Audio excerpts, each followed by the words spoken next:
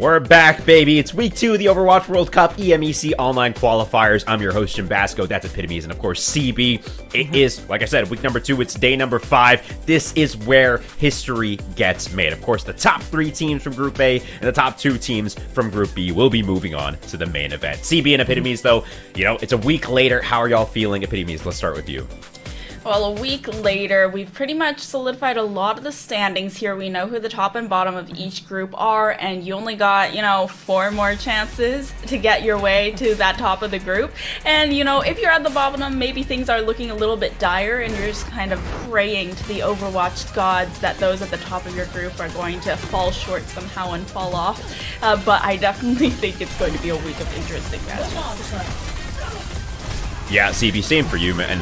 It's been 1 week. Of course, like you said, there's a ton on the line here, right? High stakes, and of course, just 4 days to prove you are some of the best players in the world. CB, are you hyped coming into this week? Oh, I'm extremely hyped. I mean, the first week we were kind of feeling things out. We got, some of the stakes set up, but now the stakes are much, much higher. Like you said, there's only 3 spots in Group A, 2 for Group B, and all of these teams vying to make their last chance, their last-ditch efforts at taking one of those top spots. A couple teams look like shoo-ins, but could still fumble the bag, and maybe we've even seen a turnaround from some teams that underperformed last week, and they can still realistically make a shot at that 2nd or 3rd place in their group. And you never know. Anything can happen when the stakes are this high, and I'm just looking forward to seeing what happens.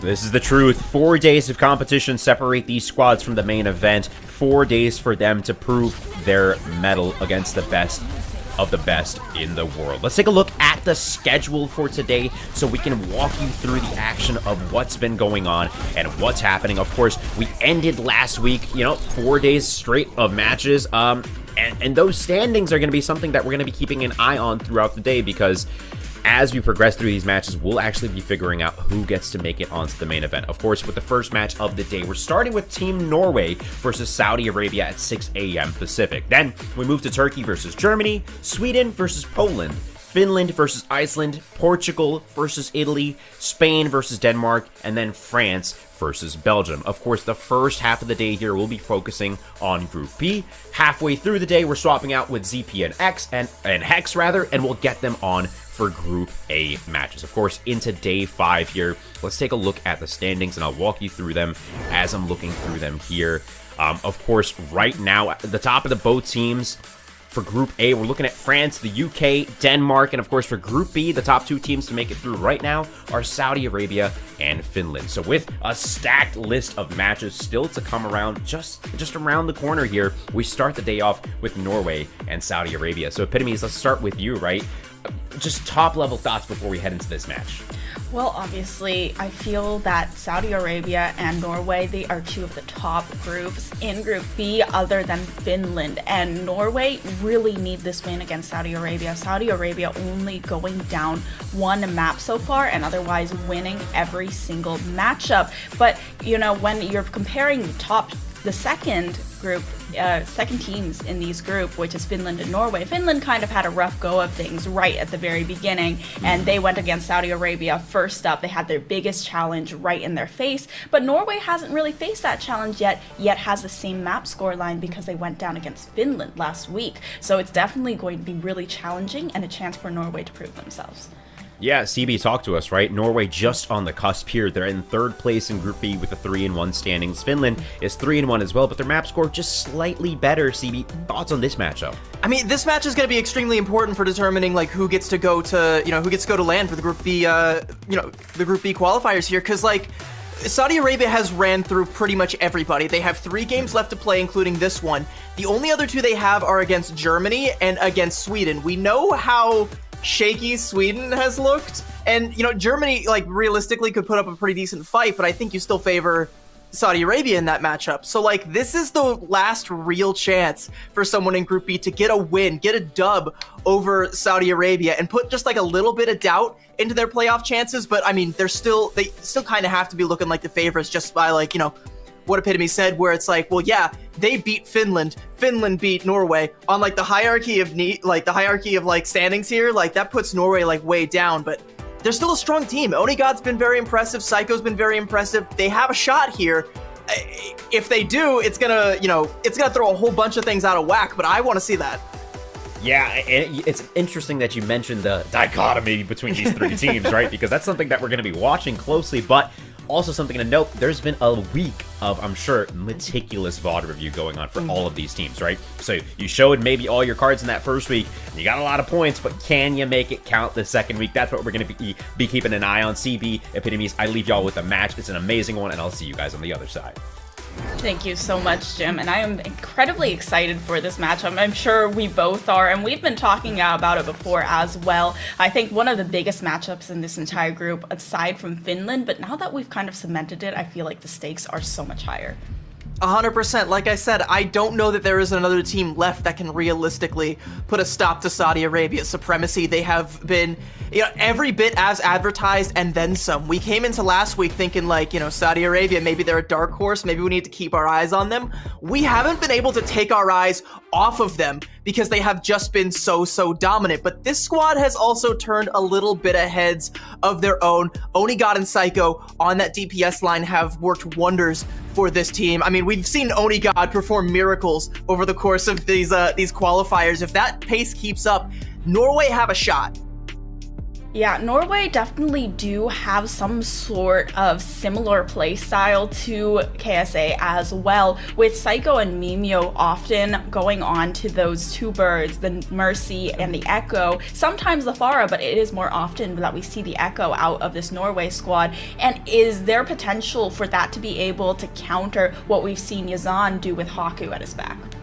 But the problem with, like, Saudi Arabia, right, is it's not just Yazan and Haku. So, like, yeah, if you take down Yazan, you have to take down Haku as well. But even if you're able to somehow stop the res, you have to do it while Quartz is performing long-range lobotomies with that sniper scope there. It's, like, you just can't win. Like, there's no easy way to topple this team because they're so flexible as well. Like, we've even seen, like, times where Yazan has been forced off of the Pharah or off of the Echo even, and, you know, Quartz is still just pounding, and you can't really plan for just that level of dominance. So, I mean, it's not an easy feat. I still believe Norway has a chance, but Saudi Arabia have shown, like I said, to be every bit as dominant as advertised. And if you're not keeping your eye on Yazan, you have to know where Quartz is, what angles are safe, keep your head low, because he'll take it off. Yeah, Quartz is definitely a huge factor that can sometimes be a sleeper, but after the last week, you've definitely realized that both of the DPSs of Saudi Arabia are a huge threat, and there is not really a good way to counter them because they cover each other's weaknesses so well. Now, headed on to Lijiang Tower, I'm not really surprised here. We are definitely going to see a lot of that Pharah play. I'm not sure about what the hit scans are going to be taken out. Potential Cassidy, there was a recent patch, but we are still going to be playing on the older patch. So maybe we are going to see some of that Cassidy, the Ashe come out, especially on Control Center. The comps do tend to favor more of that brawl play style. Yeah, absolutely. And something coordinated like a brawl might end up being what, you know, Norway need to pull out. Something where they can win the ground game, and they don't have to worry so much about taking down Yazan and then taking down Haku. I know that sounds like sacrilege to be like, just don't worry about Yazan, because you should always be worried about Yazan, especially with Haku at his back there. But, like, if you can just overpower the other three members somehow, some way, there's still a way forward. You just have to have that level of coordination, and we haven't really seen a team successfully ever since, I think, Finland early on do that, but they weren't able to do it consistently enough. So I'm looking at Norway right now coming out with a Sombra Echo composition. Mimio gonna swap over onto the Mercy to try and pocket Psycho here. So it's looking like it is gonna be a little bit of a dogfight with the Echoes up in the sky to kick things off. Yeah, down on the ground, though, that Diva versus Junker Queen matchup, definitely going to be an interesting one on Saudi Arabia's side, but okay. Yazan already going to try and show that dominance onto Norway, sitting down Psycho and Mimio immediately, and now going after Norway's Diva. Isaac going down very quickly. Thermaged actually going to land quite a few headshots with kunais. Saudi Arabia already frying. And you saw how quickly all of them collapsed on top of the corpse to make sure that Mimio couldn't get the res there. Like, Saudi Arabia is also a very coordinated squad, and that's what makes it hard to play around. Like, they knew, of course, the Mercy was going to try and go for that. They didn't want to let that happen. They want to make sure they keep the man advantage. They get it. That's going to get them the early cap. Already up to 15%, and they are fighting very aggressive, taking control of that bridge. Yazan just firing from up above, Haku right beside him. Onigod is trying to take control of all of these health packs around the map and go for a little bit more of that dive play, but okay. That is just an insane pace for the duplicate. Mimio actually does get the res off onto Isaac to bring that tank back into the fight, but Yazan switching onto the Sombra, getting a good hack off, not able to get enough damage to secure the pick, but KSA, they are doing so well for themselves. Isaac already going down as well after switching onto the Junker Queen to attempt to go for that mirror matchup. Saudi Arabia, I mean, Yazan got that first duplicate so fast, lit it up, ended up making it so that Norway could not, you know, try and capitalize on being able to get that res. Mimio falls, and now Saudi Arabia have 4 ultimates. I mean, Norway, they're building up to something, but the pace is slow. They have to try and pick something up, and they can't be losing their main healer, their JP, to a bunch of sticky bombs. The res is going to come through, but that's one tool out of the toolbox already. Yeah, that damage boost is just so oppressive on Yazan, especially with those sticky bombs. Now with the Rampage from KSAA and the Kitsune Rush alongside, it's going to make it very hard for Norway to get a foot onto this objective. Saudi Arabia actually going to be forced to back up, though, after both the Valkyrie and Kitsune Rush from Norway's side. Saudi Arabia's own Valkyrie does come out a little bit later. Surmajed, though, looking for that pick onto Onigod, forcing them back into spawn. I mean, Saudi Arabia may have just made a crucial mistake. They just used 4 ultimates. I mean, they're going to find the pick up there onto Psycho, but I think the res should be able to come through there.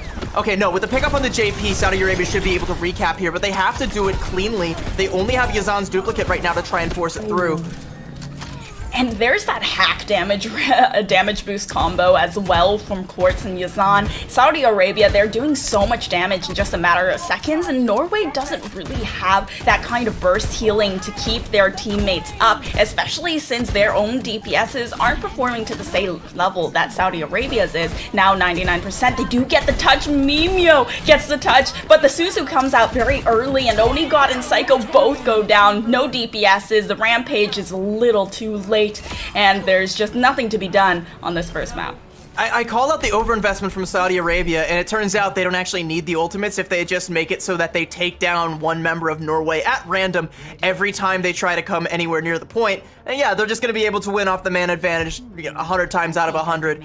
Norway looking a little shaky to start things off. There's little glimmers of the kinds of things I want to see, little glimmers of like the coordination, but there's always just like one small thing that doesn't even feel like a mistake in the moment, but ends up being one once Saudi Arabia just collapses on top of that Mercy going for the res, or on top of Onigod trying to go for, you know, a flank where he uncloaks himself and suddenly is, you know, susceptible to all the damage that Saudi Arabia is pumping out.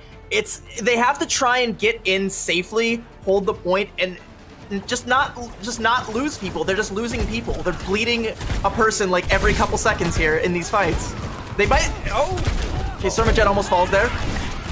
That was really close for Norway to get that opening pick, but Yazan's going to once again be the one to open things up for Saudi Arabia. With their Onigod down, they're looking at 1 less DPS, less damage when Yazan is already performing at the top of his game, and now looking to collapse on Psycho as well. Mimio is actually going to be the first to fall without the pocket of the Mercy behind the Echo of Norway. They're looking to retreat and disengage from this fight. Saudi Arabia once again getting first cap, and Norway playing this mirror composition into Saudi Arabia when we know how strong Saudi Arabia is means they're just playing on Saudi Arabia's turf. They are not in control of this tempo at all, and Norway is a team that we've known to play edgier comps and attempt to try and counter what we see other teams bringing out.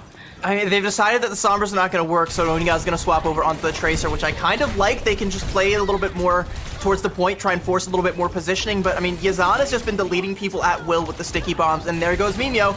Isaac going to fall not too long after. Yazan has the duplicate to bail himself out of a sticky situation here. Probably didn't even need it, but going to go ahead and invest it anyway, and still Norway just can't find anything.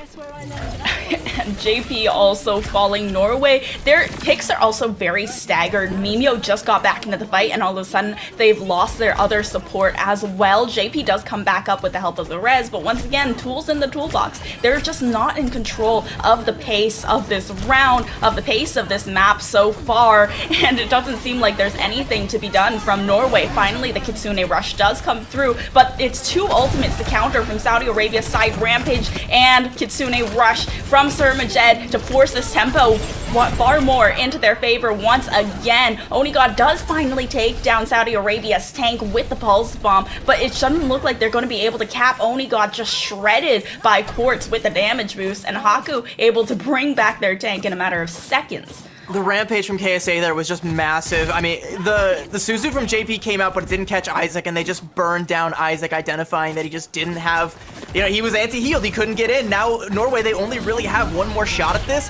and the EMP is gonna make it so, yeah, Isaac doesn't even make it to the point. They're only gonna have Psycho with a duplicate to try and get the, get anything here. They flipped the point miraculously, but they're still losing bodies.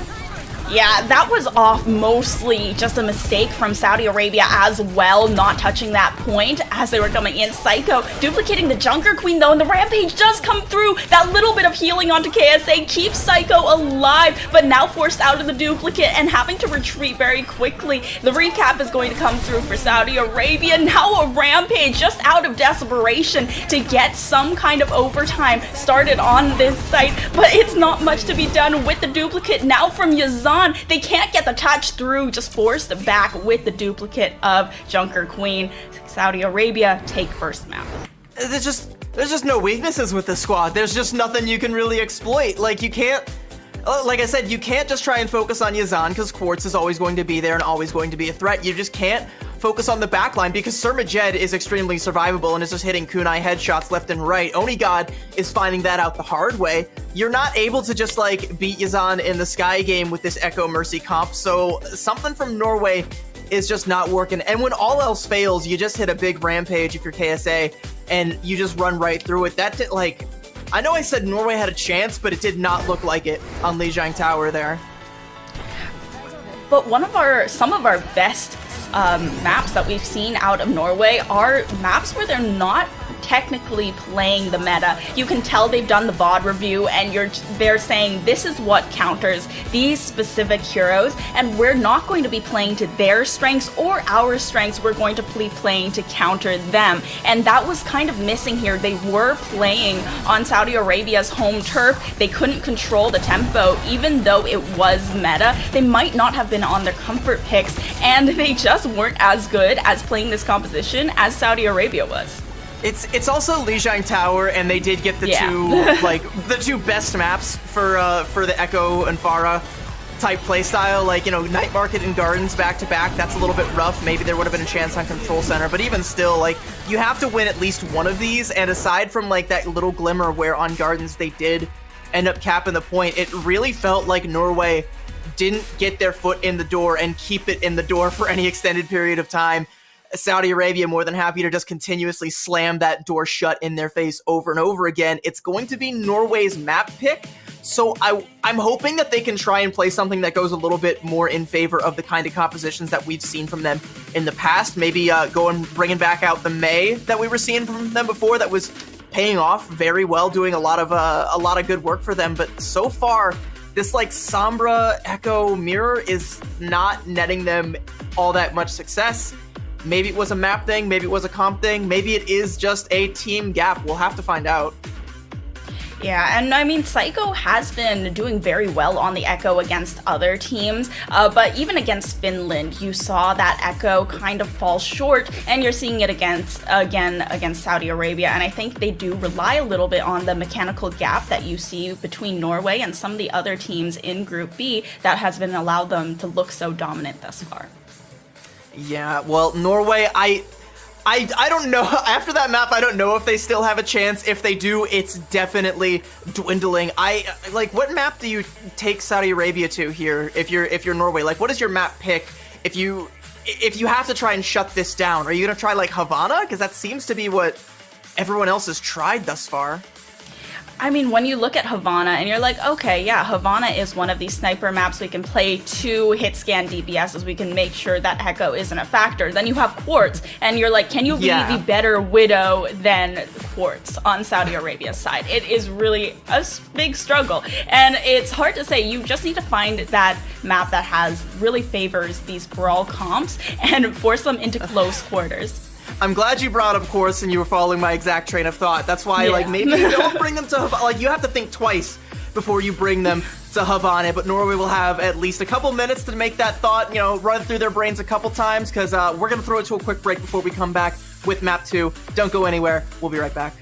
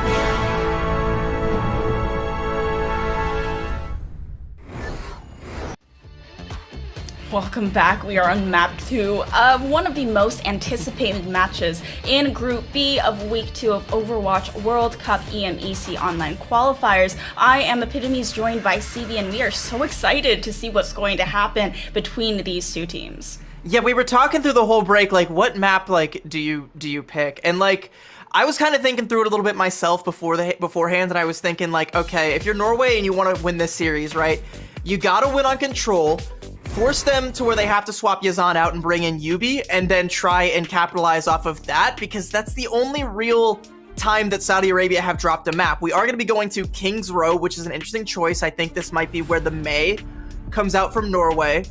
But anyway, going back to what I was saying a second ago, where like one of the only maps I can remember Saudi Arabia dropping was when they had UB in, which is not to say that UB is a bad player. UB is phenomenal, but it kind of throws a wrench into the equation where Saudi Arabia have to fall back to a plan B, where they can't just try and rely on, you know, Quartz's hit scan prowess and Yazan's, you know, sky supremacy. You have to try and go like back to something a little bit more meta. Saudi Arabia is flexible and can still win on that sort of composition, but you have to at least get them out of their comfort zone, because right now they are thriving. And King's Row, they've looked quite comfortable here in the past. So again, the only thing I can think of that makes this a solid choice for Norway is the fact that they want to play May. We'll see if that ends up coming to fruition.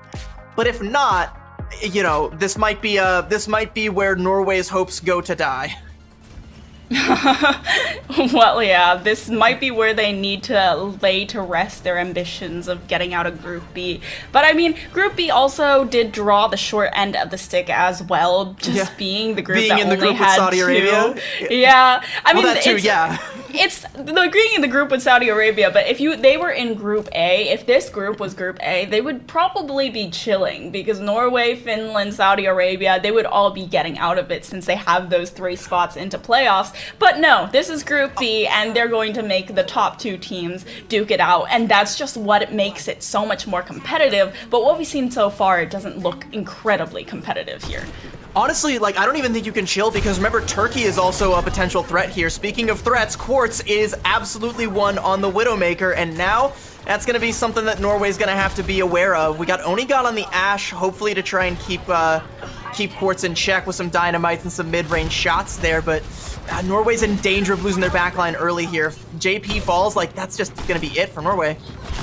Yeah, Isaac is trying to find a way in onto Quartz, but that was a shot onto Onigot. It was certainly one. Mimio does bring back Onigot very quickly. Isaac goes for the dive onto Quartz, getting real low. Surmajet does come in with the Suzu to save Quartz, but Onigot will finish him off with the dynamite. They're able to get a bit of the caps on the point, though, and Norway doesn't have any way to contest. It's just the Baby Diva can touch the point momentarily, but once again, the focus on Quartz has left Yazan to go on a rampage. They cap that point in a matter of seconds. That's all just systematic though, right? So like, Quartz finds that opening shot onto Onigot. Nemio has to peel off from protecting JP to try and get that res off, and while she's going for that res, JP gets hard focused down by Yazan and the rest of the crew, and suddenly you've lost your main source of healing for this composition. You have no legs to stand on anymore, and Saudi Arabia can just run right over you.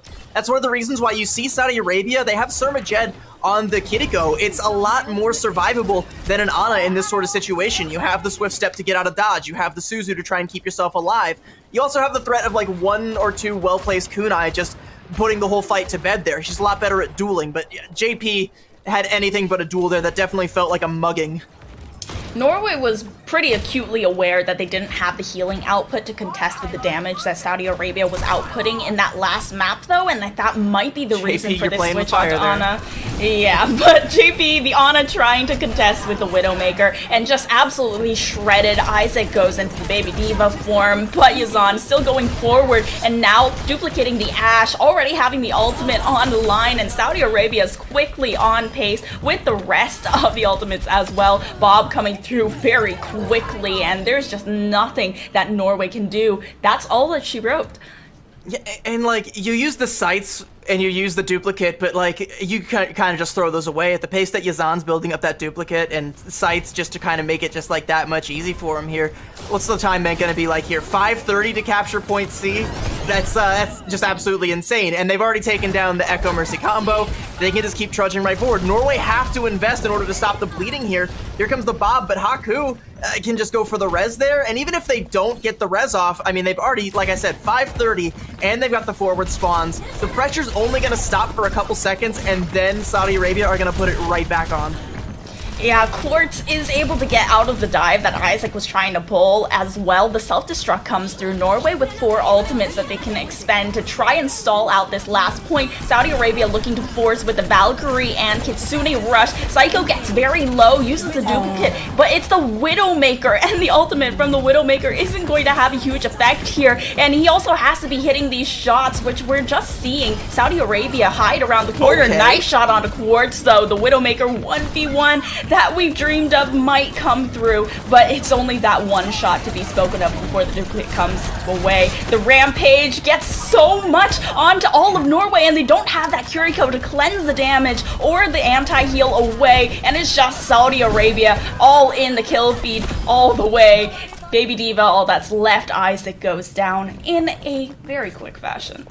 Yeah, and Norway, like, look how much they had to expend just to not hold there. Like, Saudi Arabia, they're gonna have the duplicate and they're gonna have the sights again. Sights you don't really worry about, but it's gonna make it a little bit difficult to come out of the spawn at all. You're gonna have to try and overcome this duplicate from Yazan. Burning down KSA will be a good start, but yeah, the peel is there. Onigod's already dead. This is looking more and more dire as time goes on.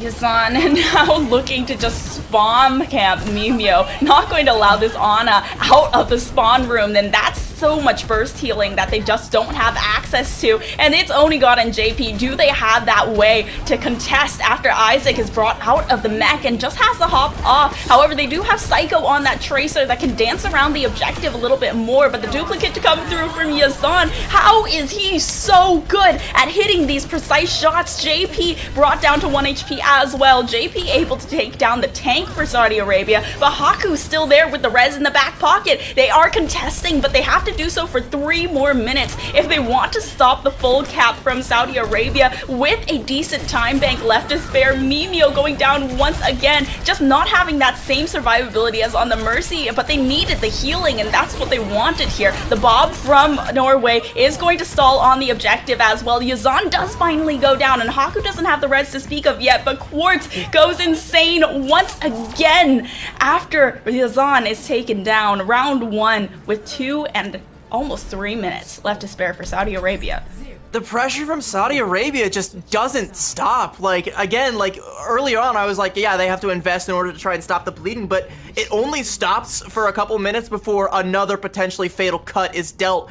And it just keeps coming over and over again. They don't really know what to go, like, where to go, what to deal with. They managed to bleed off, like, nearly half the time bank. They get us down to under 3 minutes, which is astounding. And still, like, you know, doable. That's something that you, as Norway, can try and hope for. Try and match that. Try and make sure that you stay above a minute yourself, or try and make sure that you do finish with time so you have a chance at winning this. But that still just looked like Saudi Arabia was in the driver's seat the whole time, and all Norway could really do was kick and scream in the back seat to try and slow it down.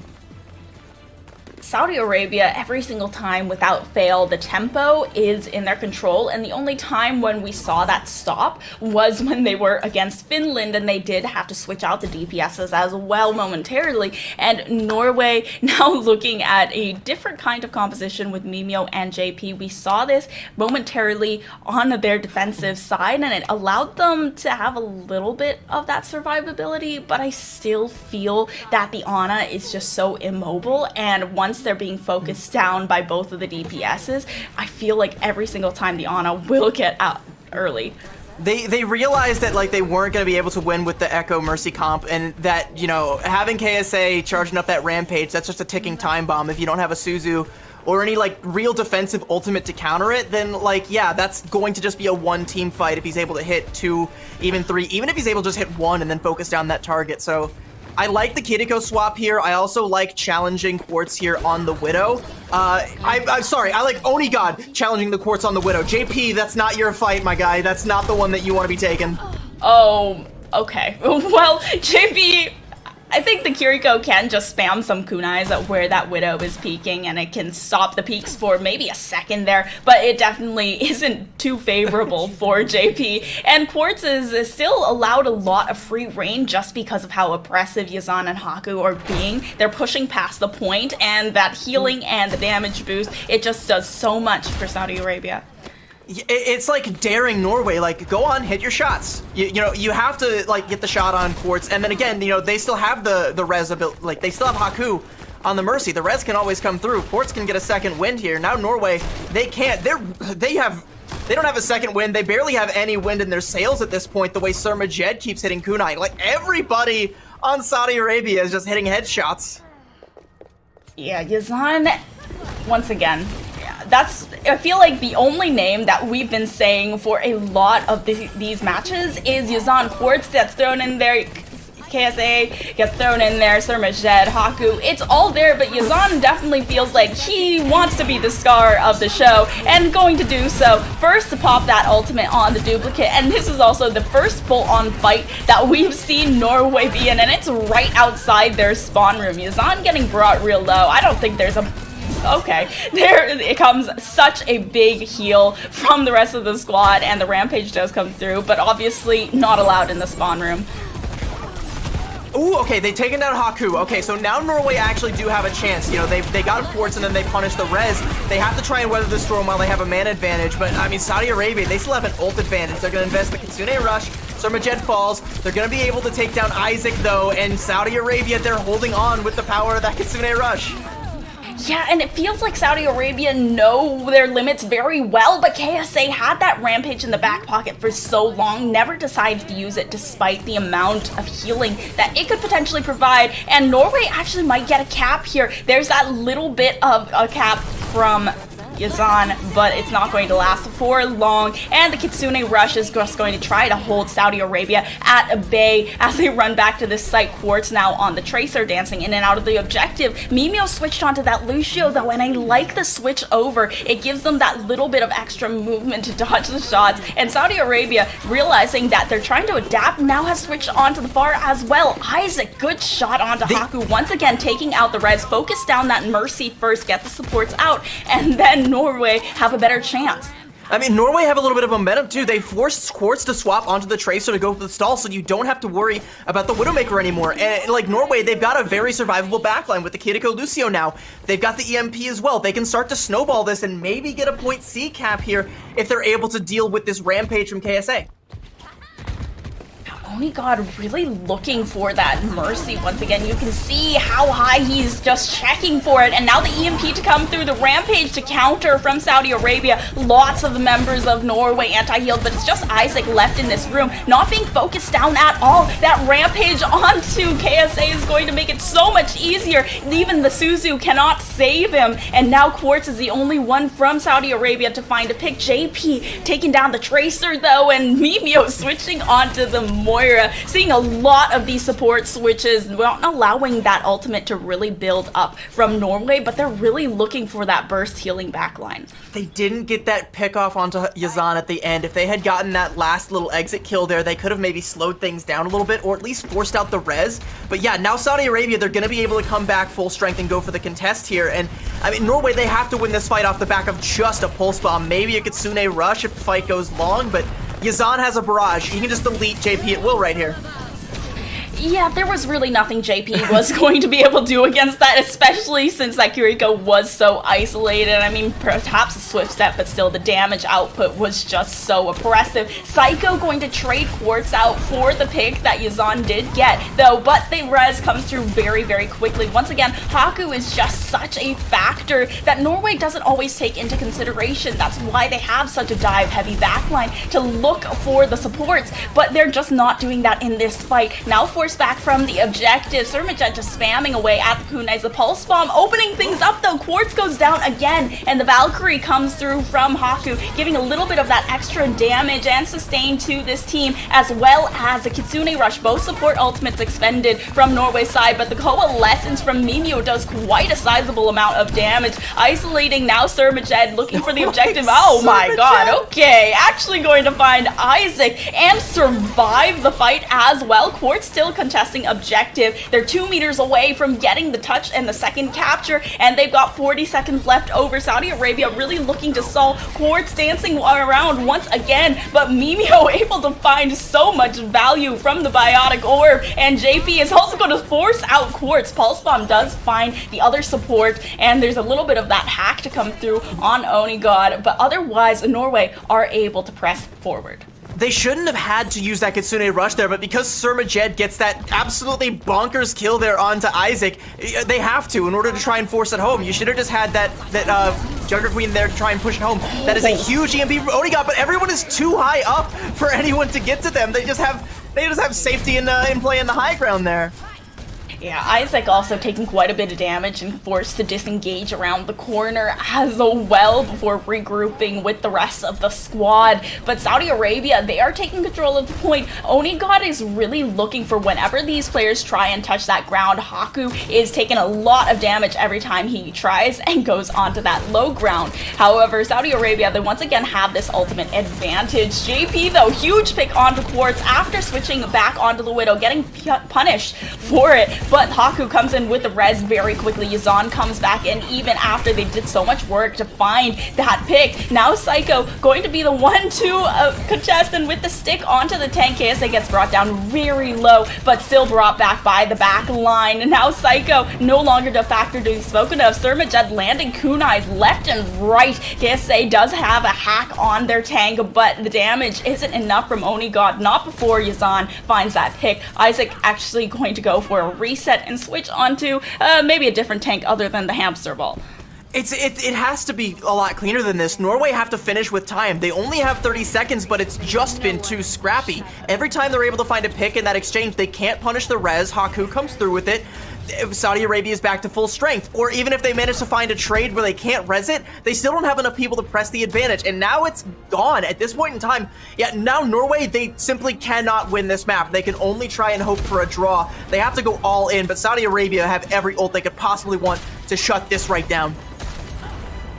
Saudi Arabia, they have 4 ultimates in the bank, and Onigot looking for their tank, trying to get them out of the game early, but Yazan is doing so much damage in just one hit. Both of the support ultimates, the Kitsune Rush doing come through, and there's that Valkyrie as well from Haku. However, still more ultimates that can be expended from Saudi Arabia, and the barrage is pressed. 2 picks, 3 from Yazan onto Isaac as well. Now without the tank, that overtime just goes away too quickly to speak of in a matter of seconds. Saudi Arabia have gone from maybe this looking like a very competitive match to complete domination. I mean, we said it was going to be a competitive match when we started, but it wasn't. Like, other than, like, potentially some spots on King's Row, it just didn't feel all that competitive. And now looking at who all's left, like, everyone that Saudi Arabia's run through, if not Norway, if not Finland, then who? They only have 2 more games left to play this one. They might be looking to put up a golden stage here unless Germany or Sweden have anything to say about it. Sweden would have to have an incredible reversal of fortunes. Germany would have to pull off an insane upset here. And I mean, yeah, this was really like the last hope for Group B. So I mean, if I'm the team manager for the Saudi Arabian team, like I'm buying tickets to the playoffs, you know. Start shopping for airfare here because it's pretty much all over but the crying. Yeah, start stacking up those Aeroplan points or something, because Saudi Arabia, they look so good, and perhaps they might get contested with some teams from Group A, like France, who has the same map and win record that Saudi Arabia does have so far, but it's not going to happen here in qualifiers, where they're only up against players that are in their own group. This is just so dominant, so good. Yeah, I mean, Saudi Arabia, like I said, you know, we were supposed to be keeping our eyes on them. We thought early on that they might be a dark horse, but no, like I said, we can't take our eyes off of them. They have been too dominant. They have been really the only horse in this race for a very long time now. And like I said, yeah, I think they can start, you know, planning air travel, you know, book some accommodations. Surely Yazan gets some frequent flyer miles for all the time he spends in the sky there. Saudi Arabia, there are 2 teams left that can potentially stop them. We're going to be seeing, both of those teams later on today, but best of luck, buddies. Like, this squad looks, at this point, nigh unbeatable. Yeah, I mean, Sweden did put out this tweet earlier, like, oh, well, if Saudi Arabia loses to Germany and also Finland and Norway both lose and also, like, Belgium wins or something, then maybe we can make it to playoffs. So it's going to definitely be a tough one if this, if anyone other than what is looking like in the standings right now, if someone from the bottom of that group wants to make it to the top, they're looking for, you know, Saudi Arabia to throw another Torb 1v1, and then all of a sudden they lose this time. Yeah, Sweden is on that full Pepe Silva arc, and Saudi Arabia seem to be heading in nothing but an upward trajectory. That's gonna be it for this matchup here. I mean, over a lot quicker than I think a lot of us thought it would be. We thought there would be a little bit more of a fight, but Saudi Arabia, they didn't come to play, they didn't come to fight, they came to win, and they did just that. So we'll be right back with Jim to break that down and bring you into the next match right after this quick break. Don't go anywhere.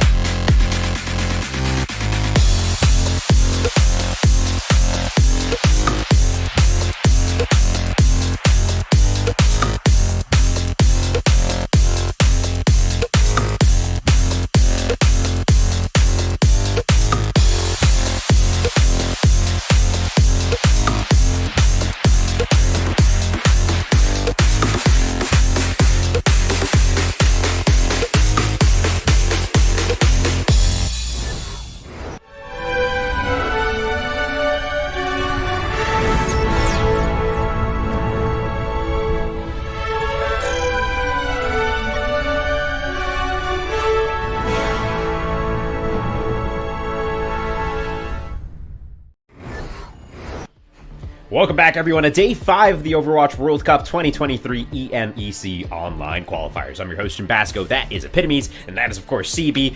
We just watched domination across 2 maps, to put it lightly. CB, walk us through the action. I mean, walking is really all that Norway did. They never really got themselves up to run. It was, I mean, look, we were talking a little bit in the break as well, where we're like, I thought for sure if they were going to pick King's Row that they were going to try and play the Mei Rush and just win the ground game, just run at KSA, run at Quartz, but they didn't even try to do that. So the King's Row pick, it now like kind of has me scratching my head, like, what? Why did you do that? You know, you could have gone to Havana. You could have gone to like, you know, like Circuit Royale or like anything else, but something where, like, Yazan is just in his zone. Absolutely, and Epitomes, you had mentioned it as well, right? There are options that they could have chosen to make their King's Row a little bit more feasible against a composition like Widow and Pharah, right? Where it's that long-range domination. Talk to us about that and like what we would have liked to seen, but of course, what ended up happening as well.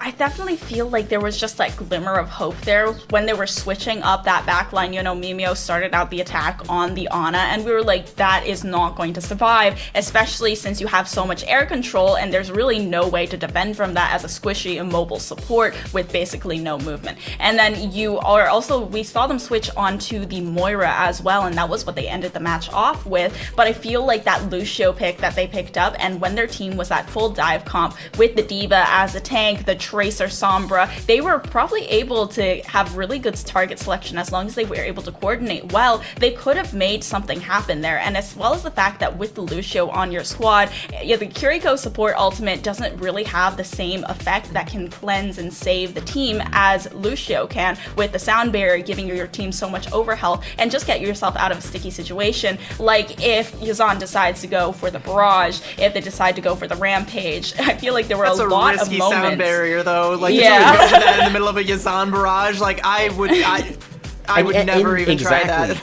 Exactly Ajax what you're waiting to saying, CB, right? Like, it becomes so difficult when you're going up against a Widow and a Pharah that is so oppressive, but then you have a tank like KSA as well, just aggressively positioning, so it's so hard to set up. Of course, that's why we see, you know, obviously this Norwegian team, a fantastic group of players, but the Saudi Arabian team really just pulling it out over them. So let's move ahead, let's talk about the schedule, let's take a look and pull up that graphic and get you the rundown here. Of course, we're on day 5, it's week 2, we have 4 more days of action to determine who's going to make it through to the main event. Of course, we just watched Saudi Arabia over Norway. Next up, we've got Turkey versus Germany, which is bound to be a close match. After that, we've got Sweden versus Poland, Finland versus Iceland, Portugal versus Italy, Spain versus Denmark, and we round out our day with France versus Belgium. Okay, Turkey and Germany, give me the quick 2 cents descriptor of this match before I toss you away, Epitomes. What are your thoughts here? Because from what I'm seeing,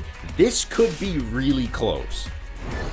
I definitely feel like Turkey really surprised us last week with how well they were able to perform. They definitely had a lot of really good moments, especially in their match against Sweden, where they made things a lot more competitive than I think we initially expected. But here, when we're looking at this matchup, it definitely feels like it's going to be close. Yeah, that's something that we're going to be watching closely. Like you mentioned, Turkey 2-1 over Sweden. They lost 2-0 to Saudi Arabia, but you can't blame them. And of course, on day 1, they were the premier match, kicking off this entire thing. They went 2-0, Turkey I'm talking about, over Poland. So while they're streak, they've gone against some of the best and some of the other opponents in their group, they are definitely bound to meet their match here with Germany today. So, CB, Epitomes, I'll see you guys on the flip side. Have a great match, and I'll talk to you guys later. Thank you so much, Jim. And now looking at Turkey versus Germany, I think that this is probably going to be a lot closer than the last match that we saw, but I mean, that's not really a big brain, groundbreaking prediction. But looking at Turkey's squad now, I think we definitely do need to keep our eyes on this DPS line and their tank. I think we need to keep our eyes on the whole team, realistically, because like Turkey is one of those squads that still has a realistic chance at qualifying here, especially with, you know, Norway now going down. They've dropped 2 series now. If that downward trajectory continues for them and Turkey stonks go up, this squad might be joining the Saudis when we go to the playoffs here. So they have a shot here. If they are able to beat Germany here, we definitely have to keep our eyes on them. Lethal and Nefrin have had some phenomenal play, but, you know, we look at Romani, we look at Farouk, we look at Muzo, the whole squad. They have all come together to form a pretty solid collective that has kind of emerged to be Group B's version of the Dark Horse, you know, kind of where we were expecting Saudi Arabia to be before they just ended up, you know, stomping on everyone with steel-toed boots. Yeah, I definitely think Turkey, they have some big names that but you definitely didn't expect the entire squad to be doing maybe the top of the group, but they are the middle of the pack right now. Norway going down, currently holding that number 4 spot. So they have grounds to overtake, potentially overtake into the top 2. Now we're looking at Germany's squad, and they definitely have given us some interesting maps in the past.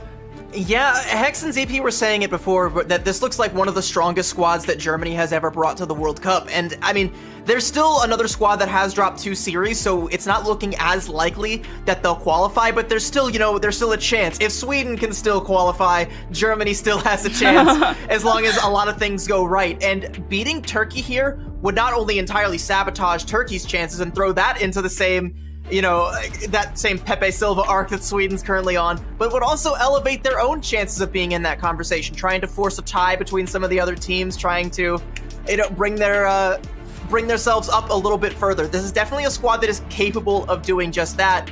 We'll have to see, but regardless, like, these are 2 middle-of-the-pack teams right now, and it's going to be close.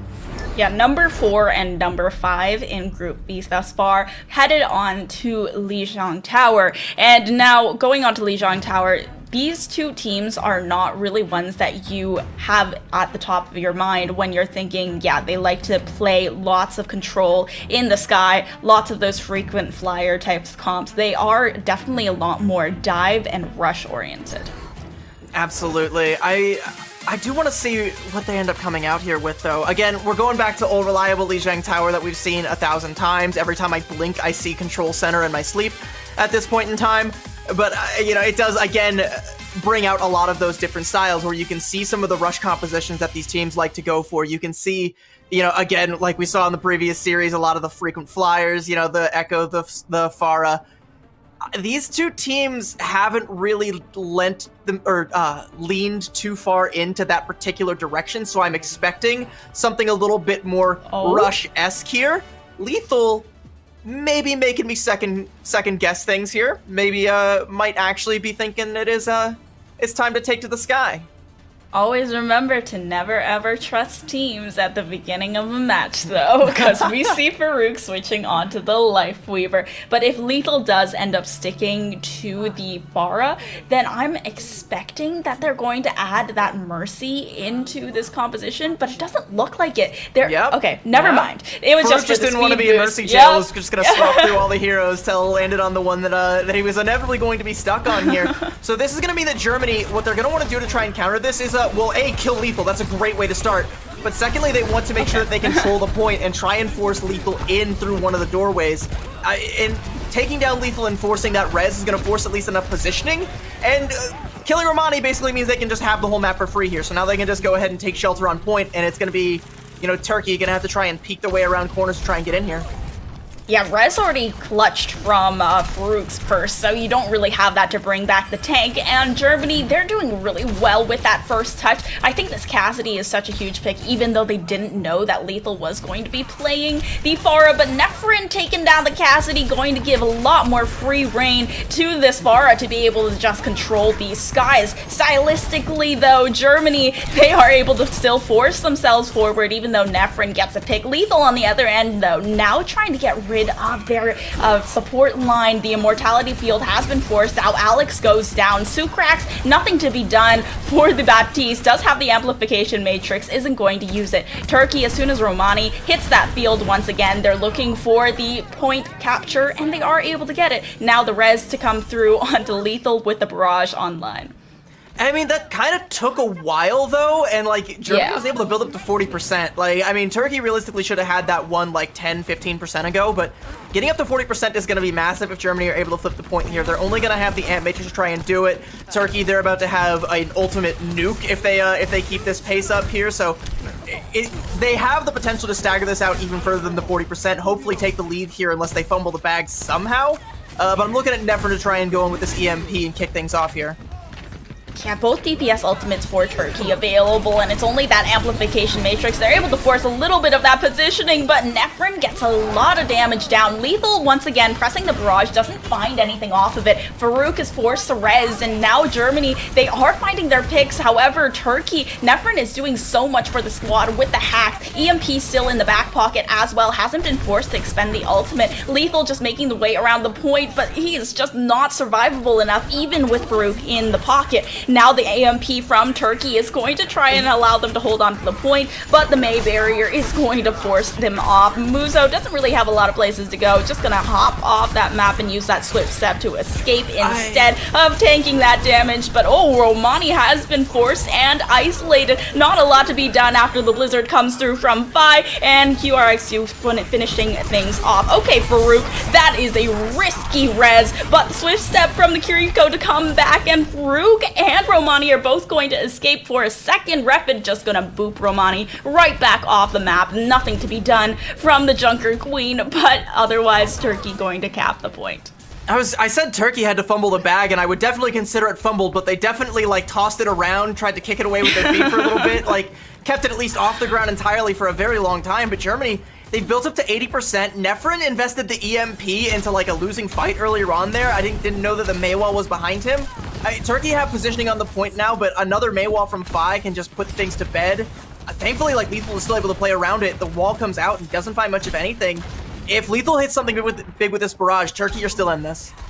Yeah, Lethal has been able to build up to the barrage pretty consistently, but the fact is that he's been taken down so quickly, so many times in a row, that he hasn't been able to find the value that he needs. But there is the value that we've been talking about, the barrage onto both the tank and Fi. Now looking at Repid to try and stall out, but two good shots from the rocket launcher is going to save them. Now Sukrak's going to come in with the immortality field, and QRXU finding both Mercy as well as Farah. Now Muzo does attempt for a touch with the swift step, but can't do much here, even with the translocator from Nefren and finding the pick on Sukrax. Nothing to be done. Turkey, they had such a good fight, such glimmers of hope, but they definitely fumbled the bag, like you said. Yeah, it was that one fight where they had like all of the ultimates. They used the rocket barrage. They didn't find anything because Lethal dies mid-cast there. They used the rampage, but there's not really anyone alive to follow up on the damage, so Germany's able to just weather the storm with the immortality field, and you know, once that comes off, you know, the regen burst and all of the passive healing from Lucio, they don't really ever find something to definitively put Germany away there. Germany end up flipping the point. Turkey then invests the EMP for some reason there. Again, I think the ice wall, Nefren didn't realize it was behind him, so that like Muzo couldn't go in to try and help clean that one up. But they just threw everything and just let Germany have the point. As we go here onto Night Market, interesting that no one's going for a Sim TP strat here. Turkey instead going to go with the Genji. Germany sticking with that Cassidy May. Turkey, oh, they've already lost Lethal. Okay. Germany are just going to run right over this point now. Yeah, Nefren is going to look for a way in onto the back line, but QRXU is not allowing that to happen to their back line. Romani does find Repid, but they still have Muzo, and that sorts most of their burst healing here. The sustainability from Germany is just too powerful against a lone Romani. Getting heals from the back line, but they're a little bit ways away, and the brawl from the Ramacha is very oppressive here. Now they're going to have to back off. Nefren looking for that touch onto the point. Muzo right at his back, getting real low, going to have to translocate away Amp Matrix to force the positioning as well from Germany. But Muzo is going to find two. Muzo hitting three with the kunais. This Kiriko is going crazy, and now they have that Kitsune rush in the back pocket, looking for some re-entry with QRXU. But oh my god, Muzo, what did you do to them? That is a 5K for Muzo. All of the headshots, all of the kunai on point. Now Turkey is back in this fight. That looked like it was going to be another Stagger City where Germany just bring this like all the way up past 40, maybe 50%. Muzo puts a stop to it, has the Kitsune rush now. Hack comes out onto Alex. They can just melt this Ramatra right down. And now Genji looking at this Dragon Blade as well. Not going to need it after the Kitsune Rush comes through, of course. All of Turkey having just so much more damage output because of a single ultimate expended. 4 ultimates left in the back pocket. They're only up to 30%, but they have all the resources to fully capture. It's gonna be kind of up to Refid to try and build this sound barrier, and then it's like, okay, what do I counter this? Like, yeah, they've got the EMP that's gonna come out right now. Even if they manage to get the sound barrier off, they still have to deal with the Dragon Blade and potentially the Rampage. Rampage is coming through now. There's the sound barrier. Does Lethal wait here? And now there's Lethal waiting for that sound barrier overhealth to fade away, and the health of Farouk with the sound barrier of their own to try and get that little bit of extra survivability. But the Dragon Blade is just for naught. Fi comes back in, has a Blizzard in the back pocket. Muzo could potentially save this once again. Lethal going to dash in and try to save the Kiriko as well, but no way to capture on the point as Alex switches into the Nemesis form and just brawls full on in the faces of Turkey. And it was the sound barrier from Refid plus a boop and the Annihilation that kept Lethal at bay, so he couldn't find any follow-up even once the overhealth had expired. And now, Turkey's advantage has expired. They have to make wholesale composition swaps. Now they're going to mirror this, but QR has a Death Blossom. You can just go ahead and, you know, snuff out this whole push here from Germany. Fi's going to go in with the Blizzard, turn this into an Icebox, and Turkey have to disengage. Yeah, they're just going to have to back off for a little bit longer. In terms of percentages, they are still very similar, but this Death Blossom is a huge factor for Germany, and they don't really want to be headed into enclosed rooms alongside that Reaper. However, they do have a little bit of that extra survivability, but now that the Kiriko is gone, instead it's the Moira. They're looking for a lot more up-in-your-face backline dive comps. Now, they're still building up to that Coalescence, and it's popped immediately as soon as it comes through, and that allows Turkey to get a lot of these finishers on the rest of Germany's squad, with them being brought real low. Alex, the only player left, and without the Nemesis form, Ramatra, just looking like paper. Now with the turn onto the point, 70% for Turkey. I mean, Turkey essentially just made it to where they didn't even have to worry about QRXU with the Death Blossom anymore. They just forced the fight to happen on the point where they know, like, all right, that's where the Reaper is. He's not lurking. He's not going to come around and hit us with a 4K around the corner. And then just an early pick up onto Refid so they can control the tempo. Now Turkey, they have an ult bank to match here. Here comes the Death Blossom, but it finds Farouk and Muzo. This is huge for Germany. Both of the supports now out, and Alex has that Annihilation in the back pocket as well, but they're doing so much damage without it. Refid has to pop the sound barrier, or doesn't have to, but is going to force the point, and Deutschland or Germany going to find the first map in a 2-0 fashion. That was so winnable for Turkey. All they needed to do was not have Farouk die with the beat there, because you need to be able to counter all that's going to be coming in. You know, Germany came in there with a sound barrier of their own ready on deck. They had all the other ultimates. It was pretty much a mirror ult bank there. You needed to keep your one major defensive tool available. Farouk dies with the beat. Muzo goes down as well, and everything just kind of ends there. Turkey, I mean, we're still, again, seeing flashes of what has made Turkey successful thus far. But again, they have a tendency to fumble the bag just a little bit. Some of these key mistakes that end up being bigger than they should be, but it's just costing them maps here.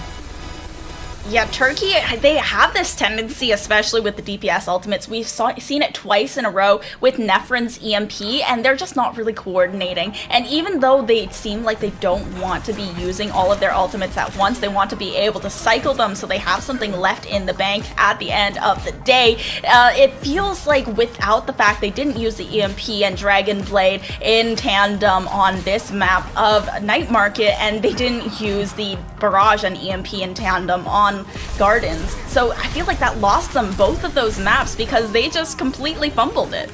Yeah, it's not the most stable, both like ult investment wise, ult comboing wise.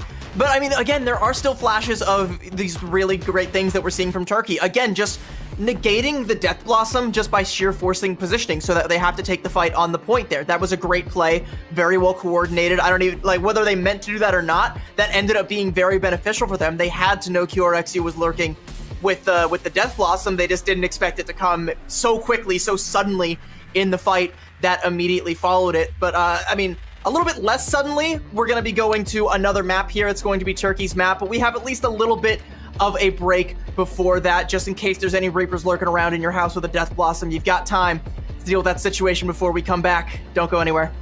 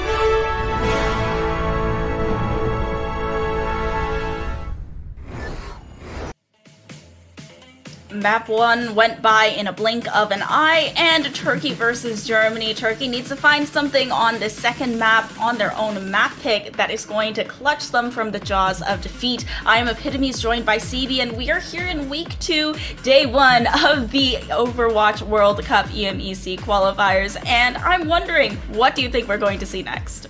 I mean, this matchup is one that is going to be very important for Group B going forward, because these are two middle-of-the-pack teams that both obviously still have aspirations of taking that number 2 spot. I mean, Germany, like I said, it's going to be difficult, but they can still do it. For Turkey, they have a better shot, and they just need to not fumble the bag, because when they do, Germany is a team that will take that bag and run off with it faster than you can catch up. So they're going to take us here to King's Row. That's going to be Turkey's map pick here. This is where they want to try and stop the bleeding, try and chase down the bandit that made off with their purse here. And I honestly don't really know what we're going to see out of Turkey here, like why they've decided to go to King's Row. Maybe they do want to have lethal on the Echo or on the Pharah, like we did see on Gardens there, where you saw how well that worked out for Yazan. quite well indeed, or maybe they do want to try and stick with a Mei rush, but Germany has shown to be quite competent on that composition as well, so if that's the case, like if that's what we're going to see and that's the mirror matchup, it might be a little bit of a stalemate here. I mean, Turkey, they're just going to have to like find the picks, find the openings and not fumble it. Don't fumble the bag, Turkey. You heard Stevie. You heard her. You better not be passing the basketball. I don't know if that was a poignant reference. No, I'll let you stew on that one for a yeah, moment. You know what? I'm okay with looking like a fool. Yeah, I'll just like I will look back on this broadcast and be upset about it. So one thing I do kind of want to highlight here is going to be Nefren on the Hanzo. You know, you're going to see obviously you're going to see QRXU over here on the Widow. Whether or not he stays on that, it looks like it's going to be a no. We're going to have mirror Hanzos here, so whoever's arrow is able to find an early pickoff might just end up dictating how this entire first point operates. Either that or it's going to be the Maywall separation. I mean, you play the Hanzo because you want that one-shot potential there, but it's going to take more than just one shot to take down Sucrax, and they have enough to do it. So Germany, their push already stifled. Yeah, Sucrax going down early, Refid going to have to back up, and that just leaves Alex on his lonesome to be taken down and shredded by the rest of Turkey's squad. First point, defense not going as badly as they might have initially thought, seeing as how control went, but they are looking good so far. There was a small part where that like kind of looked a little bit dangerous for Romani because the ice wall was behind him, but able to stay alive. You also have QRXU on this angle up here that's trying to catch Romani out and burst down with the storm arrows. There's the wall. Romani is locked in a corner right now and might actually get melted down. Oh.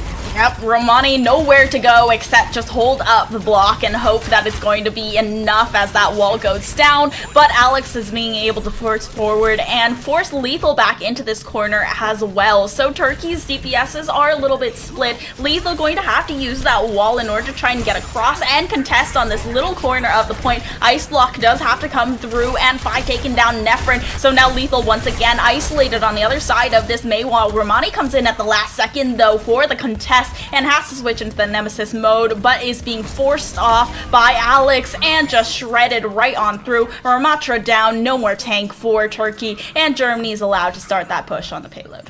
Romani falls for the classic be too far up and be killable trap. They just wall him off. Everyone has just had the angle to try and melt down that Ramatra. Lethal might get staggered out here, actually. Nefren, great. That's a great pickoff onto Refid. That's actually going to slow things down for Germany a lot. With that pickoff now, Turkey can regroup and try and take a fight at the archway because the cart's not going to be that much farther past it. Refid's going to have an early spawn, is going to regroup with the team, but Turkey have at least bought themselves some space to work with here as they push up. They got the Dragon Strike. They can even maybe snuff out this Ant Matrix. Okay, that Dragon Strike takes down Muzo, excuse me, and now they're just around that. They're down the support. The Annihilation comes through from Germany, and it's just going to shred through the rest of them without the sustain. Not even the sound barrier to come through from Farouk as well. They just don't have it up early enough. Refid, on the other hand, does have that sound barrier, and they also have that Blizzard to boot as well.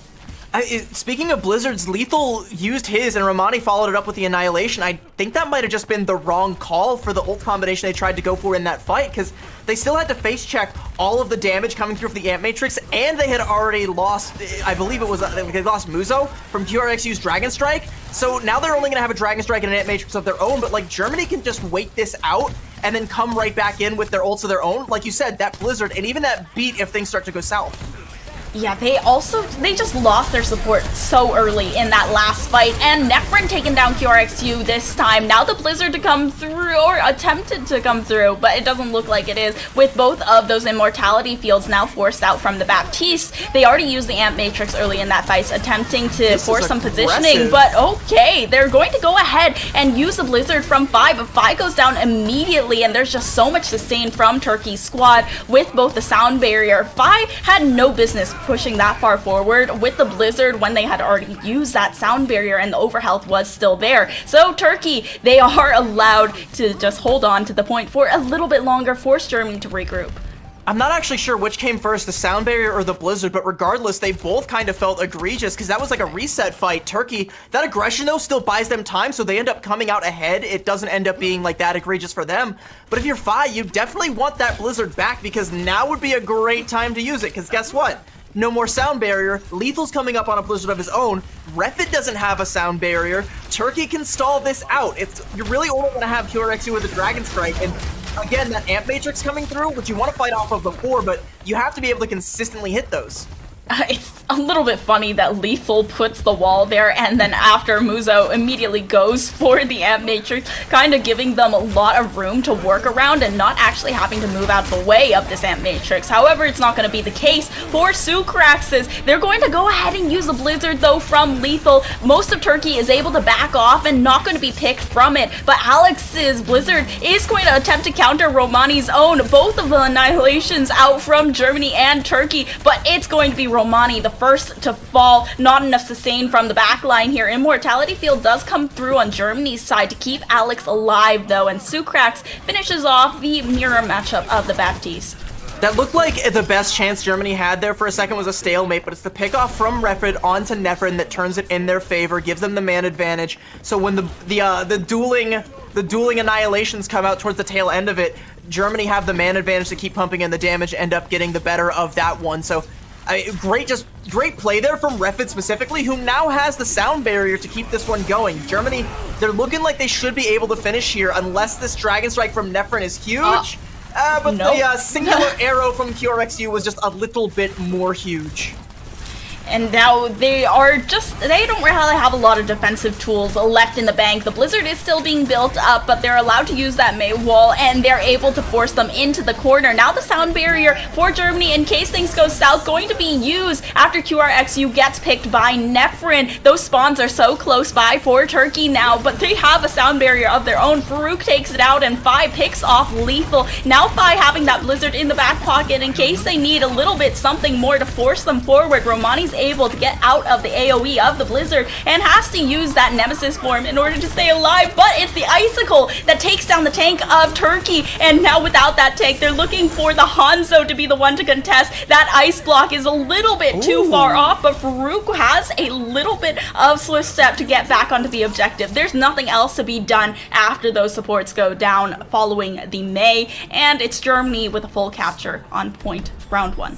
I think the ice block was just actually right at the very edge of the contest zone there, so was able to contest, but I mean, once that ice block expires, you had to know Lethal's life was on a timer there. Germany are doing a great job of understanding when it is safe for them to invest ults to press their advantage. When they find a single pickoff that gives them the man advantage, that makes it more advantageous for them to go ahead and invest the Blizzard like they did towards the tail end there with Fies.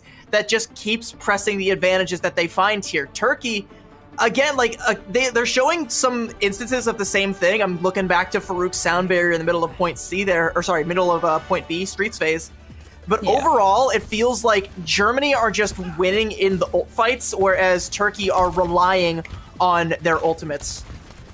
It does feel a little bit more responsive from Turkey rather than being proactive, so it feels that they do lose out a lot more when they invest these ultimates in response to what Germany is doing with a lot more intention. Now switching the comp up a little bit, they have Lethal on the Genji once again, but of course this could be just for that very first little capture point, and Nefrin switching on to the Sombra, so a lot more dive potential from Turkey rather than matching the rush composition where they were falling a little bit more short.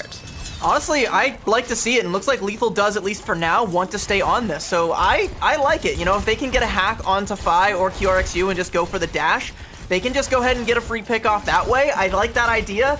It's not going to be the most sustainable, and also if Lethal falls here a little bit, where Camp get healed does end up getting healed there. If Lethal falls or gets too aggressive, then that might be it. The immortality from Germany is forced out early. Commanding shots from Turkey is going to come out to capitalize off that. Yeah, the commanding shout allows them to surge forward, and there's just picks left and right from Turkey's side. The lethal switch onto the Genji is really a really good one, and it allows them to take a lot more space, even without Romani being at their side. Germany, they really don't have any way back into the point, and it's a full capture in a matter of seconds with the help of the commanding shout and the forced use of that immortality field. And it actually is going to make Sukrak switch onto the Moira here. This might force swaps out from Turkey. Romani is in a lot of trouble right now. Should be able to stave off the pressure here. Fi, very low. Ice block forced. Lethal still a little bit stuck. Has to dash out there.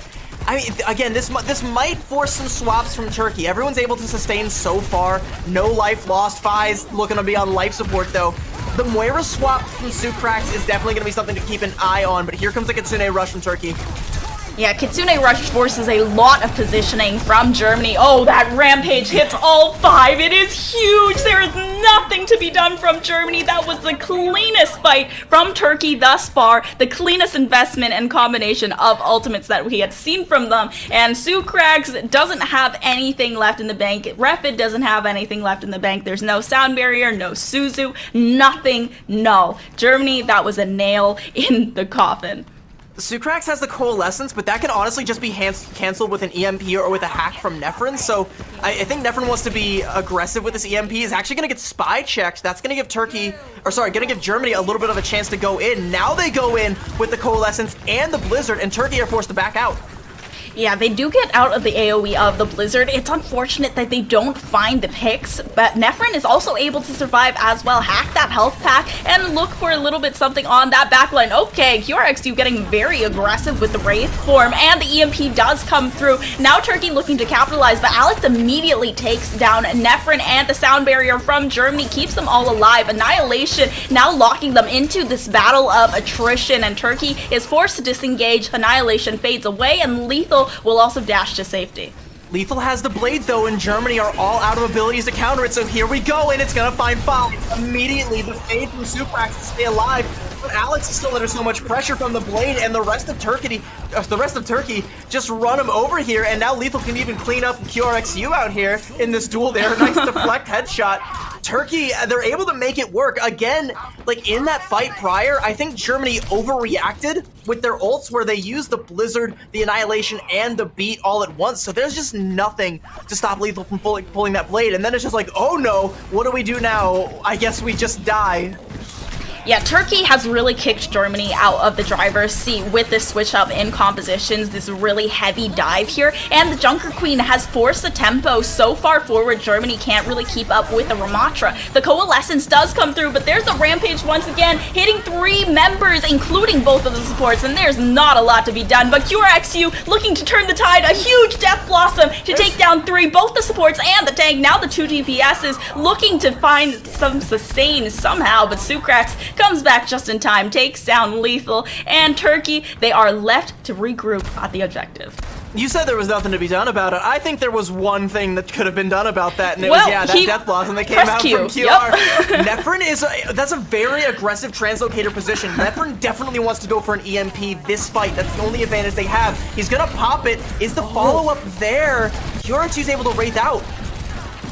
Yeah, there's just not much follow-up from Turkey after that. They weren't far off enough, and Sukrak's going to take down Nefrin. Now missing a DPS, but Muzo, that's not a big deal since he's on the Kiriko now, and the Kiriko is basically a DPS in the hands of Muzo. Lethal also getting a good shuriken headshot onto QRXU. Now without both DPSs at the hands of Lethal and a blade, also with the Genji, going to force a lot of the positioning. Sukrax, there was no escape for the Moira, not even a fade probably would have saved them, but the sound barrier does come through from Turkey and Germany. However, with less members of Germany up, that overhealth doesn't find as much value, and Nefrin with the hack onto their tank means not a meat shield for them to stand behind. They're just going to have to throw bodies at this objective. The Coalescence, so it's keeping them alive, but the hack cancels it. Nefrin is able to take Sukrax out with the sustain, but still able to survive a little bit longer as Fi switches onto the Sombra and gets a good hack onto the back line of Turkey. Now Turkey going to fall after they're missing that little bit of extra sustain from the Lucio, and Romani looking to regroup with a Rampage in hand in the spawn room. Nefrin, right now, though.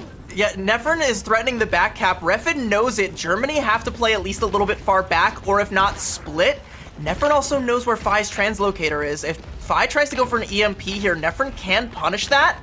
But like Turkey, they might even have to invest the Kitsune Rush to try and make anything out of it. Translocator gone, EMP out, but Germany just ran right over Turkey. Yeah, Nefren was looking for the back cap as well. The EMP did go out, and taking out the translocator allowed Phi to go down from lethal, but Turkey still isn't able to cap and has to just hang back around this corner since they were missing that extra DPS, and Nefren is still looking for the back cap here. I think the back cap might be off the table. I think Germany might be a little too woke to that. You do want to try and go for an aggressive EMP here, though, especially try and hit QRXU to stop this Death Blossom from coming through, but he's lurking. He wants to go for it. Look how aggressive he is. Muzo punishes it, though.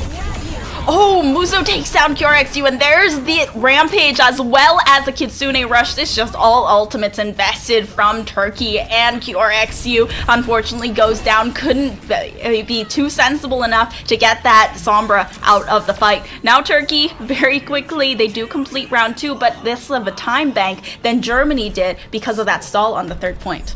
So, that's just all Muzo at the end there. Yeah. Okay, so Germany knew that Nefren was lurking, so the hack wouldn't come through to cancel the Death Blossom. So QRXU thought he could go for a big play, try and hit a big Death Blossom, but it gets punished just with a swift kunai to the dome, takes that threat off the field, and Turkey say, it's time to go. They just slam all the Q keys down, hit the Rampage, hit the Kitsune Rush, hit the EMP, run over Germany, and there was just no time for them to recover. Very similar time banks in both directions here. Germany has a little bit of an advantage, so Turkey's going to be first up.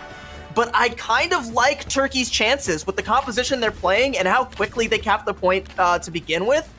I think they have a real shot at setting themselves up for success here as we go into extra innings.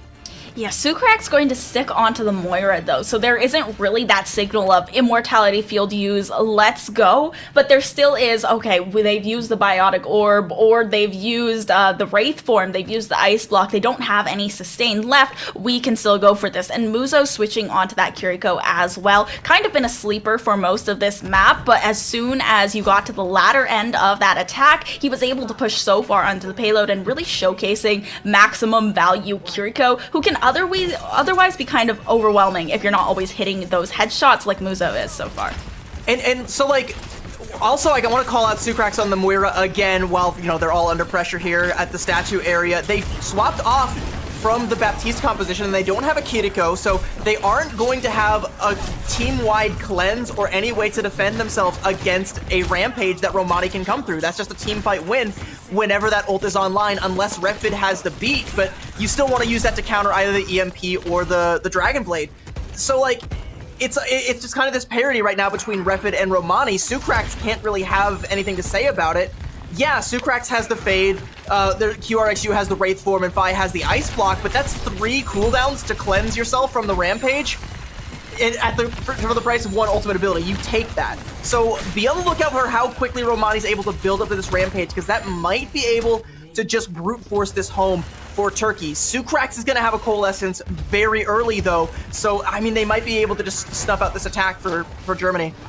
Yeah, Nefren did get a little bit of a touch on the Sombra. There's the Coalescence that you were calling, and it's just shredding through the health of Turkey. Farouk was looking for the touch there, but the Coalescence is going to stop that. So maybe in this short of a time bank, this Moira is such a huge factor since that Rampage just can't be built up as quickly, and there's actually a contest to come through to activate the overtime, and there's the Doom Fist to come in and try and get on the point. Now the power block absorbing a lot of the damage here. Sukrax in a 1v1 with Nefren, and Nefren actually forcing to translocate away. There's a Dragon Blade as well. Germany doesn't have that ultimate to any counters, but it's still going to force lethal off the point with the brawl that is coming through from the Ramatra. Now a sound barrier from Germany's side. Farouk also has a sound barrier of their own. Romani comes back in on the Doomfist once again, but the Annihilation to come through is going to put them at a standstill. There's nowhere for Turkey to go, and not even a single tick on this overtime. So while I was busy calling out all of the things wrong with running the Moira instead of the Baptiste or the Kiriko, Sukrax goes ahead and shows us the one thing that Moira has that they don't, and that is a potential fight-winning ultimate that you can charge at will. charges it so fast and just hoses down Turkey as they're going into that one engage with like 30 seconds left. It was just too staggered. They had just blown like too much time trying to reset off the first and then the second fight, that the third one just ended up being like pure desperation. The Doomfist swap, the Dragon Blade from Lethal just to zone out the rest of Germany. And Germany, like, they don't really care all that much about that. Like, they can just bide their time, not give any ticks, and then just go right back in. And, I mean, Germany, now they've set themselves up for a win condition. Turkey have to get just as strong of a full hold here in order to stay alive in this series. We might see our first draw of the group stage here, but, like, it's going to be tight. Like, Germany, one headshot from QRXU could just put it all to bed, or even maybe another Coalescence from Zukrax if they just let that ult charge up. Like, Germany could just take it. But look at the adaptation from Turkey as well. They're putting Lethal and Farouk here. I don't know if QRXU is going to stick onto the Widow, but if he does, then his attention is going to be fully occupied by those two birds in the sky and trying to take them down. Otherwise, maybe targeting Muzo, but Muzo is likely going to be playing a lot of these safer positions. QRXU is going to switch on to the Reaper, so they really don't have anything to be dealing with the Pharah Mercy. I mean, they're going to go ahead and scout that out. They do a quick little bit of spy checking for Nephrin and then go back. QRXU is now swapping over onto the Cassidy, so there's going to be at least a little bit of pressure onto Lethal, and I mean, there's always the chance that Refik could just go ahead and call out Muzo's positioning, you know, go for the speed amp and just everyone collapse on that Ana. That's only really going to have Romani to try and help. And Romani's already down. Germany can just go in now. They pretty much have this one. Yeah, that was excellent isolation from Germany and target selection to just focus down that tank. And Farouk doesn't want to go for that resurrection. It's right out in the open. How can you go for it? And now Farouk down. Lethal does find a few picks here and there, but still has to contest. And without the Mercy Pocket, Pharah is basically like paper here. Vi does find a little bit of value. Romani comes back in on the Doomfist once again to attempt for the contest, but the pressure that's being absorbed is just not enough. And the spawns from Turkey are that much farther away. Farouk and Romani just both shredded in a matter of seconds. Germany, they get that singular tick, and in a 2-0 fashion, they do take this map. But that was such a close one.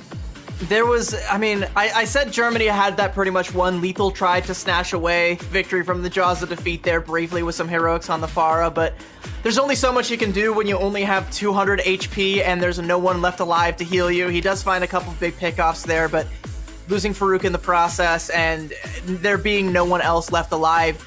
And that was another kind of situation for how, like, Turkey ended up losing on the defense. It was just Romani got caught out and punished, and with no tank, no ability to control space, there is nothing to stop Germany from just running right over the rest of your team.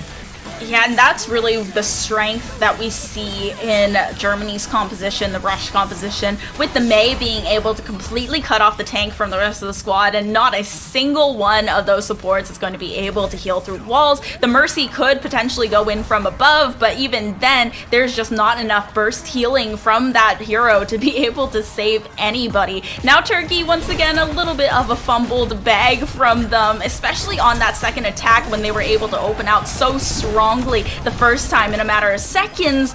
But Germany, this is a good win for them. They were able to beat someone who was right on top of them in the middle of the pack, and they're moving up through the ranks. I mean, we talk a lot about, you know, Turkey fumbling the bag here, but we also have to give credit to Germany for being the ones to snatch it up, to capitalize on those mistakes, make some of those heads-up plays. The Moira made all the difference in the world in the one way that you really needed it to, and that Coalescence on their overtime defense from Germany. And the way that they played to even set themselves up with that advantageous time bank to begin with was just everything. So great plays from both sides, this, especially here on King's Row. This matchup was about as close as it was promised to be. But, I mean, Germany, in the end, at the end of the day, are still able to take it 2-0. And, I mean, hats off to Turkey for a lot of the things they showed us here, but Germany, they're still looking strong. Their hopes of potentially making the playoffs, if things start to go in their favor, if they keep this momentum up and, you know, a few other teams lose a few more maps, we'll have to break out the corkboard for this one. But Germany, they still have a shot as well. Yeah, and that was a great match out of Germany. And next up, we are going to see an interesting match, maybe a more anticipated match as well, of Sweden versus Poland. And the great news for Sweden is that Germany needed to beat Turkey if they wanted a chance of making it into that three-way tie. So we're going to see what's going to happen if Sweden is going to be able to have their Twitter predictions come true of their dreams after this break. See you then.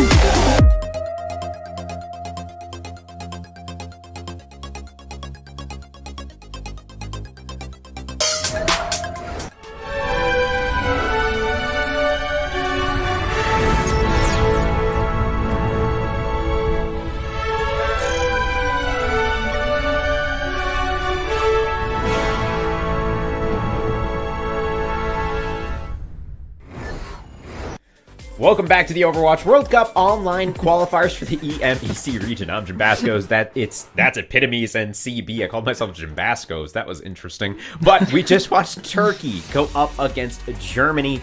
Germany taking it in 2-0 fashion in no small part. Turkey really put up a fight, especially in that last map. It took them a little bit longer to crack the code, but Germany was able to put up a defense. Epitomes, talk us through that one.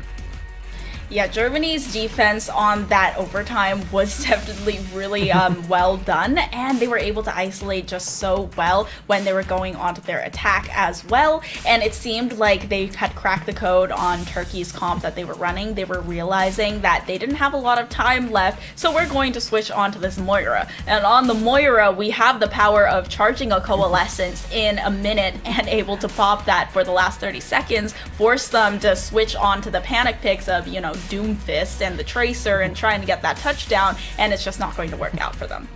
Yeah, CB, that's exactly what we saw. And of course, you know, we talked about King's Row and the viability of that Mei composition, right? You talked about Romani and the positioning and how important that Mei is in that composition. Let's talk about that one more time to set up some more context before we head into match 3 here.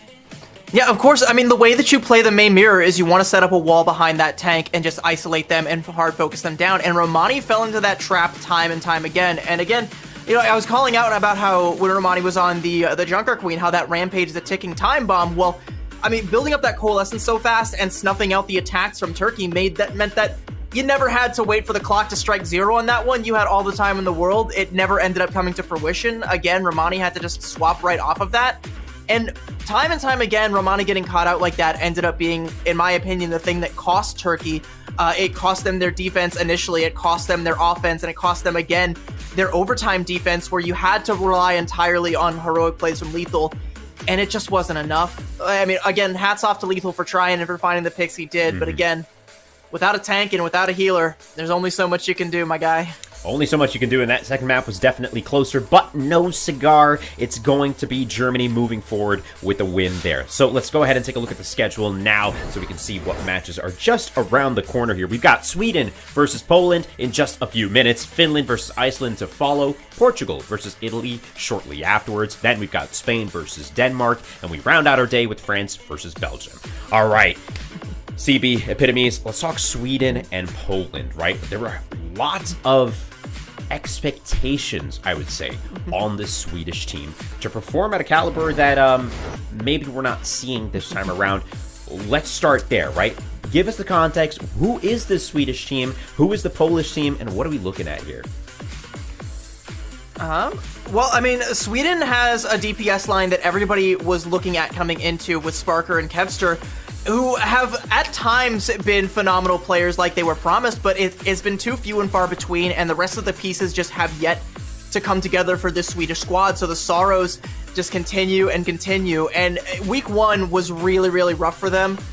They weren't playing, like, they haven't gone against Saudi Arabia yet. Like, that hasn't even been, like, something they've had to deal with, so unless we've seen a major turnaround this week, I mean, it's just going to keep going down that same train of thought, right? Going to keep going down that same path. They have to try and beat Poland here, who, I mean, you wouldn't know it by looking at them, but Poland is actually currently above Sweden in the rankings. So, you know, just by 1, but Poland have a win under their belt. Sweden have yet to be so lucky. An important game to be sure, epitomes. CB, I leave it to y'all. I'll see you guys on the flip side and have a great time. Yeah, thank you so much, Jim. And looking at this squad against Sweden, we talked about that DPS line that you were mentioning, Kevster, Sparkar, definitely a lot of potential there that we just haven't been able to see, but Poland definitely did surprise us last week as well. I mean, they were against Iceland, but they were able to come out on top of that pretty definitively as soon as they got to that map of New Queen Street. Now, looking at the Swedish squad, we have Kevster, Sparker that we were talking about. We actually did momentarily last week see Skyle get on the DPS role as well, which was really interesting too. And Skyle, by the way, is a DPS player who is currently flexing over to the flex support position right now, so that's kind of why they made that swap. But I think having Sparker and Kevster, if they're able to come alive and fire on all cylinders, is the best shot for the Swedish squad. A couple other things I want to highlight, by the way. We don't have Lulsish coming in this time around. THEIMPACTPLAY is going to be their starting tank for control, and we have Melon as opposed to Hampe coming in. Again, a newer face we have seen like a couple of times, but haven't seen. This is going to be kind of a debut for THEIMPACTPLAY, but I don't know. We'll have to see. Like, I like that we're seeing these changes. There's a lot to kind of think through and a lot to kind of work through with how does this team win? Here's how we can still do it. Hopefully, these are steps in the right direction. We'll have to find out, but Poland, again, has a win under their belt, a team that has potential, and, I mean, Sweden has to beat them. but can they? Like, are we going to be like? I'm practically pleading. Like, can they please? Like, yeah, can they please is probably what we're asking for here. On Poland's side, we have Fake Shake and Fillion on the DPS line, Flipper and Texel and Forever as they're starting for Control. I mean, last week though, we did see the not so much a debut, but that slotting in of ICAV. And ICAV, I think, was a huge name for this Polish squad because he was able to play the hit scans so well for this team. And on maps where you need those longer sight lines, I definitely feel like ICAV should be slotted into the roster. Yeah, but I was also really impressed with Fillion on the Tracer whenever he came in to slot in for that role. I think it worked out quite well. I've also been impressed with Fake Jake. And I think Forever might just be one of my new favorite tank players, just sheerly because he busted out the Roadhog against Saudi Arabia and it kind of worked. Not really, but it still like got a couple big hooks there, so for that you have my heart. But you're going to need more than my heart in order to stay alive in the group stages here. Poland, if you're able to beat Sweden, they might still be able to reverse their fortunes a little bit, get themselves climbing up the rankings just a little bit. But like Sweden, like this one needs to be all you. All eyes are on the Swedish squad right now as we start things off on Lijiang Tower. Yeah, I mean, Poland, the one thing that they have to their name is that they have more wins than Sweden does. So they're already, they're already on top of the team that they are currently facing. So they technically should be the favorite going into this matchup, but it's just the fact that everyone has been looking for the Sweden that was promised. Look at the roster, look at how cracked they are. Why are they not performing well? And they're just trying to crack the code. They're moving things around. THEIMPACTPLAY starting out on the Swedish squad is also really interesting because Lulzish was mostly just playing that Winston every single time that they played Sweden, and THEIMPACTPLAY right out the gate you see them switching onto that Orisa. Of course we don't know if it's going to stay, but I feel like it is a good change of pace. I do hope that these are, like I said, steps in the right direction, and like you said, a good change of pace, and that this all kind of works out for Sweden, because if not, this is just going to look like this team is just trying to like desperately find an answer. And the question just keeps on changing. Going up against Poland, they're going to have a Sombra Pharah comp to go up against here. Sweden, it looks like they're actually going to match that. Sparker actually going to switch over to the Hanzo, which isn't something we typically see on Night Market, but the pick potential is there and can still potentially pressure out Fillion on the Pharah here, and can also maybe try and scout out Fake Jake with some of the Sonic arrows, so not a terrible pick.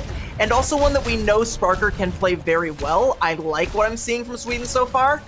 Fake Jake doesn't like it very much and is going to quickly dispatch Sparker, so Poland might be on the upswing here. Yeah, Sweden looking like they are going to be able to get that first little bit of the cap as well, but Kevster taking down Flipper, missing a little bit of that backline for Kevster now. They don't really have that they don't really have the backline for Fillion, sorry. And Fake Shake will be able to find the tank of Sweden as well. So now Sweden, even though they initially got the first touch onto the point, Poland is going to be able to flip it right over. Yeah, I mean, the Kevster finding that pickoff onto Flipper is huge, but without the damage there, without, Sparker also being there, and Kevster just not able to hit the direct impact rockets for the maximum damage, they just can't close that out, and Poland are going to be able to get the cap here. Kevster is still an ever-present threat, as is Fillion, who's pumping in a lot of damage, and THEIMPACTPLAY just can't quite get through the door safely. Yeah, pinging out Kevster, trying to get into the point from above. Fake Shake going to find THEIMPACTPLAY. This Orisa not being able to absorb as much damage as they initially hoped, especially here with the Pharah as well. Melon, however, going for the res onto THEIMPACTPLAY. Sweden going to be able to get back into the fight a little bit quicker than they might have wanted, but Skyle going down to an EMP. Was that basically a solo ulti onto Sweden's backline of Kiriko, missing that burst healing? Now Kevster does fall after the hack comes through. Texel finding the pick, but Fake Jake in no small part doing so much for that fight. Now THEIMPACTPLAY backing off, and Melon looking to regroup with the rest of the squad. Kevster instead looking for the Echo now, trying to find a little bit of extra damage, but Fillion still on the Pharah and spamming from above at this Orisa. If that was a solo EMP and it was intentional, it was definitely a great heads-up play, because Skyle was the only member of Sweden that had an ultimate, could have popped the Kitsune Rush, but taking that out of play. Also taking out most of the healing, because Melon's going to be attached at the hip to Kevster. There's the EMP now from Sparker, and they've taken down Forever, so Sweden might be able to get the flip here, and with those pickoffs from Skyle, they should definitely be able to take it. Yeah, the ultimates, both support ultimates. Valkyrie as well has come through from Melon, and it gives them a little bit of that extra damage in the fight as well. Theomatic doing very well on the Orisa after a little bit of a rough start to this round, and Poland going to regroup with that same composition, but this time a Raj and a Rampage in the back pocket with Forever looking for a little bit of that extra damage. However, Kevster and Melon still a threat from above, and Kevster neutralizes Fake Jakes and takes the EMP down with it. Sparkar switching onto the Ashe. Both of these DPSs loving that, loving the pocket from the Mercy, and Sweden being able to force them back a little bit further into spawn again. I like Sparker switch onto the Ashe here. I think as long as he's able to hold high ground, he can keep the pressure off the rest of this team by continuing to be the pressure onto Filion and Flipper there. It's still kind of going to be a difficult task because, yeah, Sparker's not going to have the Mercy pocket because Melon is going to want to stay with Kevster for the most part. But if Melon can ever spare a second to come give a little bit of a blue beam to Sparker, it might end up paying dividends. But again, is that opportunity ever going to come? The Valkyrie's already been forced out from Flipper here. Poland haven't been able to really get in there. A good EMP to cancel out the Terra Surge, and the EMP, and the Barrage comes through. Yeah, the Barrage taking down Kevster could potentially be huge, but Melon immediately goes for the Resurrection. However, Sparkar forced back, and Melon also taken down by a little bit of a pistol Mercy. Now Theomatic looking to fight, and Kevster duplicating the extra tank for the sustain in this battle of attrition without their supports anywhere nearby. Skyle does regroup on the objective, and there's another Kitsune Rush from Texel. Skyle does have a Kitsune Rush of their own, but will not be able to use it. Looking to regroup in the spawn room, and now Poland flip over once again with the percent advantage on this capture. Kitsune Rush does come through. There is that touch there, and it looks like Sweden just want to charge through, but Poland just gives space, and they take Sparker on the way in.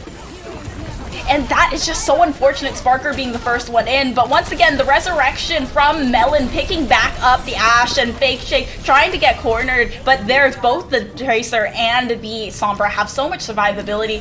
However, Filion does go down. Fake Shake escapes for the time being and is going to have a little bit more time to build up to the EMP as well. But now it's an overtime fight for both of these teams. Whoever gets that first capture is going to be able to win. Now Forever coming in on the Diva, coming in hot as well, but it means that no self-destruct is possibly going to be available. The Pulse Bomb is here for Filion. He gets stuck onto, but they get saved by the Suzu from Skyle. Skyle does go down very quickly afterwards because of a dive from Forever, but that was an excellent overtime play from Sweden thus far. Now with the Resurrection onto Skyle, the overtime fades away. Poland go down 99 to 100.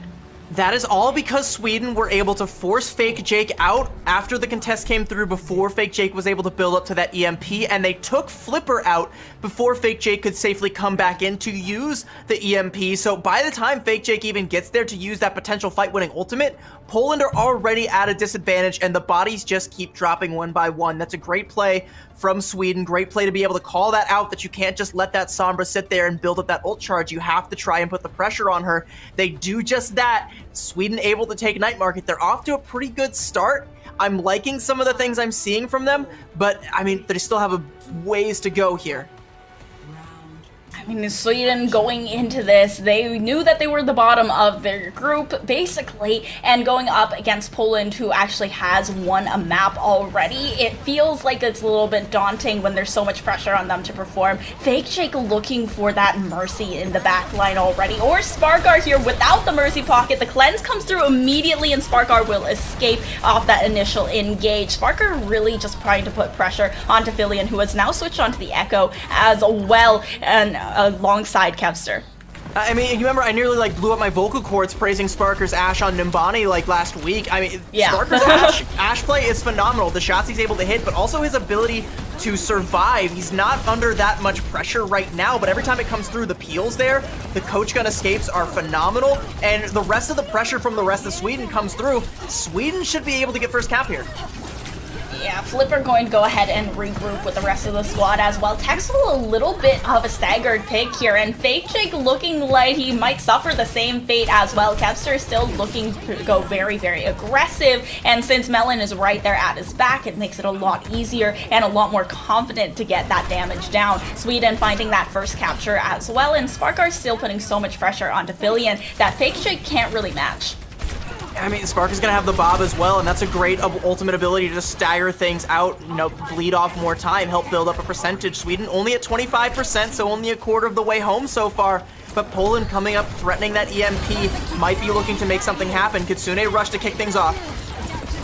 Now the Kitsune Rush is countered by Sweden's own Kitsune Rush, and the duplicate onto the Junker Queen as well, getting an extra tank, especially since Theomatic goes down. Melon goes for the Resurrection, but it's immediately staggered by Forever, and Flipper's own Valkyrie does come through. Both support ultimates from Poland's side, but the Rampage from Kevster is huge. They have to look to cleanse it somehow, and Fillion is actually going to immediately be neutralized by Sparker after going for that duplicate. That is insane. Now Poland, all of their players are down. Sweden does get that recap, and Poland doesn't even get a little bit of percentage. But that's just a great play from Kevster to punish the overcommitment from Poland. They use both of their support ultimates, they use the duplicate from Fillion there, and they get nothing for it. And when it's all said and done, you know, you just go in with a duplicate of your own, the Bob from Sparker to buy time, the shots from Sparker to pump in damage, and Kevster just come through with that duplicated Rampage, and they just roll right through it. Fake Jake now with the EMP, but there's not enough follow-up with Melon's Valkyrie.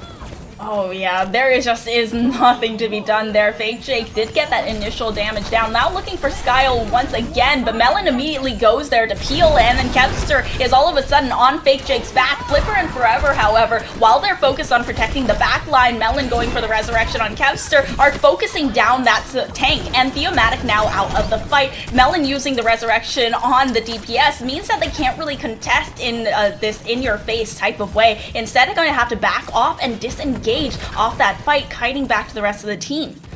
And Poland are able to sneak the point out. I believe everybody from Sweden went to go try and cover the res from that early pickoff onto Kevster, and they do, yeah, get the res, but they give up so much positioning that Poland take the point, they find more bodies, Sweden have to back out. They can go back in now that everyone's at full strength and they have an early pickoff here, but Poland got themselves on the board.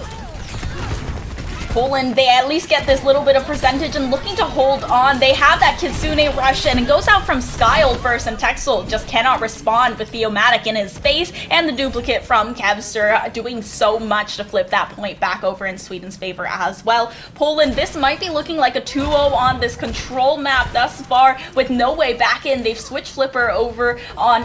Flipper almost has that sound barrier ready as well, and it's going to be both support ultimates that could potentially be used here. The pulse bomb from Fillion doesn't find anything. The coach gun escape from Sparker is immaculate, and now having the mercy pocket as well to try and keep the Ashe alive. The Bob comes through onto the point and does so much damage onto that tank. Forever has nowhere to go, and Sparker also going to find Flipper despite the sound barrier being used. Now Sparker back in with the Resurrection, and Kevster taking down Fillion. It's still going to be a little bit of a touch here from Texel, but there's nothing else to be found by Poland. Sweden finally taking another victory, their second map won in this entire event thus far. You love to see it. I mean, like, towards the end there, it felt like Poland wanted Sparker dead more than they wanted the point, so they all just kind of, like, went right on top of that Ashe. And yeah, they do finally get him before he's able to pop the Bob, which ends up killing 2 on the point. So it's like, all that you did to try and punish Sparker's positioning there ended up biting you. All the abilities, all the cooldowns, you know, you saw, like, Forever on the D.Va, like, flying, like, right at his face there and just getting absolutely demolished for it, just getting melted down like butter. Yeah, a bit of an over-investment there. I think they probably should have focused their efforts on the point a little bit more, but it was going to be an uphill battle regardless. Sparker had the Bob. They had both support ultimates. They could have tried to, like, weather the storm there, but there would have been a storm regardless, and I don't know if Poland had an umbrella big enough. Yeah, I mean, this support line from Sweden as well has been coming up so huge, especially in this match where Forever is playing the Junker Queen and Skyle has been so good on the heals. I've never seen Sweden thus far in this match be punished heavily for a use of that Junker Queen ultimate, and Skyle has also had some really great cleanses to save their squishier targets from being killed by a Pulse Bomb or an EMP. The peel has been very good from Melon as well, and even though they don't have as good survivability because it's a Mercy Kiriko backline, they're still being able to peel for each other. I'm glad you call out Skyle, by the way, as well. Like I said, a DPS player flexing over to flex support, but if you let him play it like a DPS, you might have something there. So, very well played there from Skyle, and again, Spark or Kevster are just coming up as promised in this series so far. We'll see if that trend continues, because again, we've seen this before, where they've both, or one or the other, you know, something comes alive and then it dies in the very next map. It's got to stay alive if Sweden wants to keep their hopes alive of going to the playoffs here. Their very long shot harebrained scheme that's got several steps on it. Step 2 is beating Poland. It's going to be Poland's map pick when we come right back. Don't go anywhere.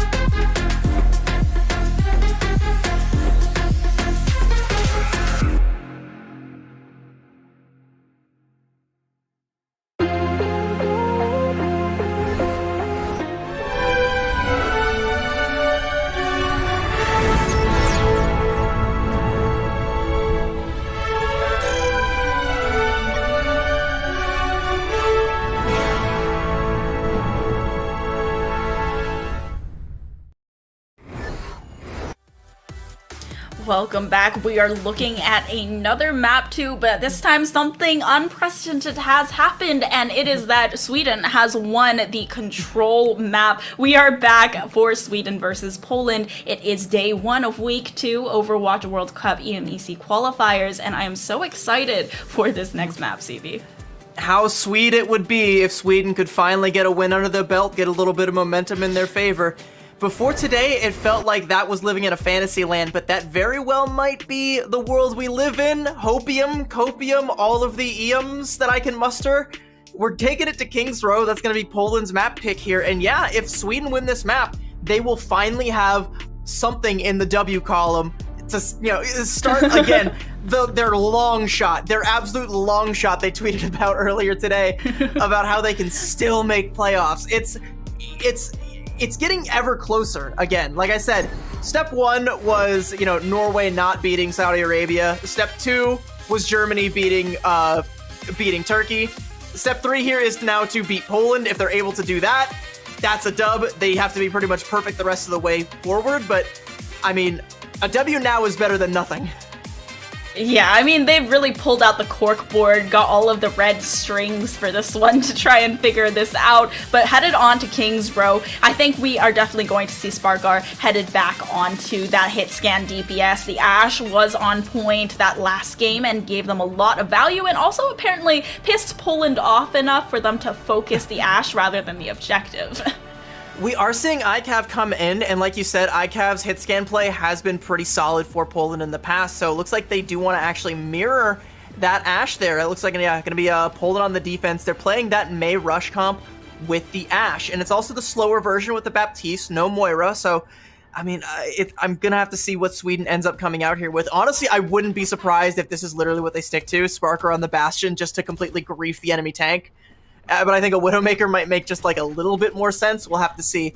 If they go with this, interesting that Sparker is the one on the Pharah and Kevster's on the Widow. I don't expect that to stick. Okay. I'd be surprised, but that might actually be what they're coming out with. Are they're serious? Okay. All right, Sparker okay. onto the Ashe. Okay. That at least makes a little bit more sense. You can play double hit scan with this comp, and now you can maybe swap Kevster over the Echo. Okay, all right, yeah, this makes yeah, so we were like, never trust the teams in pre-round. I mean, even in the middle of the round, I shouldn't trust them there because they're going for like the 5-head double swap there. Ice Wall to block off the EMEC. He's a little bit isolated there, but doesn't look like the follow-through is going to be there. Sweden able to hold for now, but Poland routing through Hotel, trying to come in from the backside. Kevster putting down a lot of damage here. That Ramatra does pull them down with his abilities a little bit, but forcing the switch onto the Nemesis and trying to just shred down the rest of the health as they're forced off the point, and THEIMPACTPLAY surges forward with the help of the Javelin spin. Kevster now in the backline. Texel nowhere to really go on the Baptiste here, and Sparkar finishing off the kill, while Kevster will focus down ICAV and take out Sparkar's Nemesis mirror in that Ashe. That's going to be a really quick cap for Sweden. They're great play again from the DPS core. Everyone from Sweden really, giving it their all now. You're seeing a lot coming through from both Sparker and Kevster, but THEIMPACTPLAY is playing a lot safer than we saw Romani play in the previous series. Able to stay alive, able to not get caught out by the Mei walls, and Skyle and Melon are also there to bail him out there. And Sweden, they've got a little bit of forward momentum there. Just a bit of a stun on forever. I saw the stars around Diva's head on the portrait there. I was like, there's no way they got the DMEC right, but the health bar was full. I nearly fooled myself there. But Sweden, like I said, they have a lot of tools. They have a lot of momentum. They're about to have 5 ultimates. They should be able to just brute force this through Streets phase unless Poland are able to make some magic with the sound barrier once they build up to it.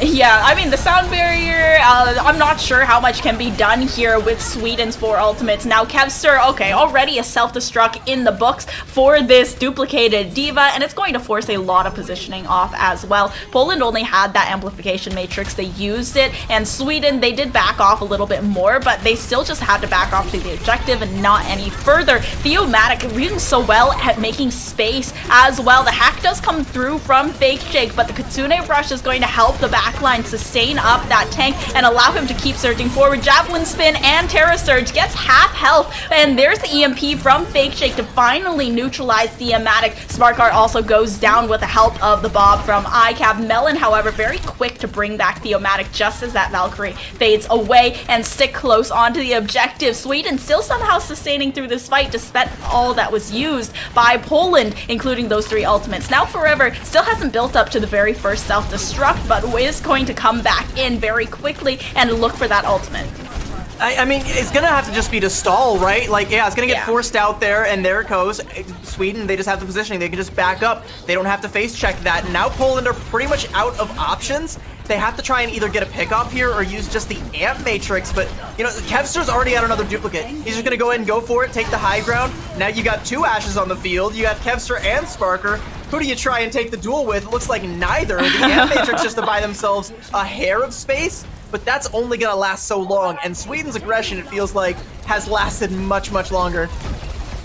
Yeah, the duplicate at least does go down. Skyle is doing a really good job of keeping Thematic up, and I feel like this Thematic-Skyle duo has been forcing so much positioning and aggression towards Poland's side. Now that they do have that hack on the back line, but it's just a swift step from Skyle as well as a Suzu to keep Thematic in the fight and just completely stave off the pressure from Fake Jake in the back line. I mean, speaking of pressure, Sweden are just applying so much of it. They're playing so well right now. Like, they're constantly applying pressure and then disengaging whenever Poland has something that can counter them, like the amp matrix, like the sound barrier, even the Bob or the EMP. They're able to just back up, play safe, weather the storm, and then clap Poland with every ultimate in the book, or at least just hang around and build up to one of their own and just get more value out of it. You just can't quite get rid of this squad. Even Thematic was getting like kind of melted down there, turns around with a javelin, able to stay alive. He's still alive in here in like no man's land.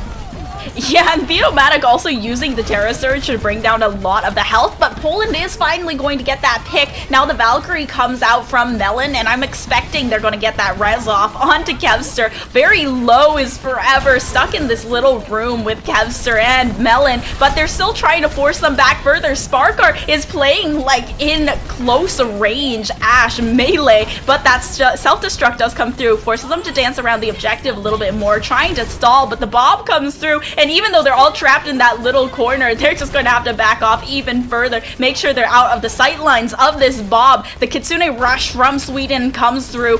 Skyle takes down Forever with a headshot out of the mech, and there's just not much to be done from Poland, not even a little bit of a touch here. It's equal parts aggression and resilience from Sweden. They're pushing so far up, and Poland are trying to punish it. Like, Thematic was in that room for far too long, and Poland invested, I think, 3 ultimates to try and dislodge him or punish the split play, but it just never came through. The healing was there, the use of the cooldowns of the Javelin Spin and of the Fortify to help keep that health bar as topped up as it could possibly be, and Sweden, like, even towards the end, Poland invests the Amp Matrix to try and dislodge him, and it just doesn't work out, and then Sweden, they just clap back. They come back again with all of their ultimates. Like I said, they come back with the Bob. They come back with the Terra Surge of their own. They come back with all of these ultimates, and they just keep up the aggression. And I mean, like, Poland are trying to be proactive, but it's like not working out. Yeah, the kiting from Sweden thus far has just been immaculate, and now headed onto the defensive side. Not many changes to the comp, just Kevster switching over onto the Sombra instead. Poland going to try to match the Echo that Sweden had on attack with Flipper back onto the Mercy. Actually, never mind. Fake Jake switching onto the Hanzo. Not sure if they're going to keep any of this, though. iCav, we've seen him pop off in the past, but it doesn't seem like it's happening in the face of Sparkar Kevster DPS line, and the Thematic switch is just performing really well for Sweden thus far as well. It's not just the Thematic switch either, it's like the whole change of pace in the way that Sweden is playing. Like, this feels like they really did go back to the drawing board, coached themselves up, you know, decided that if we play this way and we play this style and we coordinate in this way, we can just end up winning fights that we have no business winning. One of my biggest complaints was that it just felt like the pieces weren't coming together for Sweden, but if they keep playing with this aggression, ability to disengage, come back in stronger kind of tempo that they're playing at, like, throw that all out the window. The pieces will have finally come together, and they will be only on the upward trajectory from here on out.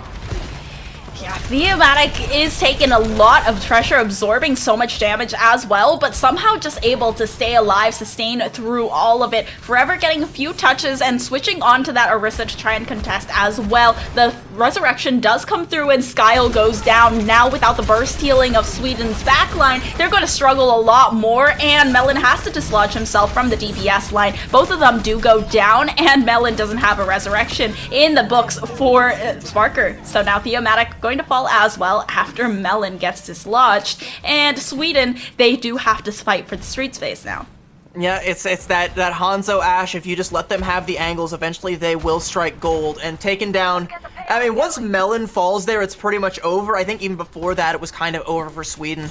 Poland doing a great job to cap quick. They got 5 minutes to try and work this through Streets phase, and they're about to have a similar ult bank to what Sweden had on their attack. So we're at a little bit of an even footing right now. Sweden have to try and make up the difference. Kevster on the Widowmaker.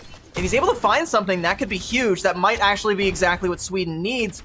But is Poland even going to give him the angle? And especially with all the pressure that's going to come through from both iCav and Fake Jake, like, how's he going to find anything?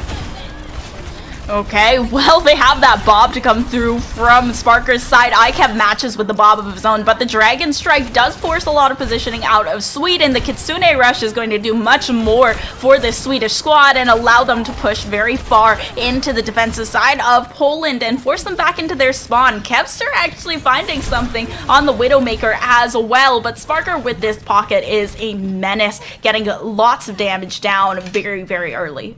That's not even just the pocket. That's the pocket plus the Kitsune Rush. That's a ton of damage coming through. A ton of just ability to go for that second shot, the fire rate. Sparker just puts out so much damage there. And yeah, Kevster even finding one on the exit to try and throw a spanner in the works. Poland still have a lot to work with now, but now Sweden are going to have favorable angles to work with. They have to keep coming through the arches there. That's a great way to start. The res is going to be there. Poland still has to be kind of careful going through this archway, but with the res off the field, they can be a little bit more aggro here.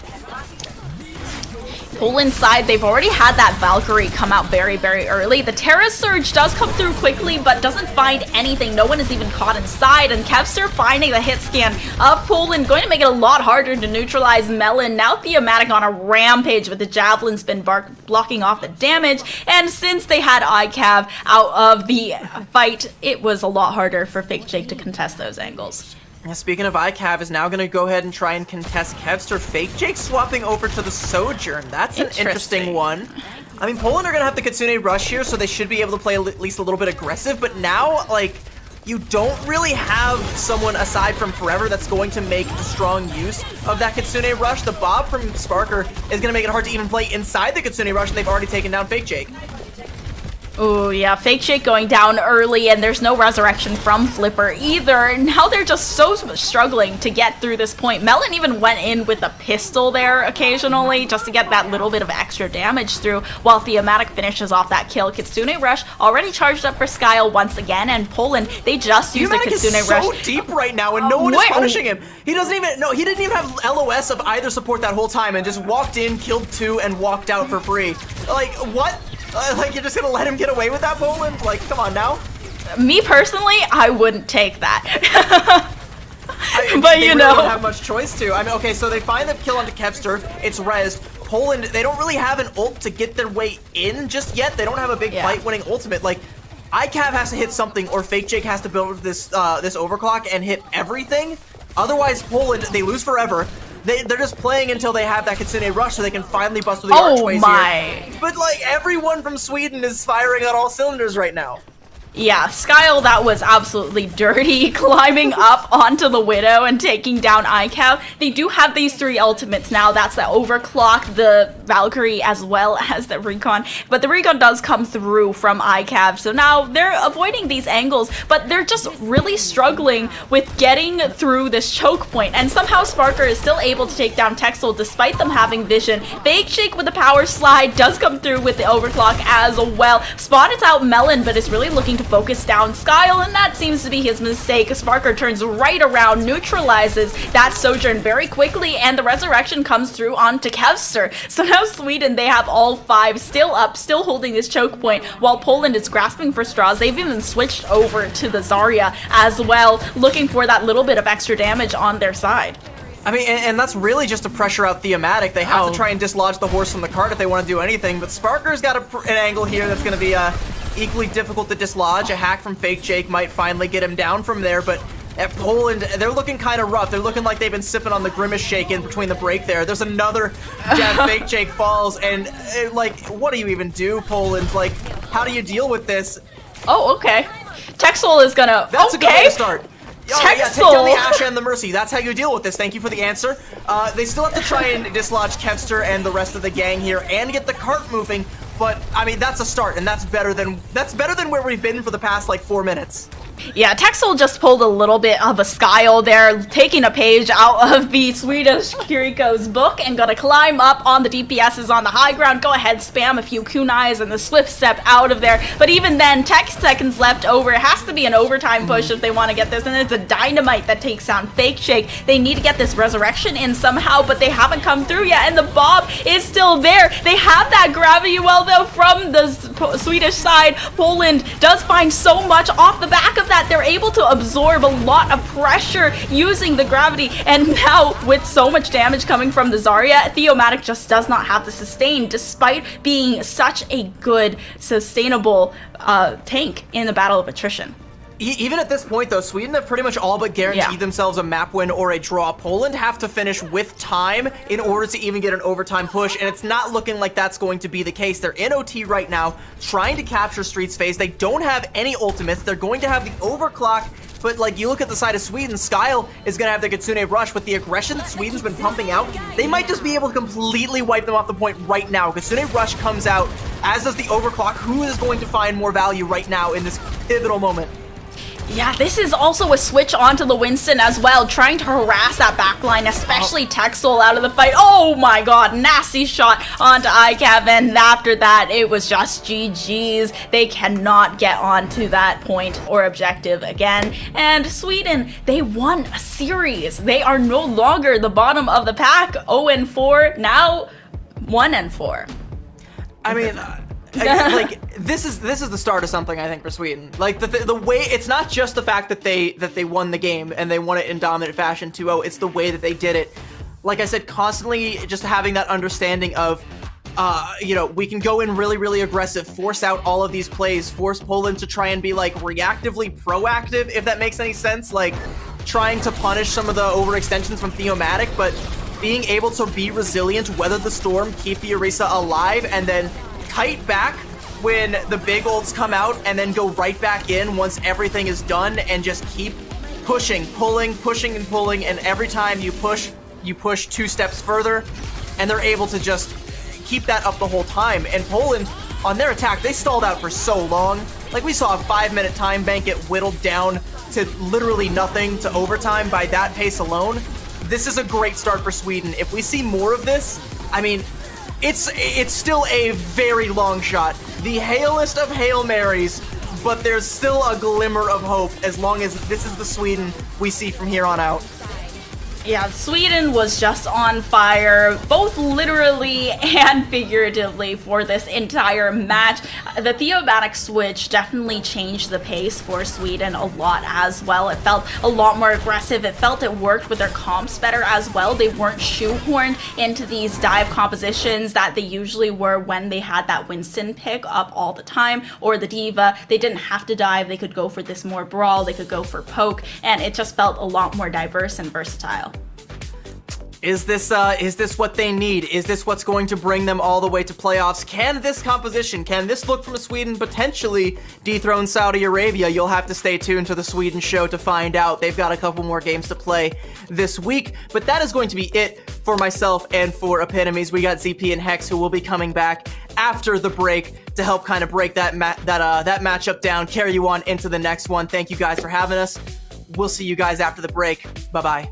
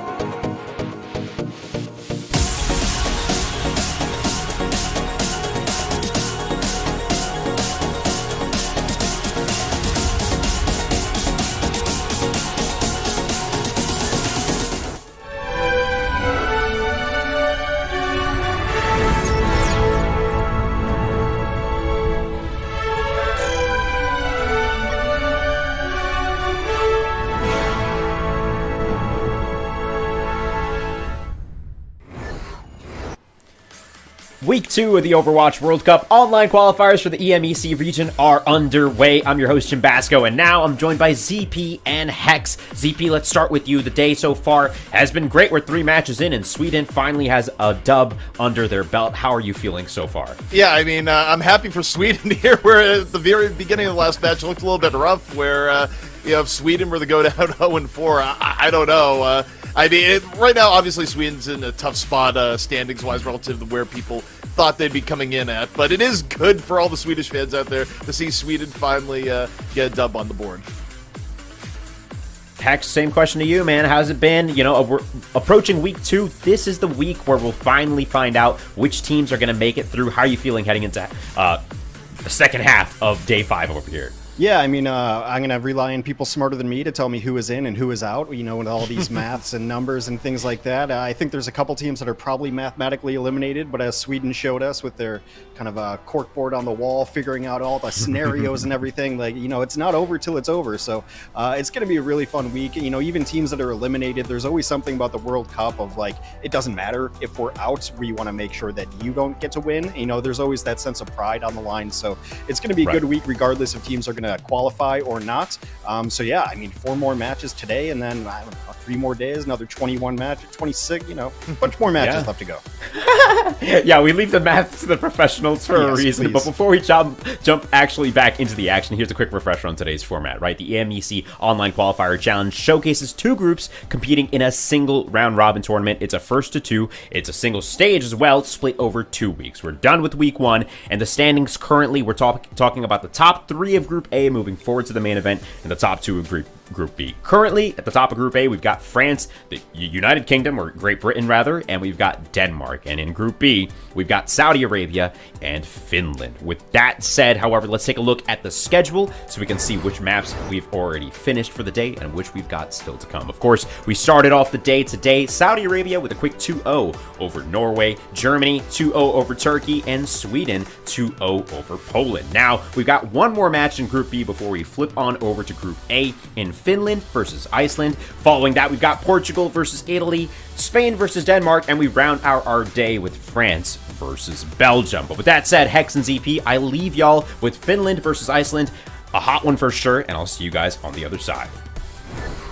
Alrighty, heading into it here, Hex. This is going to be interesting, because for me, this is, again, kind of a consistency check match coming up here, where we know Finland is good, and Finland is easily one of the favorites to get out of groups based on how they've played here so far. Iceland, though, has shown flashes of, you know, having good competence at various different points. They just haven't really been able to put it together over an entire match. And on paper, this is something a team like Finland maybe should crush. But if Finland has troubles, you know, that's a little bit worrisome for Finland going forward. Yeah, I mean, I don't think they will. Mostly, like, Finland is 3-1, but the 1 is against Saudi Arabia, and that was actually a match. I think it was one of the very first matches that we did in the tournament.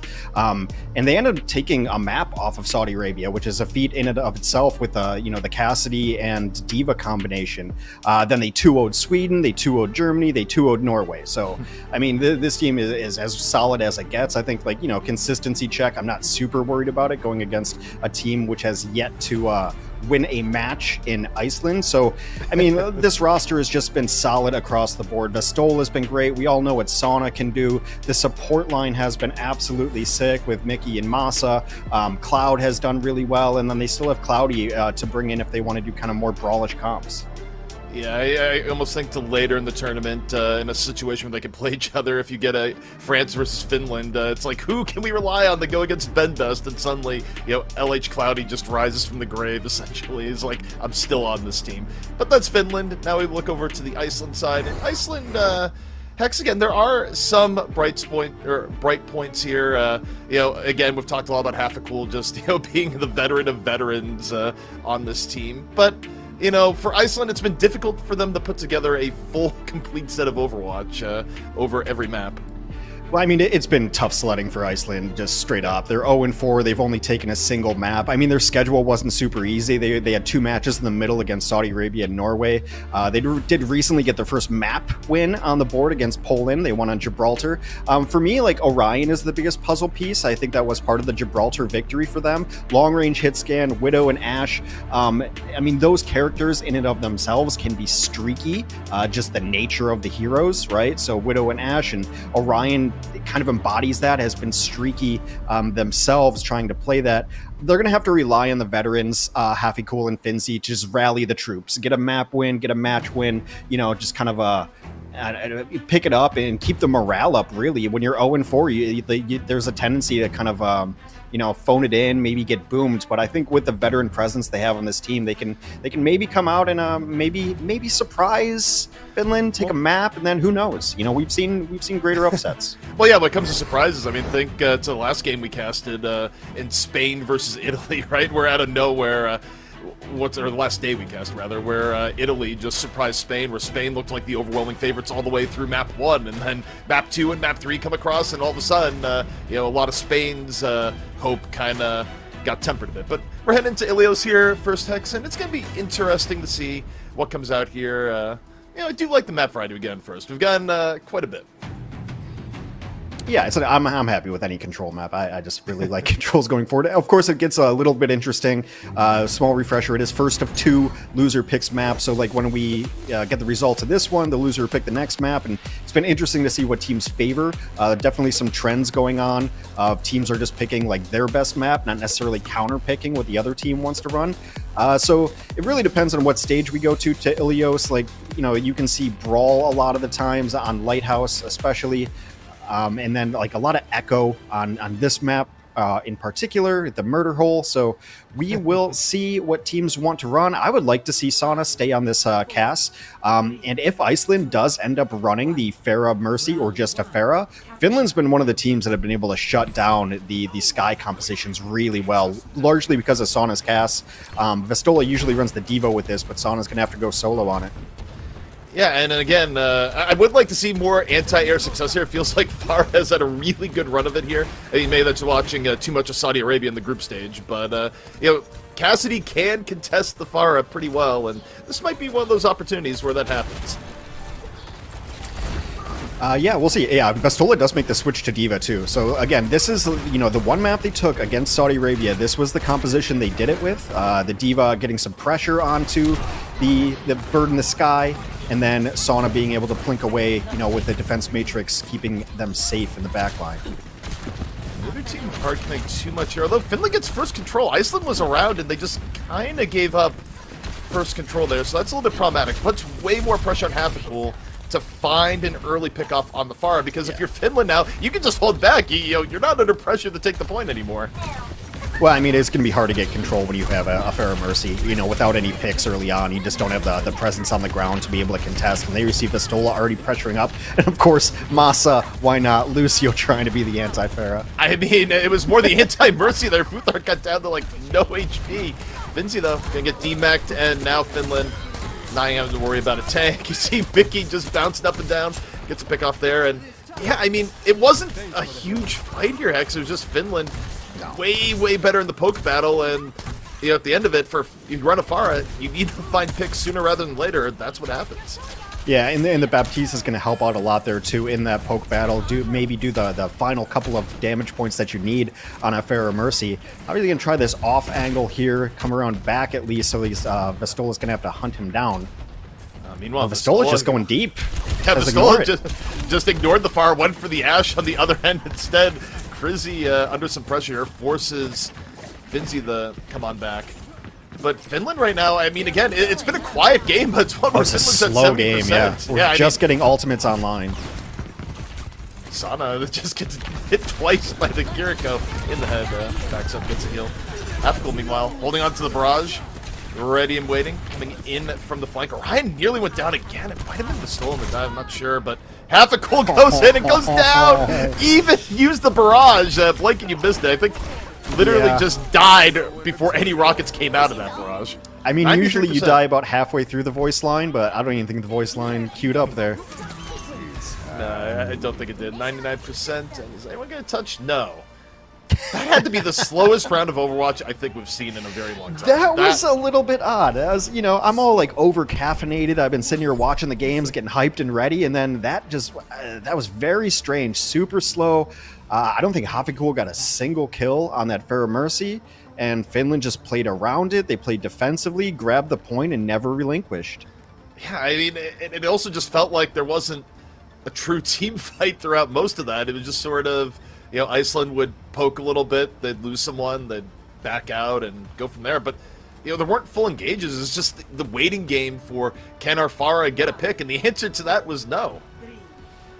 Yeah, it is kind of a pick composition, I guess, even with Orion on the Ashe. So Orion on the Ashe, Sauna going to match it here. It's a good map for the Ashe. They're going to stick on the Pharah Mercy, and I guess they're all in on this comp. Yeah, I mean, for Finland right now, I like what they're playing here. They really didn't have too much trouble contesting Hafikool. I'd say the number one thing to change up if you're Iceland is don't give up the first point for free. I mean, Finland got 30, 40% before really any fight was decided in the last game just because they stood on the point first. And maybe the Pharah can get a little more value here without a Diva on the field. Vestola has gone over to the Ramatra, now fighting Finzi on the point.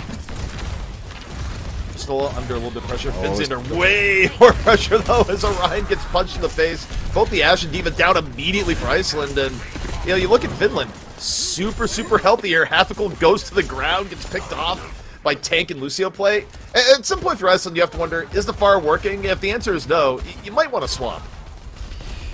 I think they're committed. I think they're just pot committed at this point. You know, 60%, even not a ton of alt charge. Another very slow matchup here. Pretty much it was just a lot of poke coming out, then Vestola just walked in, got the support from his team, was able to pick some people off. And 30% and counting up as Finland has control.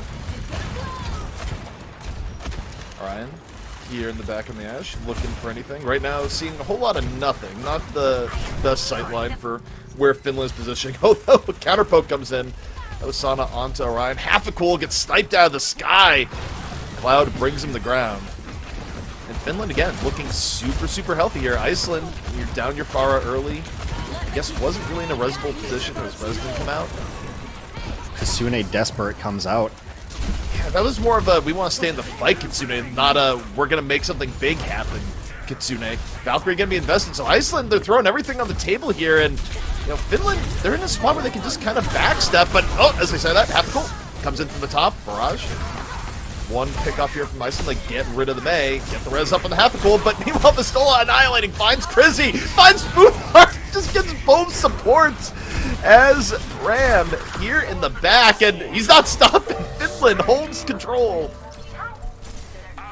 And a Bob on the field. I've been very impressed with Vestola this entire tournament. I mean, we know how good Vestola is on the Diva, and they've shown it in the Overwatch League level, but the Ramatra play, just picking engagements and you know, using the utility has been really impressive. Ramatra is one of those, I think, pretty high skill tanks.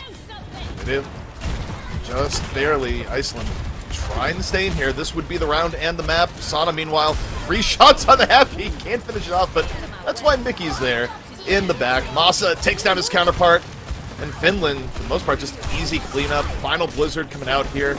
That should be enough for Finland to set this one to bed in what was a very dominant setup here so far. One from Finzi at the end, gets one, but Finland's still working with a pretty overwhelming advantage here on the point. Yeah, going to come back on Doomfist just to make sure it all goes swimmingly for them. Investing late ultimates. This should still be Finland's pretty easily. Sauna's going to come back on Widow. Some late swaps here, kind of some flexing on him. Hafi finally gets off the Pharah. He's been on the Tracer, but all for naught as Finland with a dominant performance on Ilios. Yeah, that was, again, that was probably one of the weirder maps of Overwatch I feel like we've ever casted, where it was super, super slow, but it was also very dominant from one team. And, I mean, usually that happens when one team... they're looking for some sort of condition to their engage, right? And the condition for Iceland was we get a pick on the Pharah. It just didn't happen. Right. I mean, I want to shout out like Mickey too. I thought that the backline performed really well. The Baptiste putting in some shots to finish off some heroes, and also there was a couple times Sauna got dove and down to like 20% and really good saves using Baptiste to keep him alive. this was just tragic. If you've ever played Pharah, you've had those moments before. It just happens and kind of brutal. And yeah, it was just complete dominance. And, you know, Javi just never got the value out of these ultimates. Vestola, you know, I mentioned, you know, Ramatra's a high skill tank, and you wouldn't know it by looking at the ultimate, but I think a lot of people don't really necessarily, you know, at the non-pro level understand the cooldown management as well as some of these great tanks, using block, when to transform, when the shield needs to come out. There's a lot of things that need to be done in the correct order at the correct times to get good value out of Ramatra, and Vestola has been kind of putting on a clinic on his ROM recently. Yeah, Vestola looked solid all the way through the match, but in general, that was all Finland. Finland came in with a better game plan, far better execution, and Iceland, they gotta find something soon here. This could be one of the quickest 2 Overwatch games we have seen here thus far, but will Iceland be able to find that answer? We'll see after the break.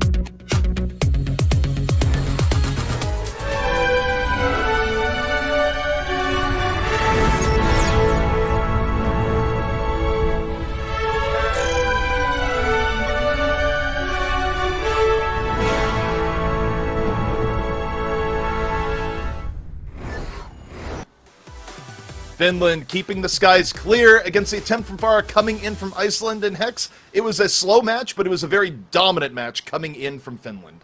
Yeah, I guess you could say there were cloudy skies. That was a reach. Anyway, so it is going to be. Yeah, I'm sorry. I apologize to myself and anyone who had to hear that. So Iceland's going to have the map pick, and they've picked several different maps here. They've gone to Blizzworld, they've gone to Havana, but most recently they went to Gibraltar against Poland, and that's when they had their best luck. So yes, they will choose Gibraltar again. So. This is, I believe it's Iceland's only map win of the tournament so far, has been on Gibraltar. And I think a lot of this comes down to what I was saying in the pregame, that Orion is kind of like the point of focus on Gibraltar here, running a Widowmaker, running an Ashe. I would actually prefer to see the Ashe generally, just more value, more consistency. The Widow has those big moments and big opportunities, but it is much streakier to play the Widow. So this makes a ton of sense for Iceland to pick this map. It's the only map they've won, so they got to feel good on it. They've got a plan on it, and I would expect that Orion will be running either Widow or Ashe, at least at the starts. We'll see. I feel like you have all this good supporting info, but you really do just distill it down when you go, why'd they pick this map? It's the only map they've won. What more do you truly need on top of that? But fair enough. Definitely, though, this is a map where Iceland needs to do essentially everything better. I don't think we're going to be seeing the Pharah come out again, so that's probably step one, just because the Pharah just... look, sometimes you have your good days and bad days on a hero, and Iceland on the Pharah, they came out very, very cold on it. So. Well, yeah. Pharah's not great on Gibraltar to begin with. The sight lines are just really, really long. I would be stunned if I saw it. So do not expect to see it. I am not stunned to see Orion queuing up on the Widowmaker so far. And defensively, it looks like Finland is going to run a Hanzo and a Tracer. This will be interesting to see the matchup of Cloud versus Orion here. And also, I mean, again, Widow still can be pretty high value, but the risk is higher than it's ever been, especially because you do have to get a little bit closer if you want to try and get any form of one-shot nowadays. Yeah, the teleporter is going to come out to this top left side. That's going to open the path for Widow. Widow in this window is kind of the spot on Gibraltar. You see the counter poke already there in case Orion does peek out. Just bullets whizzing right by. Well, I mean, just like the counter blink. Yeah. You saw like Sauna blink twice, and then Orion's already like, uh-oh. Is Tracer coming? Orion is under pressure. Take a look. The health bars on top of your screen. Cool, though. Coming on down. Orion finds Cloud. Good start for Iceland here. At the very least, it's going to give them free passage through the underpass. Yeah, that's exactly what you want to see. It's exactly why Iceland chose this map. It is kind of Orion's map to play around. And now, as you mentioned, gonna get free push under it. Cloud is off of the Hanzo after that pick and gonna go to the Sombra instead. Sombra Tracer can be very good against what Iceland is running. I also think it's a little bit more consistent for Finland. And Finland, given the skill gap we've seen so far, just run something consistent. You don't need, the highs and lows of the Hanzo here. I think this makes all the sense in the world. There we go, Finzi on the payload, pushing up Finland. Nano boost ready to go. Much quicker nano build. It's immediately going to go on the Vistola. Vistola just pushing in. Cloud able to get Futhark with the aid of Vistola. Yeah, that was a big pick on the Orion. Meanwhile, Halfikul is just like, I'm going to push this payload. More of a pull there if you look at where Tracer was. But, all in all, Finland holding strong. I mean, Iceland definitely not going to be able to keep momentum, the losses they had earlier.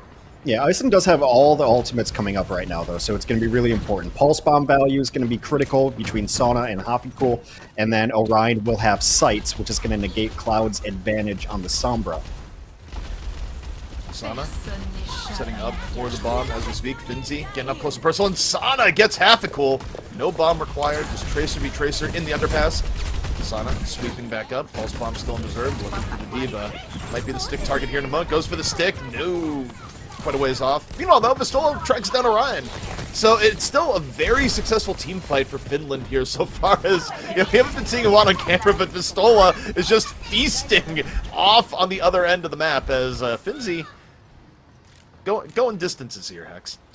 Yeah, they switch off of the Widow and going to go to the Ashe. A slight difference there. At least allows some escapability from the Diva. More utility with the Dynamite. Pistola continues. Why is this happening back here? What is going on? Because he can.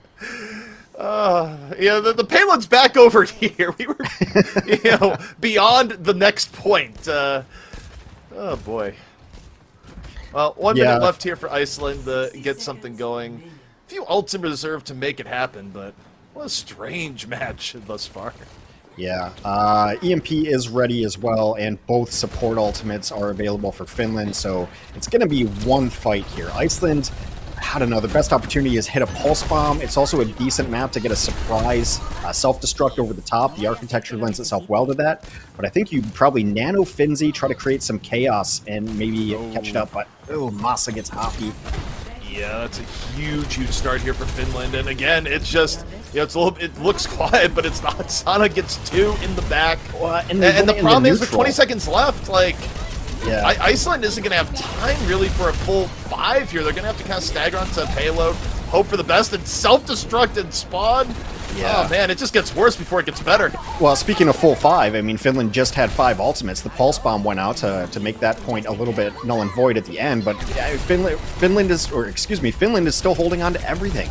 Like, the EMP can come out at any point in time. We're already in overtime. Yeah, we're in overtime, so Masa is going to open up the rally. Cloud hang on to the EMP. Finland, everything in reserve. Iceland with nothing. Maybe a Kitsune a little bit later, but the EMP dropped, hits both supports. Futhark down.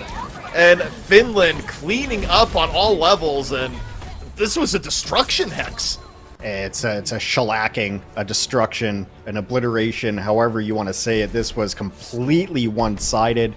Iceland, I suppose, a couple of nice opening Widow kills, but Vistola then just started running wild, making sure to be all up in Orion's grill and got nothing done after that. And Finland just won it in the neutral, like, several times. It wasn't like ultimate fights. It wasn't team engages. It was 1v1s. It was 2v3s that they were winning. The very last fight, Finland just ulted in the backline with the EMP, and it was just Cloud and Vistola, and they just cleaned up 3, and that was it. That was the fight. Yeah. So completely one-sided. Yeah, and I think you hit the nail on the head when you talk about the neutral game here, because usually, even in games we look at as like, oh, one team's playing super well, you'll have a big team fight, and it'll be a decisive team fight wipe. Iceland, in a lot of ways, didn't even get to play the game here. I mean, they'd be in the neutral, someone would get picked, and then it would just be a whole lot of nothing, then someone would get picked, and then you have this, like, very just fever dream-esque moment where Finzi is behind point B for some reason. Yeah. I mean, what in the world? Yeah. Well, and Hoppy's having a no good, very bad, terrible day. He gets 1v1 by the Tracer. I think he got slept and killed. It got picked off by Masa. It's one of those times on Tracer where, those are just bad days when those happen. Everything's going wrong and you just can't figure it out. Well, Finland doesn't have a whole lot to figure out for their attack here, where they don't need to bring the payload very far at all. They got 4 minutes to do it. Iceland gonna need a magnificent defense here to keep things going. We'll see if they have it in them, but so far it has been tough going. Sana will then poke onto the Kiriko here on top. Finland just keeping things going. A little bit of dynamite poke. But the real test begins now here. Hex's Orion is nearly gone. It is! Big purple. Mickey finishes it off, and that, again, is a tough start for Iceland. Miggy with a solo kill onto Orion. Gets the nade and then finishes them off themselves. Very well played there. And should be through what was colloquially referred to as the car wash. I think that spray is still in the game, right? With the Symmetra turrets and it says car wash or something? Yeah, I think so. We got Finland moving on forward. Orion is going to be back into the fray, but momentum on the side of Finland here once more. Half-cool under pressure. Futhark got hacked, was low in the back. Bio, does Futhark going to fall before Nano? I don't know if the fall through is there. Masa gets caught. Not bad stabilization for Iceland here. The Nano is ready to go and is immediately used on Finzi. Even after the pick, I don't know if they need the Nano here. Well, they went for it anyway. Finzi's able to dodge the sleep. Now just Vistola and Finley going back to back. Javi finally gets something going. Is able to take down Sana. So Finland, as much as they think they could probably win this 4v5, would be, better off probably just resetting, going next. And you're gonna have you can Nano, Blade, EMPs. Like, they have everything coming up. Tons of win conditions coming online for Finland. Now, one thing I've noticed is that if Iceland is able to somehow win the next fight, time could get away from Finland in a hurry. Yeah. Like, this map can get away from you far quicker than you might anticipate, so Finland has to play this next team fight pretty much by the book. And you mentioned Should be Nanoblade. Nanoblade That's where we're setup, going. yeah. Yeah, Sana. Nanoblade immediately chops down Orion. Looking for the Nice Ana, sleep. gets hit with the sleep. Pretty good sleep. Damage was done, though, with the 1 DPS pick. Finland's still able to keep things going. Masa investing the rally. Iceland, though, if this bomb gets anyone, could be huge. Gets Mickey, not a bad pick. Prizzy, though, falls at the same time. Minute 43 left now for Iceland as they try and hold on. Happy gets caught. A little bit of a sleep on the Vestola. As Futhark, valiant few plays here for Iceland, and Iceland will see how long they can delay. They gotta get back and touch the cart. 0.81 left to go. Futhark pressured down. Not gonna get away from this one as Finland looks to push this in. How long can Iceland delay? They've done a good job of getting some picks and neutralizing things, so it's not been a clean fight from Finland. Sana's going to come back on the Widow and put some pressure from this high ground, and if they're able to DMAC Finzi, which they do, then there's nothing to contest Sana in the back. And Finland just get the payload in at the end, and again, what was a very quick and decisive game. A little bit of signs of life there at the very, very end, like we saw from Futhark on the Ana, but in a way, too little too late in terms of hero plays coming out from Iceland. Yeah, I mean, I mentioned this, I think, when we cast France, seems like a year ago, but I like, some of the players that aren't the household names, your Vestola and Sana, but I thought Mickey had a really nice game there, just really being aggressive on the Ana, not dying very often, so it's nice to see the players you don't necessarily know very well step up. So we talk Masa, we talk Sana, we talk Vestola, but I thought Mickey had a really nice Ana there, hitting really good bio value, so just a nice day's work from this squad in Finland, and then they take care of business in really short fashion. So Iceland, coming off of their 1-map win, will continue to stay on a 1-map win, and they still have matches going forward, and this is one that you don't even bother review. You kind of just forget it. Today didn't happen. You move on. Yeah, I mean, the other thing too is that the mistakes Iceland were making were, essentially so elementary, right? It's just if you continually get picked in the neutral and you don't have a real team fight, what is your takeaway there? In a way, it is just, well, I guess you better play better. But speaking of playing better, coming up next, it's going to be Portugal taking on Italy. If you didn't see Italy last time, Italy is looking way better. Will they be able to do it again here today? Well, we got that match coming at you right after the break.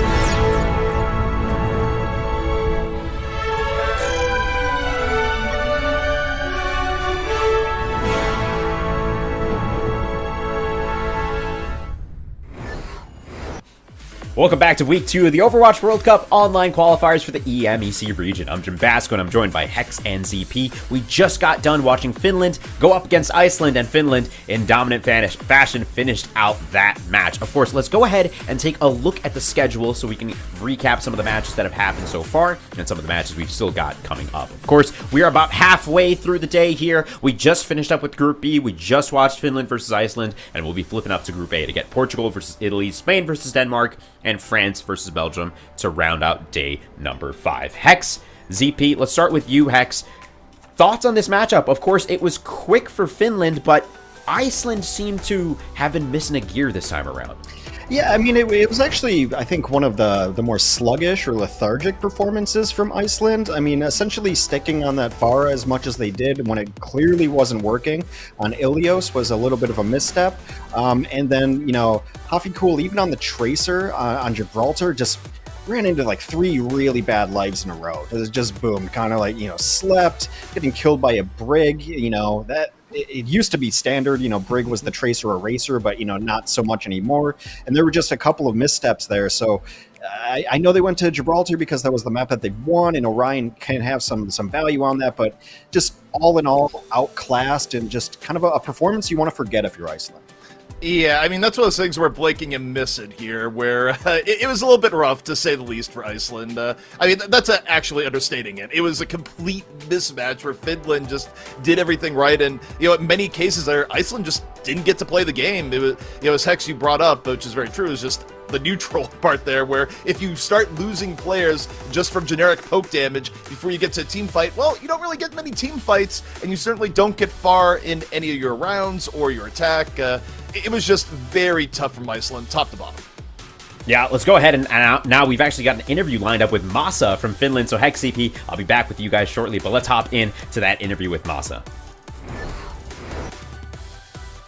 Hey, Masa, so glad to have you here. Congrats on your victory versus Iceland, man. How are you feeling? Feeling good, feeling good. I believe you are muted. I'm not sure. Oh god, oh god. Oh, we're good, we're good. All good. All right, let's start that one over. How are you feeling after that victory? Feeling good, feeling good.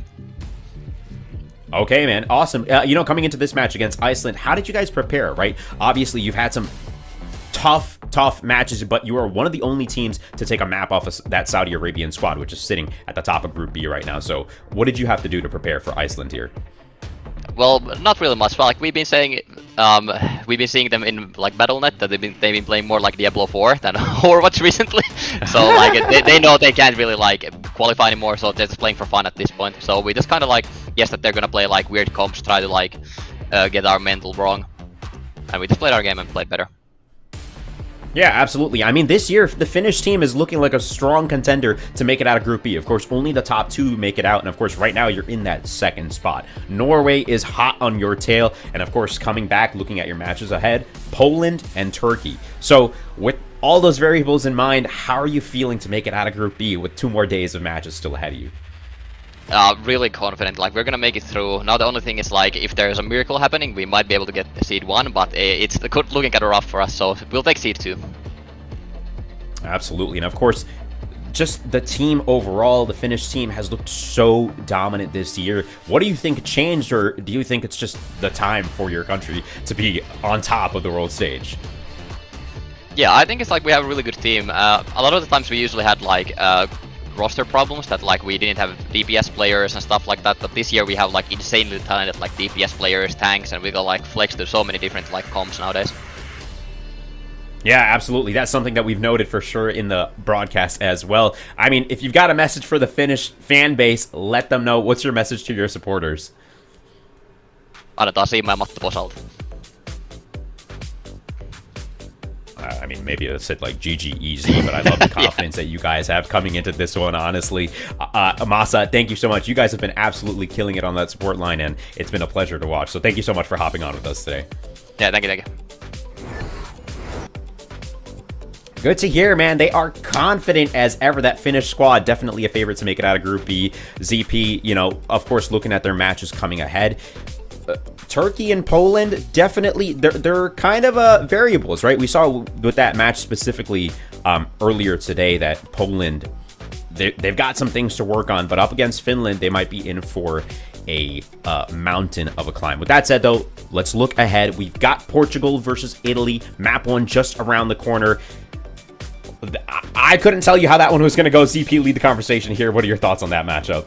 The one we just saw, or the one we're going into? Because the one we just saw, that was, yeah, that was fast. But the one we're going into, this one is a little bit interesting. I mean, obviously, in terms of hype for Portugal and Italy, you know, on paper, people didn't expect these teams to do a ton. But Italy did just play spoiler in the last match we saw from them against Spain, which, you know, showed a lot about Italy's potential to improve. And, you know, maybe it's a little bit about Spain's ability to adapt. But going into this, pretty bullish on Italy. Yeah, Hex, same question to you, man, and I think ZP brought up a great point. Italy upsetting Spain, if you want to call it an upset, that was a pretty big deal. Spain had a lot of momentum behind them. Well, it gives them a lot of confidence, too. To be able to come out and get that 0 off the board is really important. Now Italy thinks that, you know, we can beat some teams that we should beat on paper. I'm going to straight up say it. I'm rooting for Portugal. And the reason why is because they haven't won a map yet. And I hate seeing a team not win a map. This has been like kind of my ethos since like the beginning of competitive Overwatch that I've been doing tournaments. Just get a map win. I just don't like seeing a team get all completely zeroed. But Portugal's got a lot to work on. And on paper, I would expect Italy to maybe pull this off. But I think it actually might be closer than we think. I think so too, and of course we're going to have to wait until we are back from this short break to bring you all the action. That said, though, grab a drink. We'll be back just momentarily.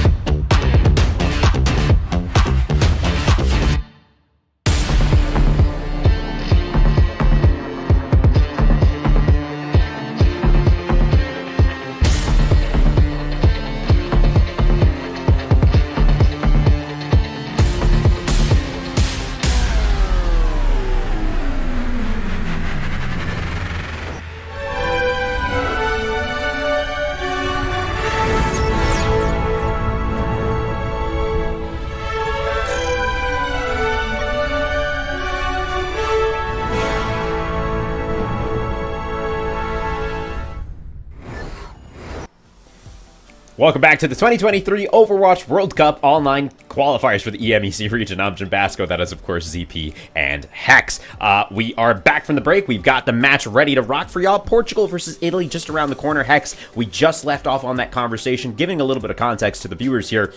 This is probably going to be closer than most are thinking, right? This might just be a great matchup that we've got before our hands. It might not. I don't know. Like, it's kind of hard to gauge where Italy is. Like, you know, Portugal has obviously struggled. The one thing I will say about Portugal is that there are moments where it's like it looks like they figured it out. Like, generally, like, they'll win a fight off an EMP, but then there's like times where the Sombra will get picked off like twice in a row after that. So it's like the EPs are few and far in between. They just need some more consistency in figuring out like when to execute. But I don't think they're going to switch up their compositions a lot. It's been a lot of Tracer Sombra. And ZP, if you had to choose, right, coming into this one, who do you think is going to pull it out?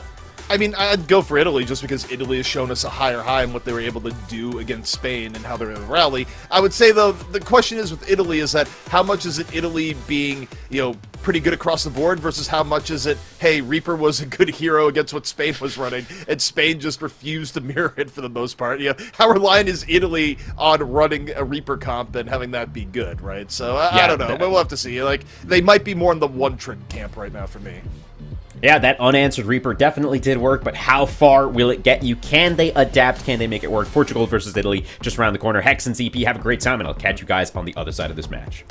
All right, we're heading on in, and yeah, I mean, I feel like if you're Portugal going in here, you kind of look and go, how in the world did Italy beat Spain? What went on there? Oh, the Reaper man. Like, that's pretty much the answer, right? So you kind of have to go in here and be like, okay, we should have a plan for their Reaper play. Either we should be confident being able to take it out with picks, or we run a mirror of our own. Either way, you would think it would be something that they should be prepared for coming in. But see the Portugal roster on your screen here, Hex. There have been some bright spots. Yeah, I mean, there's been some moments for, you know, most of these players, but, you know, it comes down to the thing where you kind of have to start just like small victories. Let's win a team fight. Let's win a map, kind of something like that. You know, like I mentioned, they are 0-3 yet to win a map. But, you know, some context here, they've played France, Great Britain, and Belgium. Like, that's a pretty tough draw to start off a tournament. They look like a team that's still figuring out. Like, some of their coordination it's on the cusp of being good, right? They're nearing being good and nearing figuring it out. They just need to put it together for a whole map to pull off a victory. Obviously, Rod FD Rod, as I call him, is the rookie on this squad. I believe Ego is still trying to figure out this tank position as they switched from flex DPS to tank, so something to look out for there. And Karama and Cohen, you know, been okay-ish, but probably need to limit some of the early deaths that really kind of kneecap Portugal in some of these engagements. Yeah, meanwhile, looking over at the Italian squad here, you know, I look to players in particular like Chimera, right? Where Chimera wasn't the flashiest DPS the last time we saw him play, you know, versus Spain, but it was very, very solid play, right? Where, you know, it was on the Reaper, just finding good moments, and it was solid across the board. Yeah, that's actually really funny. That's what I have in my notes written down, so I don't know if you're in my Google Doc. So, like, their playmakers have kind of been their tanks and Myken on support. So Andrew will play tank here, plays some ball, plays, I believe, Orisa as well. Also, Rajan will come in, and they've been the playmakers. And then I have Yukino and Chimera have been steady-ish, you know? They've been kind of just fine and solid in the gameplay. So Italy is 1-2. They're riding high off that victory over Spain, obviously. Previously, they lost to Netherlands and France, so tough draw early on. But, I mean, you got to ride the momentum. Like, if they can pull this one off, then you're 2-2. Record's starting to look pretty respectable here. So Italy, you know, you kind of just want to keep this momentum going and take care of business against Portugal. Yeah, I mean, this is kind of one of those moments where getting the win against Spain goes, so you're telling me there's a chance. Because in this group, I believe it's 3 teams advancing, right? So, you know, there is more of a chance here than some of the teams that are deeper in the hole, you know, in Group B, for example, where it's, you know, pretty tough to come back. But we're heading to Lijiang Tower, and we'll see if Italy's resurgence is going to be something we see here, or if Portugal just shuts it all down here and now. Yeah, I mean, I think if you're Italy, like, obviously you're riding high, you had a victory over Spain, you can't really look at the standings, because this would be a matchup that you can't look past, right? You can't be looking to your matchups tomorrow or the day after. Like, you have to take care of business of the team in front of you and let everything else fall as it will. You know, keep your focus on the squad that you have to play. And, you know, with Portugal having not won a map yet so far, it'd be very easy to overlook them and phone it in, and that can be dangerous. So Italy's not, like, good enough to kind of look past Portugal. So I'd expect to see some focus. And if Italy is going to be, I don't know, a contender, but like a team that should be scary and upset, I would expect them to, you know, kind of dominate, like beat the teams that you should beat. Is Portugal a team that you should beat? I mean, maybe we're overhyping Italy off of a single victory, but Spain has been a good squad. So to take the victory off of them kind of does say a lot about Italy. Yeah, I mean, to me, it was just unexpected, right? Because Italy looked miserable on Control versus Spain. And then they just swap up their composition and they get a pretty gritty map 2 win into a pretty decisive win on Push, right? So we are still waiting for both teams to get ready. Usually we go in the map select, it's like, we're about to go in, but nah, you know, the teams are still, you know, getting thrown into the lobby. I'm sure they're being corralled as we speak here, X, but hey, you know, anytime you hold the tournament online, every now and then there's going to be a little bumps in the road, but we're way ahead of schedule today anyways. Yeah, I mean, give props to comp ops, competitive operations, to corral teams.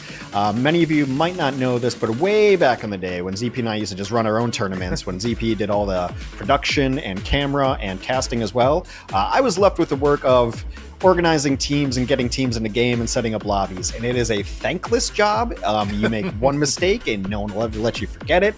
Corralling teams, you know, the expression herding cats is often used, but that sounds easier than getting teams ready and in lobby and everyone there on time. So big ups, big respect to the administrators and comp ops for trying to get the teams in the lobby and ready to go. So I've been there, and you have my respect.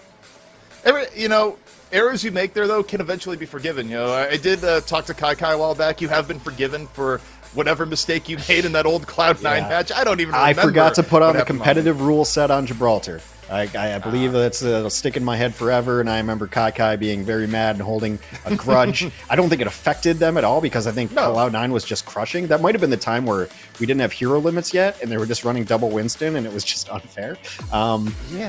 So I'm glad that after 6-ish years that Kai has forgiven me for forgetting a lobby setting, the one mistake I made after how many tournaments, how many games, I don't even know. But yeah, obviously it stuck with me. I can tell you the map, I can tell you who it was, and I can tell you exactly what went wrong. I mean, the fact that you can remember all the great detail, you know, that was the thing. But mostly because you got it right for the most part back in the day. So you just remember that one time where you didn't. It really sticks out. But no, I mean, it's one of those things where the time, anytime you do something wrong, that's the one thing that'll keep you up in bed at night, right? Everyone's just like, everyone's got those moments, the whole slideshow of, oh, remember that one awkward time? Oh, remember when I clapped when no one else clapped? Or just like any of those little things. And, you know, cool as the human brain is, it's just like, hey, we're going to keep these forever, you know, where these are your core memories now. These define you as a person. Unlike the player who was in the lobby and then mysteriously vanished is where we're at right now, where I guess one of the teams was good to go and a player just vanished into the ether. So yeah, well, right now, benefit of the doubt. It might be network issues. Who knows? Yeah. Right now, we're living on the edge of life and death on the broadcast, where it's, are we about ready to go, or are we about ready to go in the break? Is kind of where we're living at the moment. But that call is going to be very shortly. So we'll either be into game or we'll be into a 3-minute break. You know, Hex? Either way. Yeah, I mean, I wait on you to do this. That's why I like working with you, because I'm like, no, ZP will handle all the traffic. He'll do intros, he'll do outros. I'll just pop up and just kind of chat for a little bit. We're in a game. Seconds away from gameplay, in fact, the exact word from production. So, no break screen, just Lijiang Tower here and now. And we'll see if Italy can build on the momentum they built last time we saw them play when they upset Spain, or if Portugal will be the ones to just break that streak and bring them down to earth. Italy, what's it going to be? And right now, obviously it can change here, Hex, given that the gates haven't opened, but I would believe this from Italy. Yeah, I'm buying the compositions from both sides, actually. So yeah, Andrew was known for Not off-tank in the traditional sense, but off-meta tanks for the most part, Ball and Orisa. We saw a little bit of Orisa earlier today, worked to great effect. So, yeah, we'll see the rollouts here. Portugal obviously running Tracer Sombra. I think Portugal's like, this is their go-to, this is their trick, and they just need some more consistency, I think, mostly out of the Sombra play. Kurama almost died immediately. Yeah, also they're going to need pretty big plays to have Kurama here also, because Italy is the far stronger composition for just getting on point and being tanky, right? Like, they're way more likely to get first control. It doesn't mean they'll win first fight, but the onus is on Portugal to find a good way to engage here, because Italy just controls space better with the composition they're running. As Cohen very lucky not to fall. Immortality Field, though, forced out very early here. Not the worst, but Kurama gets caught. Yukino finds Shotgun Blast early, and that's big for Italy. Well, the engage is going to be absolutely brutal. Oh, it's the most satisfying ability in the game. Like when they added that, right? The javelin feels so good. Yeah, Portugal's going to have to switch some things up. The engage for Ego is just going to be brutal. What are you going to do? Dive in against an Orisa Reaper as Winston? Like, you are just going to lose that fight like 100% of the time. So they're going to switch over to the Pharah, and wow, paying off right away. Yeah, immediately. Quick pick off here from Kurama on the Pharah. They can add just a bit more, but you like that opening. Kurama though gonna go down, and it goes down a spot. How resable is this? Well, they go for the res, and they have more dominance on the point, so yeah, it makes sense. As the early pick just snowballs, Portugal immediately gets onto the point. But if you're Italy, you're still okay with this. I mean, you're at 44%, you're adding extra delay. Not a bad opening for Italy. Yeah, it was a nice hack on Andrew to open it up, and so they're going to be able to grab that. Is Portugal. Portugal's move onto this Pharah is actually twofold strategy-wise. The picks are really nice, and it's obviously a very good stage for Pharah anyway, but it makes Yukino get off that Reaper, and that's going to enable the Winston play as well. So Yukino has to go to the cast to try to do something in the sky. I maybe would have given it another fight or two and stuck on that Reaper.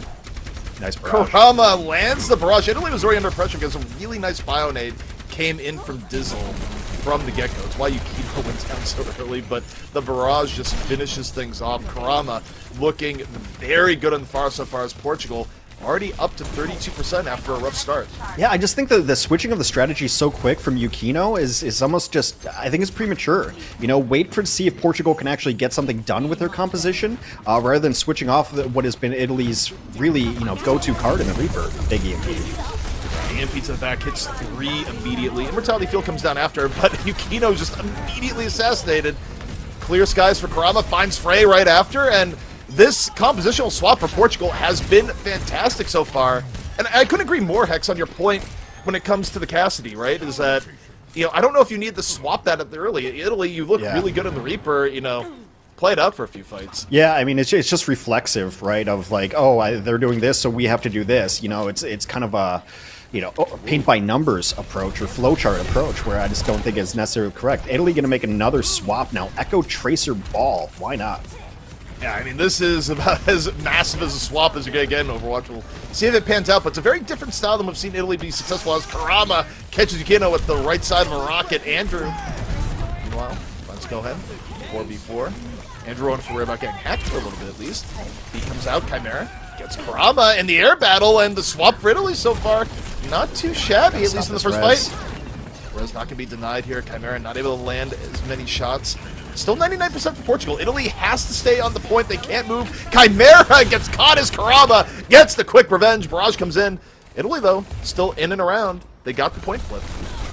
Yeah, Mike in with the nice kill from the Lucio killing the Pharah, of course, happens. Actually, on this map, it happens more often than not, especially if the Pharah goes inside, because Lucio has the same vertical advantage there.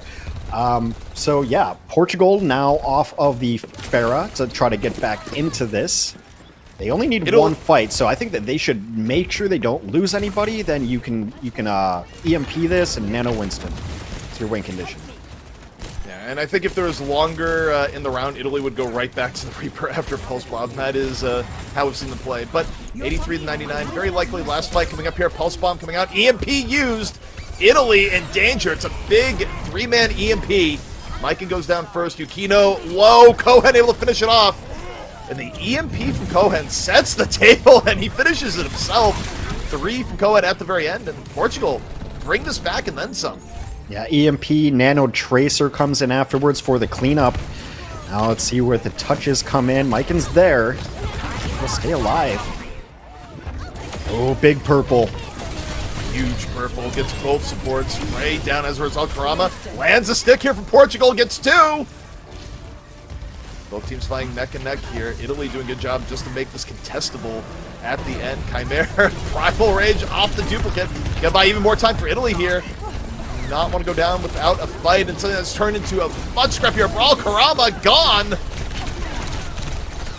And is Italy going to be able to bring this back, Chimera? And the back off for a moment. Italy still has touch point the entire way through. Yeah, the beat is huge.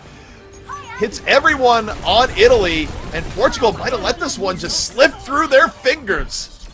Absolutely. I mentioned that Mycon could be the playmaker there, and Chimera was almost dead. The beat, and there's no better beat you can get. Extremely efficient, gets all 5, and Italy pulls it back at the end. Wow, just really nice play there from Italy. But, you know, I mentioned this one might end up being close. A little bit of a rock, paper, scissors. We'll see, you know, which implement either team wants to come out here. Karama obviously going to start off on the sim. Both teams starting off with the sim. We'll see if they both try to go window and there's just a brawl that happens on the point. I'd love to see it. Might end up being the case. Italy, meanwhile, I do like, you know, you kind of mentioned it's like, yeah, Andrew, just playing all the off-meta tanks. Yeah, kind of been the MO. You don't see a ton of Ball or Orisa, you know, a little bit here and there, but when I see Andrew in the game, I'm like, we're going to see both. See both of those. A player, you know, I think players might have thoughts about having in their ranked games, but hey, when you make it work, you make it work. So we see Italy right now, around the point, both teams feeling each other out. One walking, 8 seconds. Nothing too big happening here, but quick hack on the Dizzles. The fall through going to be there, not quite. The peel from Rod. Keep Dizzle in the fight, but as it happens, Frey catches Karama. Quick little pick from Italy to set the tone.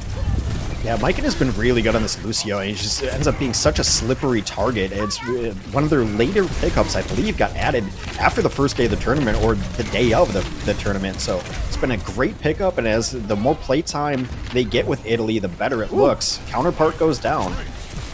Frey with the first 2 pickups here from Italy on the Kiriko. First control, nothing too ridiculous here. Eagle 1 has also been getting pressured a lot, both by Ball and the rest of the team. Dizzle found by Yukino early, and you just see Portugal getting pushed back. Enormous pressure on Eagle 1, though, has really let Italy kind of set the terms of these engagements. It's a critical pick, too, because Cohen is really outpacing Yukino on the Sombra. If Portugal was able to keep 5 alive, the engagement would have come out, and they could have probably brought that one back. EMP online for Cohen right now. See, going forward, EMP at the ready, drops the EMP, hits 3! Fall through's immediately there on Yukino, but the rest of Portugal going to be able to follow up. A lot of ultimates coming up from Portugal soon. If Dizzle can stay alive, Dizzle nearly down again. Just barely able to go away. Karama, though, punishes Frey, and Italy starting to bleed. Is Portugal very close to getting onto the point? It's a 5v3. They should be able to pick this up. I don't know if there's even going to be any stall or contest coming in at the end. Of course, Ball will stall. And Ball will immediately be dispatched. But good cleanup from Portugal. But again, a very good start from Italy, where Portugal finds themselves in this position where they have to fight from behind. Yeah, on the back foot. And again, like that EMP can be such a critical ultimate. Italy's got theirs online, ready to go. Andrew using mines at the end is a little bit interesting, but I think they're just trying to bleed off as much of the point progress as they could. Nice beat coming out from Rod immediately after the EMP, keeping everyone alive. Dizzle dropping the Kitsune. Now you're kind of committed if you're Portugal to dive in, make the most of this, but Italy, they just disengage after the Kitsune. Karama and Mycon both going down, both teams at 4. Dizzle right now working here under pressure, just going up, going, please get off of me. Andrew getting healed back up. Portugal, pretty good pressure here, Hex, to keep Italy back, making up a lot of the deficit. Yeah, Yukino's in trouble right now, and Yukino's going to be out of the fight, not a factor until they get healed up, but a nice 1v1. Right, got Dizzle early into the fight. Italy back at full strength. Kitsune used Frey. Frey gonna be able to get away. Both supports for Italy are so low here, Hex, and yet still alive. Mycon goes down, but the dive from Portugal punished as Andrew and Chimera clean up. Finally able to flip it back, and Italy will now take the lead on the stage and also with the lead on the map. Portugal, yeah, just the bank is absolutely empty for them right now. Italy doesn't have anything online, but they are close to 3 very important ultimates, especially EMP and Mines can be brutal on this point. They cover pretty much the entire point. Mines dropped early here from Andrew. Portugal trying to work around it. Look at the pressure on the Eagle One here. Eagle One can't get away. That was pressure for both Ball and Tracer, just melting Eagle One. And again, you lose a tank that early, it's super difficult to pressure the point. Italy, 90%. Portugal on the back foot, and now you just wonder for Portugal, are they going to be able to contest in any significant way here? Eagle One is a far cry away from Primal, 98%, 99. Where's the touch going to be? No, they don't get there in time. All right, so it looked a little more comfortable for Italy in that one, that stage specifically. What I like about Italy, like as opposed in this matchup particularly, what they're doing a little bit better than Portugal is cleaning up fights and getting stragglers. So when they win a fight and they get 1 or 2, it seems like Portugal's kind of hanging back, regrouping, making sure everyone's healed up and ready in position for the next fight. Whereas Italy is like, okay, we got 2, let's go get the other 3. And you saw it in that very last fight, chasing through, chasing down the Kiriko at the end and making sure that when they do, like, staggering those kills is really important. It just buys you time, and time is the most important thing on Control. When you're in Control, every second you're getting percentage, so a nice strategy there from Italy. Yeah, so kind of went as we expected, but there were some decent moments. I love this switch up early on from Portugal. It really, really threw a wrench in Italy's plans. Yeah, and I think, generally speaking, play against Italy, this was the right move, right? Is that even with their change-ups that we saw that worked, Italy seems disproportionately strong when they can comfortably run a Reaper composition. Running the far here, I don't even know if that really forced them to swap off it, but Italy thought they were forced to swap off it, and that's good enough, right? So, yeah, I think strategically this is a really good move for Portugal. They just fell apart in the end of the round, and then as we get to round 2, they never really could find their footing against the ball comp that came out from Italy. No, and ball is just really annoying to play against. It also forces your Sombra to maybe try to prioritize the ball, which means the other targets aren't getting prioritized. I mean, your Sombra wants to be with Tracer and just kind of, you know, taking targets down, right? Part of the dive.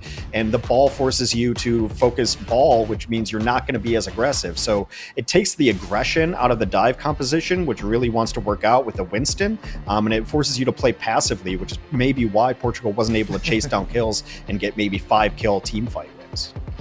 Yeah, but all in all, life being shown here from Portugal, but Italy continuing to ride the high that we saw in their last matchup. Will Italy be able to add another W on the board? We'll see after the break.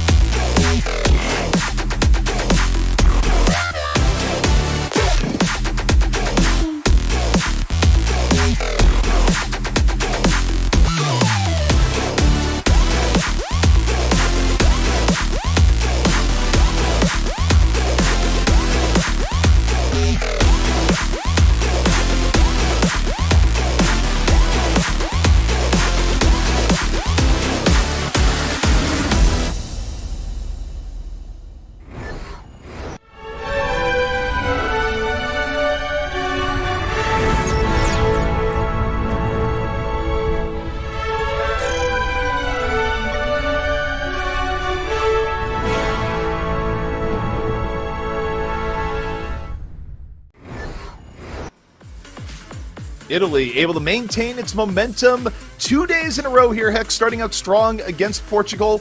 Even though Portugal might have found the key to putting Italy in a tough spot, just good hero swaps, making for a closer match than expected, but Italy, very resilient nonetheless. Yeah, I mean, as we work on building the lobby and trying to figure out what's going to go on next, maybe it's time to try to figure out like what map might be best suited for Portugal going forward. Still have not won a map, which means they have selected maps several times. So far, their map picks have been Blizzard World, and Numbani.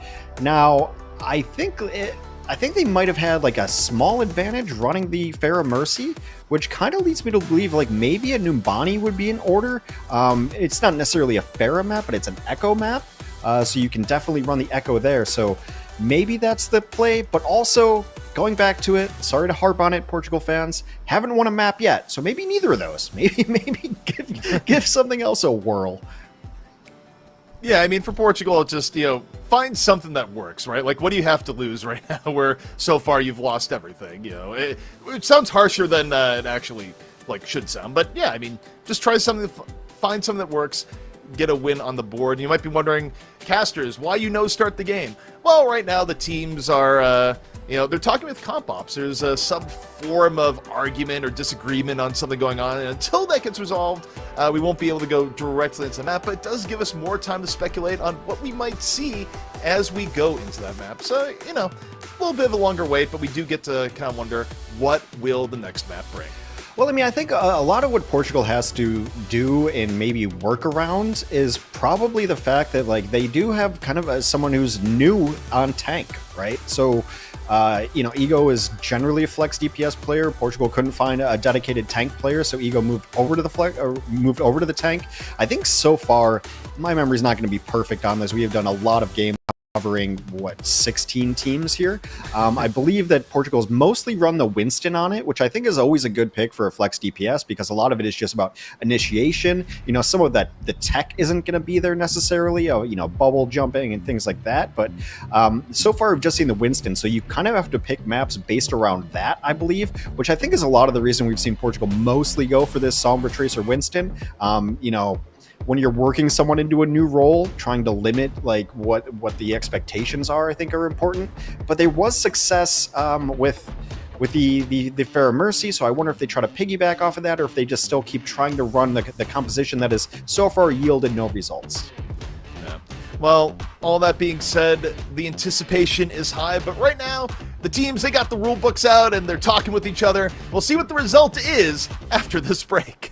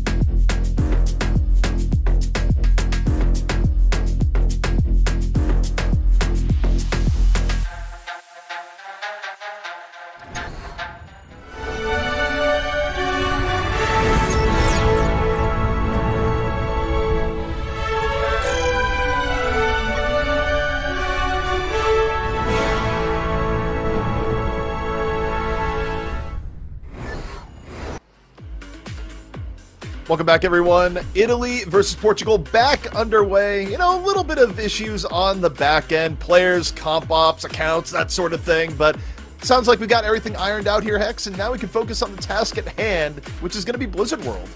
Yeah, Blizzard World is going to be the map pick going forward. Like I've mentioned, it's been a map previously selected.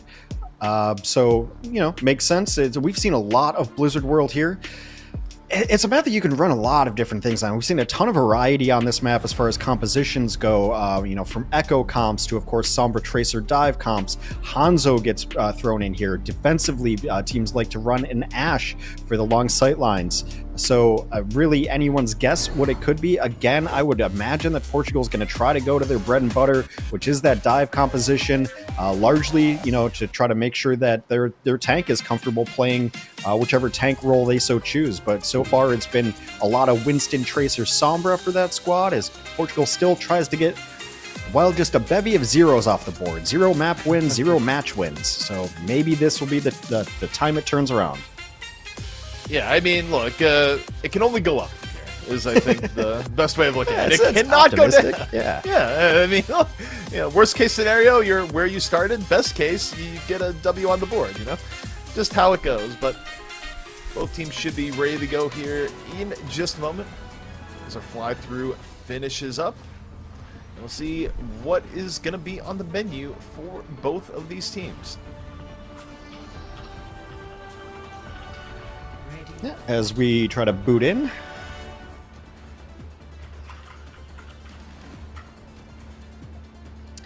Just trying to get some clarification on what was happening. Talking to Comp Ops just a little bit here so we can let you guys know why you had a little bit of an extended break. We can bring you the action back here. So, yeah, so here's the issue, very briefly. Mycon is not playing. The accounts got a little bit confused and mixed up. That's actually Italy's other support player in Catacombe. So, any praise or not so praise that's going to go to Mycon is actually Catacombe playing on that. And it's been like this since map 1. It continues to be so. So some small account issues, but that's a visual bug. Catacombe is playing for Italy and not Mycon. But for the purposes of cast, we'll be saying Mycon because if you just tune in and you go in there and we say Catacombe, well, you're not going to know what we're talking about. So for casting purposes, it's Mycon all the way through. But here we go, here, Hex. It's going to be Portugal on the attack. Eagle 1 on the Winston once more. And you know, think back to the last map. Eagle 1 was getting focused down a whole lot early in these fights between Chimera and Andrew. Well, I mean, and that's just the smart strategy to do if you're Italy is, you know, take somebody who's maybe not as experienced on the role and try to punish that. It's all fair. Portugal looking to wrap around here to kick things off. Kind of a slow wrap around here, though. Already 45 seconds off the clock.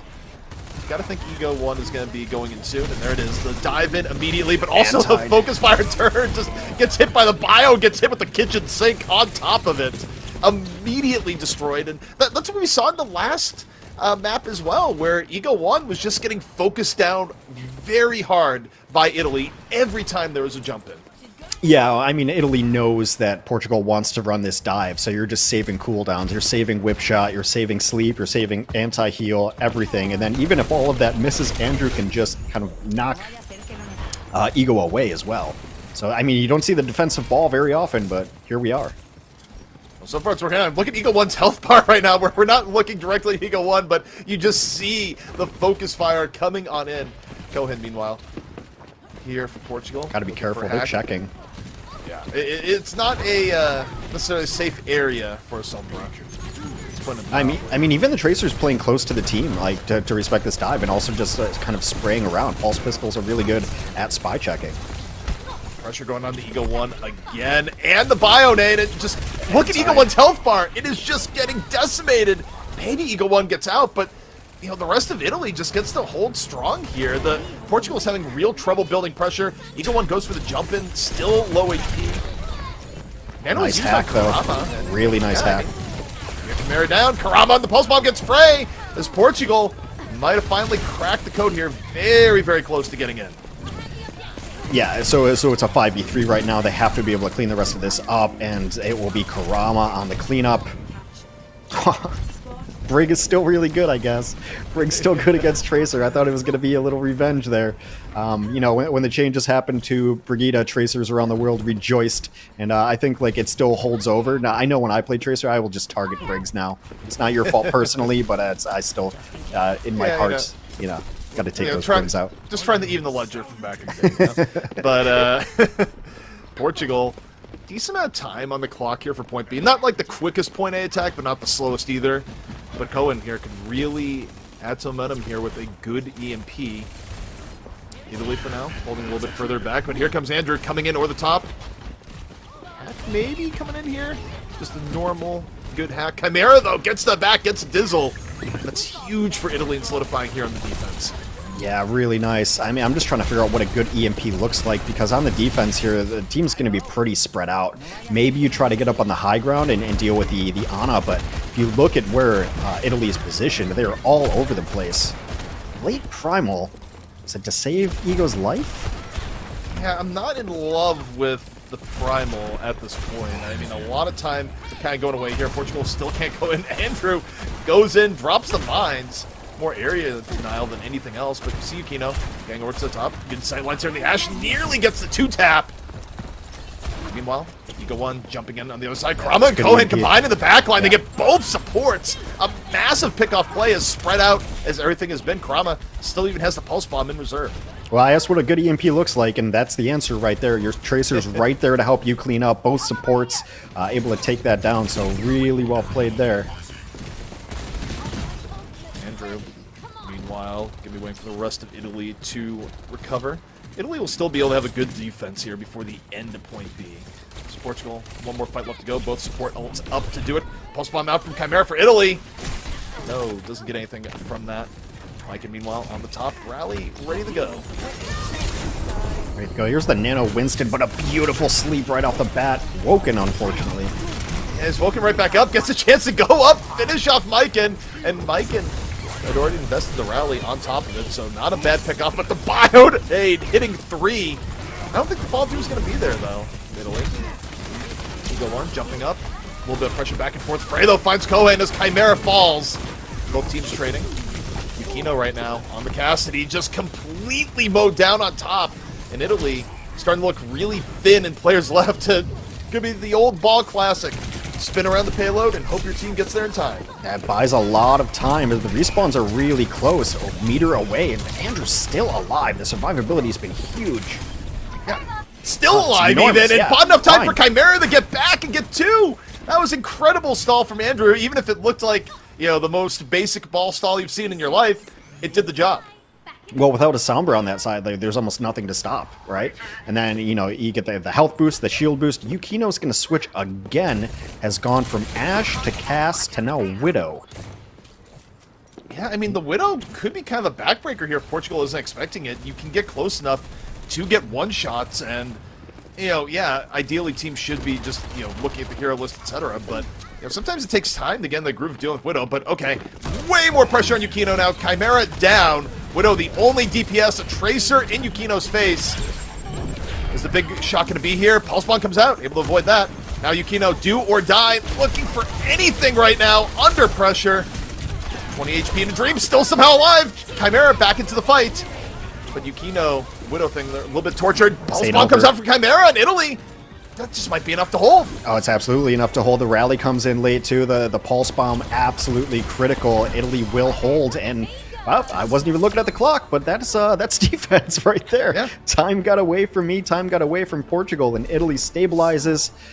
Despite not getting a ton of value out of Yukino's picks, the value ended up being like priority targets. They almost dictated where the dive had to go. They were squatted up on this high ground with a Brig and both supports being the Brig and the Ana, and also the DPS up there. So the dive always came into the same spots, and Italy reacted to it very well, but really it was the other two on the ground. It was Chimera and Andrew on the ground making the push almost impossible. That payload was only a meter away at one point, and it was the good old ball stall on the cart, swing around and hope for the best, and Italy's able to pull that off, now in a really good position to win this series.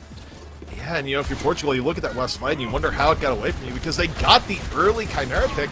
I'd say part of the issue there, Hex, is that, you know, we were looking at Yukino's point of view, and yeah, Yukino didn't get a pick off, but Yukino lived for a long period of time. There was long enough for Chimera to get back into the fight, for the rest of the team to find an advantage. So, you know, when you dive on the Widow, you gotta be decisive and, you know, finish the elimination early. You can't let it linger that long. Well, it is one of the small differences you see between the best teams in groups and the teams that aren't pulling off wins. Is it ends up just being as simple as focus fire, right? Just really finishing kills when you have to. If you allow someone to live a second longer than they should, that means that your next target is alive longer, that they're in a better position. So just finishing off kills that you absolutely have to, that should be free kills, has been a difference for some of these squads. Swap here, not the Sombra though this time, really. Gonna be the Hanzo. So yeah, Hanzo's so good. Like they want to take this spot right here. Wow. Okay. Next time they want to take that spot right there. But that's where we see Hanzo's up there, and it's because it allows them a decent sightline on the opposing high ground of just lobbing in arrows.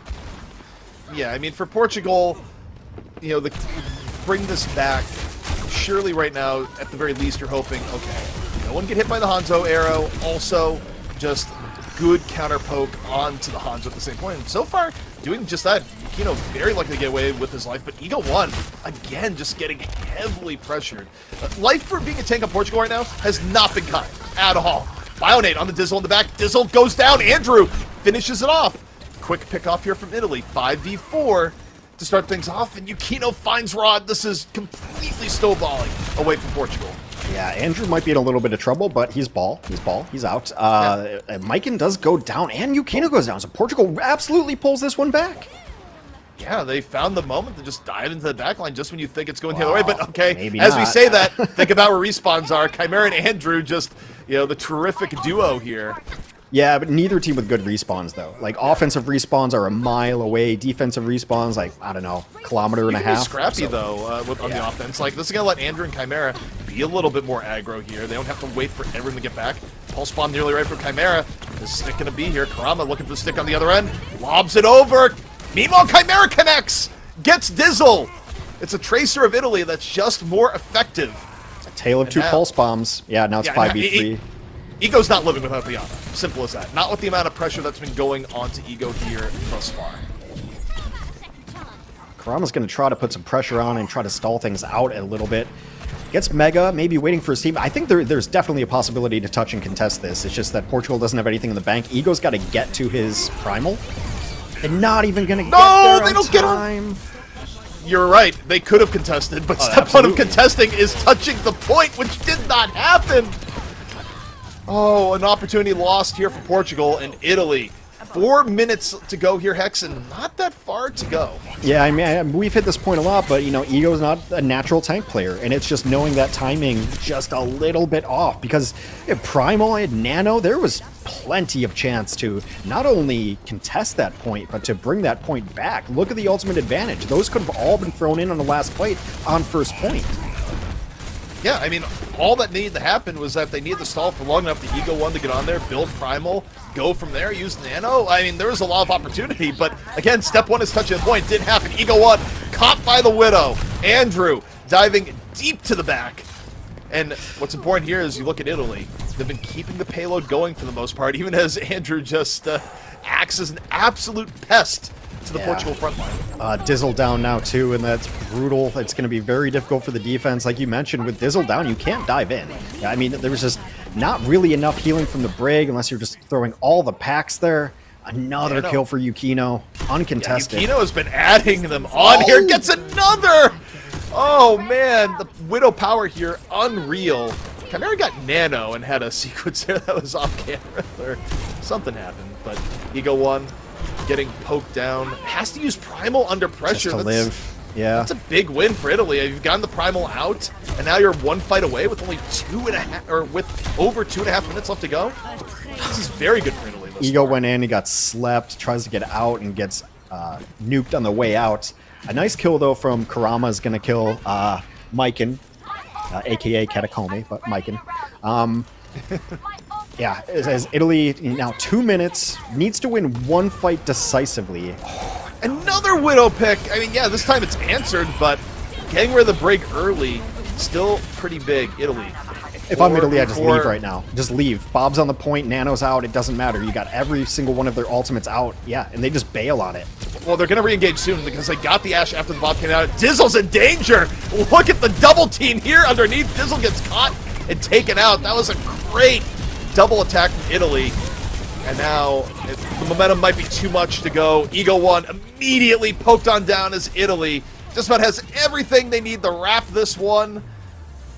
And there it is. Italy takes it 2-0 over Portugal. They continue their winning streak here in the Overwatch World Cup. Yeah, Italy gaining some confidence now, and you see, like, some really nice individual damage plays. We came into this match, and we're like, Italy's damage has been fine. It's been okay. Kind of stepped it up today. Like, really big plays. We expect the plays out of Andrew, and, like, obviously the ball is throwing a lot of teams for a loop, and I think it's something that could end up, against a team that maybe should be better on paper. It should scare them. Like, how do we prep for this ball play? Because it's always so different. Ball players are a different breed. Well played there, but Yukino with really nice shots, some solid tracer play throughout, decent support play throughout. So really anticipating the dive from Portugal most of the times, and just had all the answers to it. Sleeps, anti-heals, whip shots, anything you needed. Well played from Italy, and now Italy is, I think they're 2-2 on a 2-game win streak. Good for them. Yeah. No, Italy's finding combinations that work for them, and they did it here without a whole lot of reverb, so Italy perhaps a little bit more versatile than expected coming on in. Portugal, they had their moments. I look towards players like Karama and Cohen. Sometimes, like, good EMPs followed up by just good tracer follow-through, but it just wasn't there all the time. And more than anything else, they had difficulty keeping Ego 1 alive. You think about how many fights for Portugal where a Winston would go in and just immediately be thrown out, either outright killed or at least forced back to where, in many ways, same effect.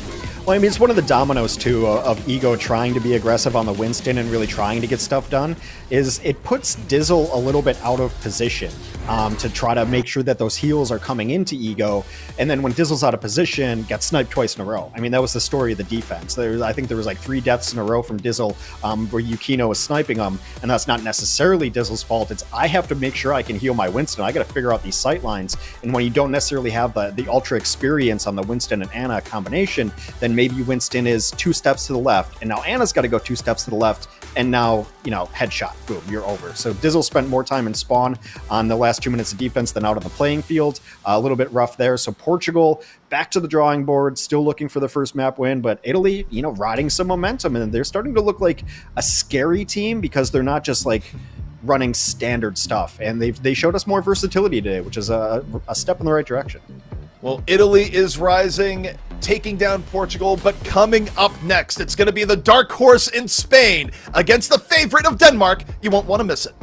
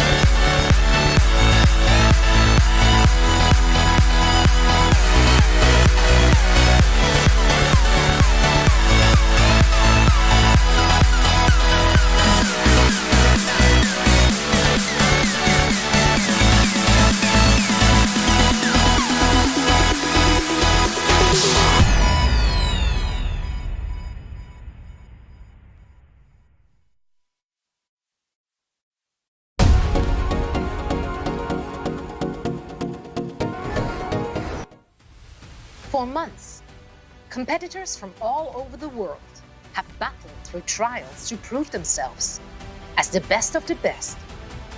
Now the teams have assembled, ready to fight for the title of Overwatch World Cup champion. It wouldn't be the Overwatch World Cup without an epic in-person conclusion at the place where it all began, BlizzCon. Which team will emerge victorious and become the first World Cup champions of Overwatch 2? Tune in to find out. Learn more at overwatchworldcup.com. You heard it here. The World Cup Finals will be at BlizzCon 2023. Of course, tickets will be going on sale soon, so make sure you keep an eye out on their Twitter and social media so you can get on it as soon as possible. Details are actually live at overwatchworldcup.com. Heck, CP, we're going back to BlizzCon, baby, after a long hiatus, so happy to bring it back to LAN. I think, you know, finally getting to see all this competition in one spot is going to be awesome. But first, they've got to make it through these qualifiers, right? Only the top 3 of Group A, which we're focusing on right now, and only the top 2 of Group B will be moving forward. Of course, we just got done with the matchup between Portugal and Italy. ZP, give us the rundown. How did that one just break down? I mean, on the whole, it was just Italy was playing far better, right? Like, even when Italy was forced out of their comfort zone, which was a good shout from Portugal, it didn't really matter. And the thing I will continue to go back to is the fact how many times you saw Italy just win fights because they would focus down the opposing tank way more efficiently, but also the amount of times that they were able to get picks onto the back line. I mean, take your metric here. On the whole, Italy just played better Overwatch than Portugal. Yeah, Hex, before we hop further into that one, let's pull up the schedule actually and give you a recap of the matches that have happened so far and what we've got left. Hex, if you want to talk about it some more, Italy and Portugal, you agree with ZP on what happened there?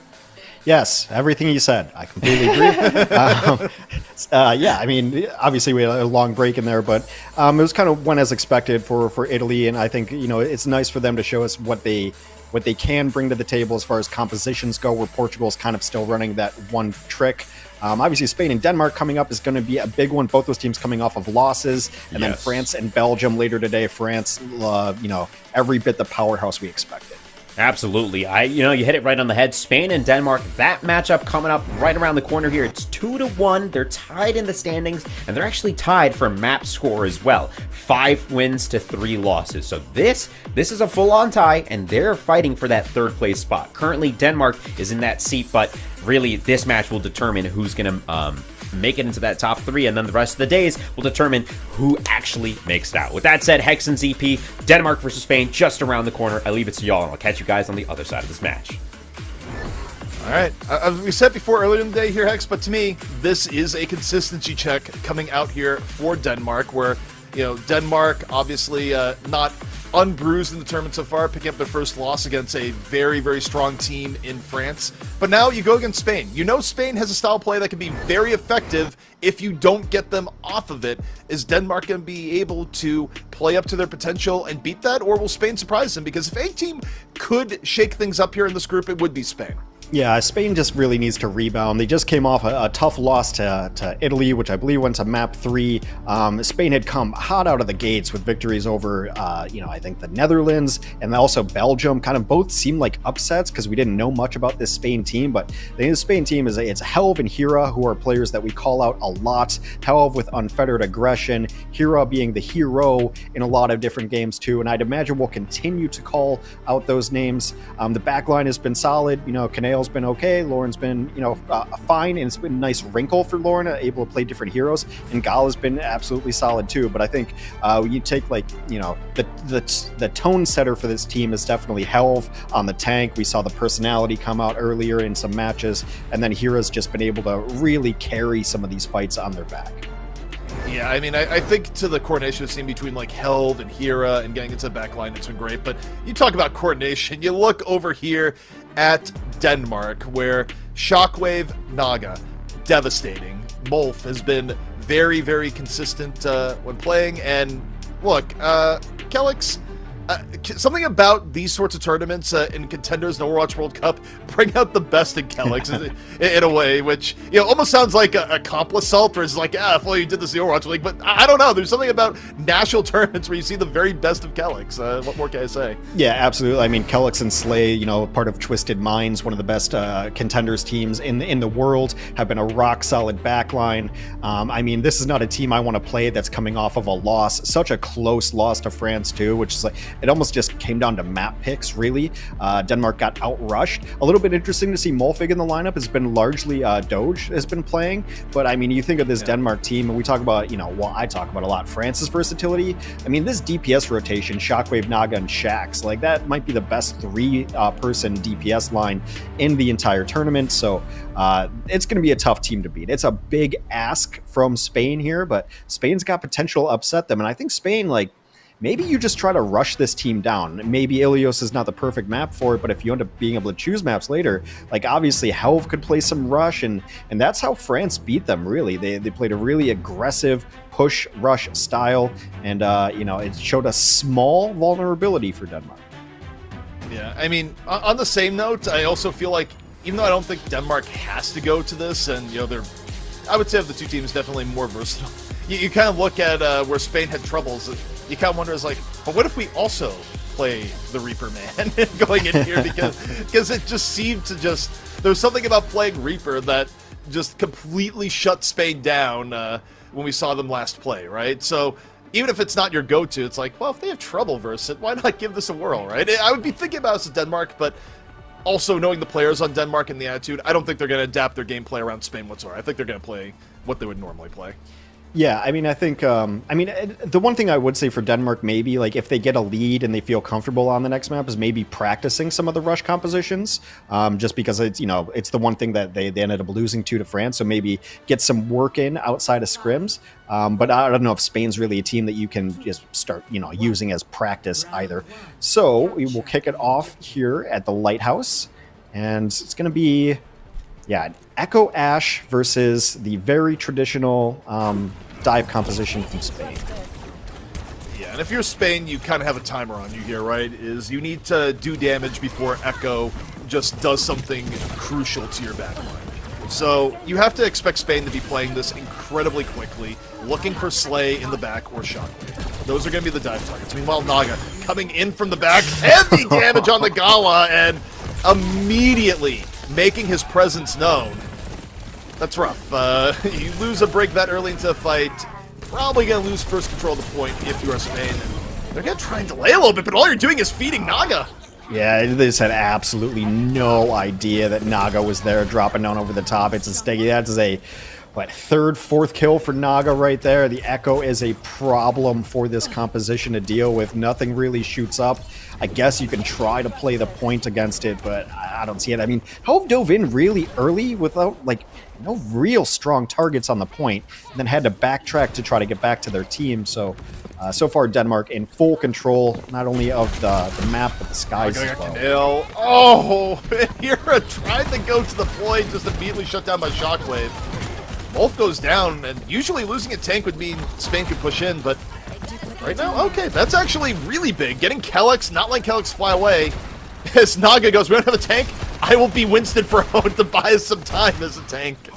Actually, a really good duplicate here, Hex, to buy time. Yeah, totally works for me. I wonder if anyone's going to be back there to taxi Kellex back into this fight.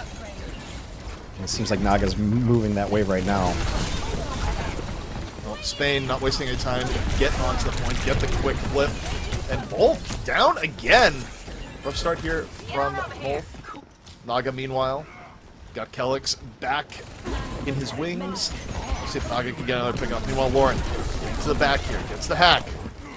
Helve moving forward off the Nano, and Shockwave just can't get away. One of the worst feelings as a hit scan DPS, just a nanoed Winston right at your heels. Not much you can do. Resurrection, though, is going to come in, so Denmark should be able to apply pressure sooner than you might think. Yeah, I'd like to get Denmark back into this. Spain has taken the point. They're 30% and counting up, but Spain does have stall potential here. Wow, Shockwave dead again.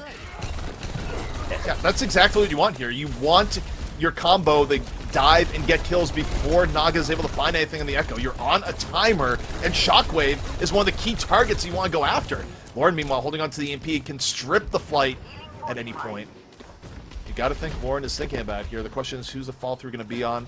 All eyes on Kellex from Lauren as we speak. Gets the raw hack! Kellex! Is Kellex going to stay alive? Kellex super low. Slay gets caught. Meanwhile, Kellex is in no position to really heal people at the moment. Naga, though, finds Canale. Gets Lauren, and Denmark still has the ability to get back in on the point as Naga goes wild on the back.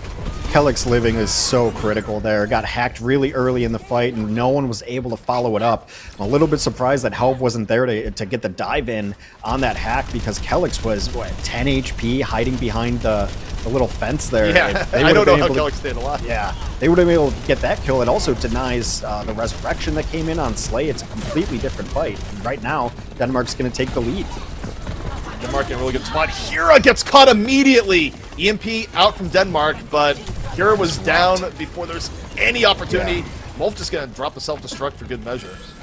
And yeah, Denmark buying a lot of time, and Spain, I mean, the fact they had to lose EMP there, the early pick from Shockwave just completely ruined their plan. Yeah, the EMP came after that pick too, so it's you kind of question who's going to follow up that damage, but it doesn't matter. Oh! Well, trade out there. I don't but think you use can that- res that. You can't res that. Yeah, I was going to say, you still secure the kill. Like, I would expect Kellick to go for an attempt here, if they're not camping it. Right now, though, no res attempt is going to come in. Naga back to spawn, Spain onto the point, and Denmark. I feel like you're Denmark, you just let this go right now. Okay, Kellick's gets hit with the bomb. That's definitely going to go. 100% let this go. Molf is going to have to reset, and it's going to be a final fight. But your final fight is looking pretty solid if you're Denmark.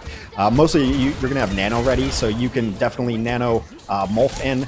That Rally comes in to take Shockwave. I don't know what Shockwave is still doing there. Yeah, so Shockwave should have been out of there earlier. That's not a clean weird. reset at all. I also, at this point, I feel like, I don't know, they could Nano Molf, but they also might just throw it on the Naga. The Nano went Molf gets somewhere hacked too. early. Molf's in danger. Yeah. Yeah. Denmark is kind of playing this sloppy. What in the world is going on right now? Naga getting caught, Molf in a rough spot early. Everything falling apart from Denmark here. They get the res on the Naga. Naga's gonna have the dupe, but it's gonna be real hard to get something going here. Molf somehow staying alive. Duplicate comes in onto the brig.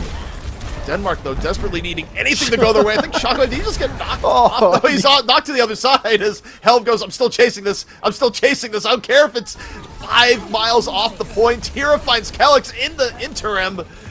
And Spain taking round 1. I'd have to go back and really look at it like moment by moment, but it really felt like Denmark was going to be fine there when Spain was about 80% and counting up. It seemed like they had a chance for one more fight, and we were trying to call for the reset. Then all of a sudden I see Shockwave die, didn't even know they were near the point. They were able to chase someone else down, and then Slay ends up investing the Nano, which I thought was going to be what came in next. Just, it felt sloppier by Denmark than a win by Spain, if that makes sense. Of course, Well, watching it in real time, I could be mixing up calls, but that just seems strange to me. There's a lot stranger. I mean, the number one thing is I'd love to, go back and do a point by point of how did Shockwave get stuck there long after the time you would have thought everyone would have reset, right? Like, because that ended up like draining the Nano, I guess, in an attempt to save. Yeah. It was a comedy of errors there, but Spain playing really well to make that opportunity happen. Yeah, all you can do is take advantage of the opportunities you have, and Spain did play really, really well there. Spain is now going to switch compositions here. Helv on the Reinhardt is always fun to see, a delight. Hira on the Widow. The Widow versus Ashe is going to be an interesting matchup here, but they might not even end up seeing each other because they're both going to be in this spot on the map. Good sightline from Hira here so far. Opportunities to get on to Lucio, but not taking it here thus far. Going to the side, has an opportunity for the Mei. Still has to find the head. Something elusive for Hira here thus far. Denmark reasonably healthy, but Wolf getting poked down and then some. Is Wolf gonna stay alive? Immortality Field comes out, just barely. But you look at the poke battle right now, Denmark's been in trouble. Shockwave, though, finds Gala. It's a good way to stabilize, but they lose Molf! Naga, though, says, okay, I'll get my counterpart down. Still not too shabby. Nice shot from Hira! Catches Shockwave. Yeah, it's not going to be enough, unfortunately. Yeah, it's not. There's not enough people alive at this point. Yeah, a little rough. Helv went super aggressive towards the end there, like trying to get into the bottom corner of the point, and it's just really difficult to do against a Mei. Like, it's just not going to have the impact that you want. Not only do walls come up, you're also going to get slowed. So Shockwave actually going to go to the Sombra now instead of the Ashe. Yeah, I think it's reasonable, especially where like a Widow is kind of limiting how aggro you'd like to play on the Ashe, because you have to respect the Widow. Helv, though, moving forward. Shatter good to go. Mark getting poked down to multiple ends. He went to window. Shatter coming down, and he's taking the Mei for a ride. right off the point. Cancels the charge. Really nice stuff from Health. I love Spain. I love Helves, Reinhardt. There's a downside here, though, is that Spain lost control as the fight started. So their benefit from winning that fight is a lot less than it could have been. Yeah. Okay. So yeah, I mean, it's just I think there's one reason why like no one ever complains about a Reinhardt ever in the meta or anything. It's just a fun hero to watch and good hero character. So everyone's like, Reinhardt's fine. No need to fix him. No nerfs, no buffs, whatever. Reinhardt's great. So Spain is going to have the Blizzard now on the defensive side of things, which should buy them enough time. The big question is like Reinhardt should be kind of beaten by the Vermatra right here. Like Annihilation should just walk right through everything. Well, Wolf is doing the walking. Annihilation, though, still being held in reserve. Beat comes down earlier from Spain. Blizzard out from Lauren. Both under pressure. Annihilation now used. Looking for Held. Immortality Field already used here by Spain. And Held, there's just no getting away. Slay getting the kills in the kill feed, but a lot of that was the Annihilation setting it up. Yeah, really nice beat from Kelix too. Hits everybody, gets everybody nice and healthy. So able to use a couple ultimates to win that fight. Well played there. And yeah, Hero's going to come on the switch now. Is going to go to the Hanzo instead of the Widow. And Denmark is now in the lead. But remember, they are down a stage. Just to remind everybody, because it was a little bit surprising that Spain, if they win this stage, they go up a map on Denmark, which would be the heavy favorites. Getting decent appeal here, and Denmark taking the fight to Spain. Super quick engage. Wolf Naga striking first. And this is big for Denmark. They needed a little bit of extra buffer here. They just got it. It puts Spain into final fight.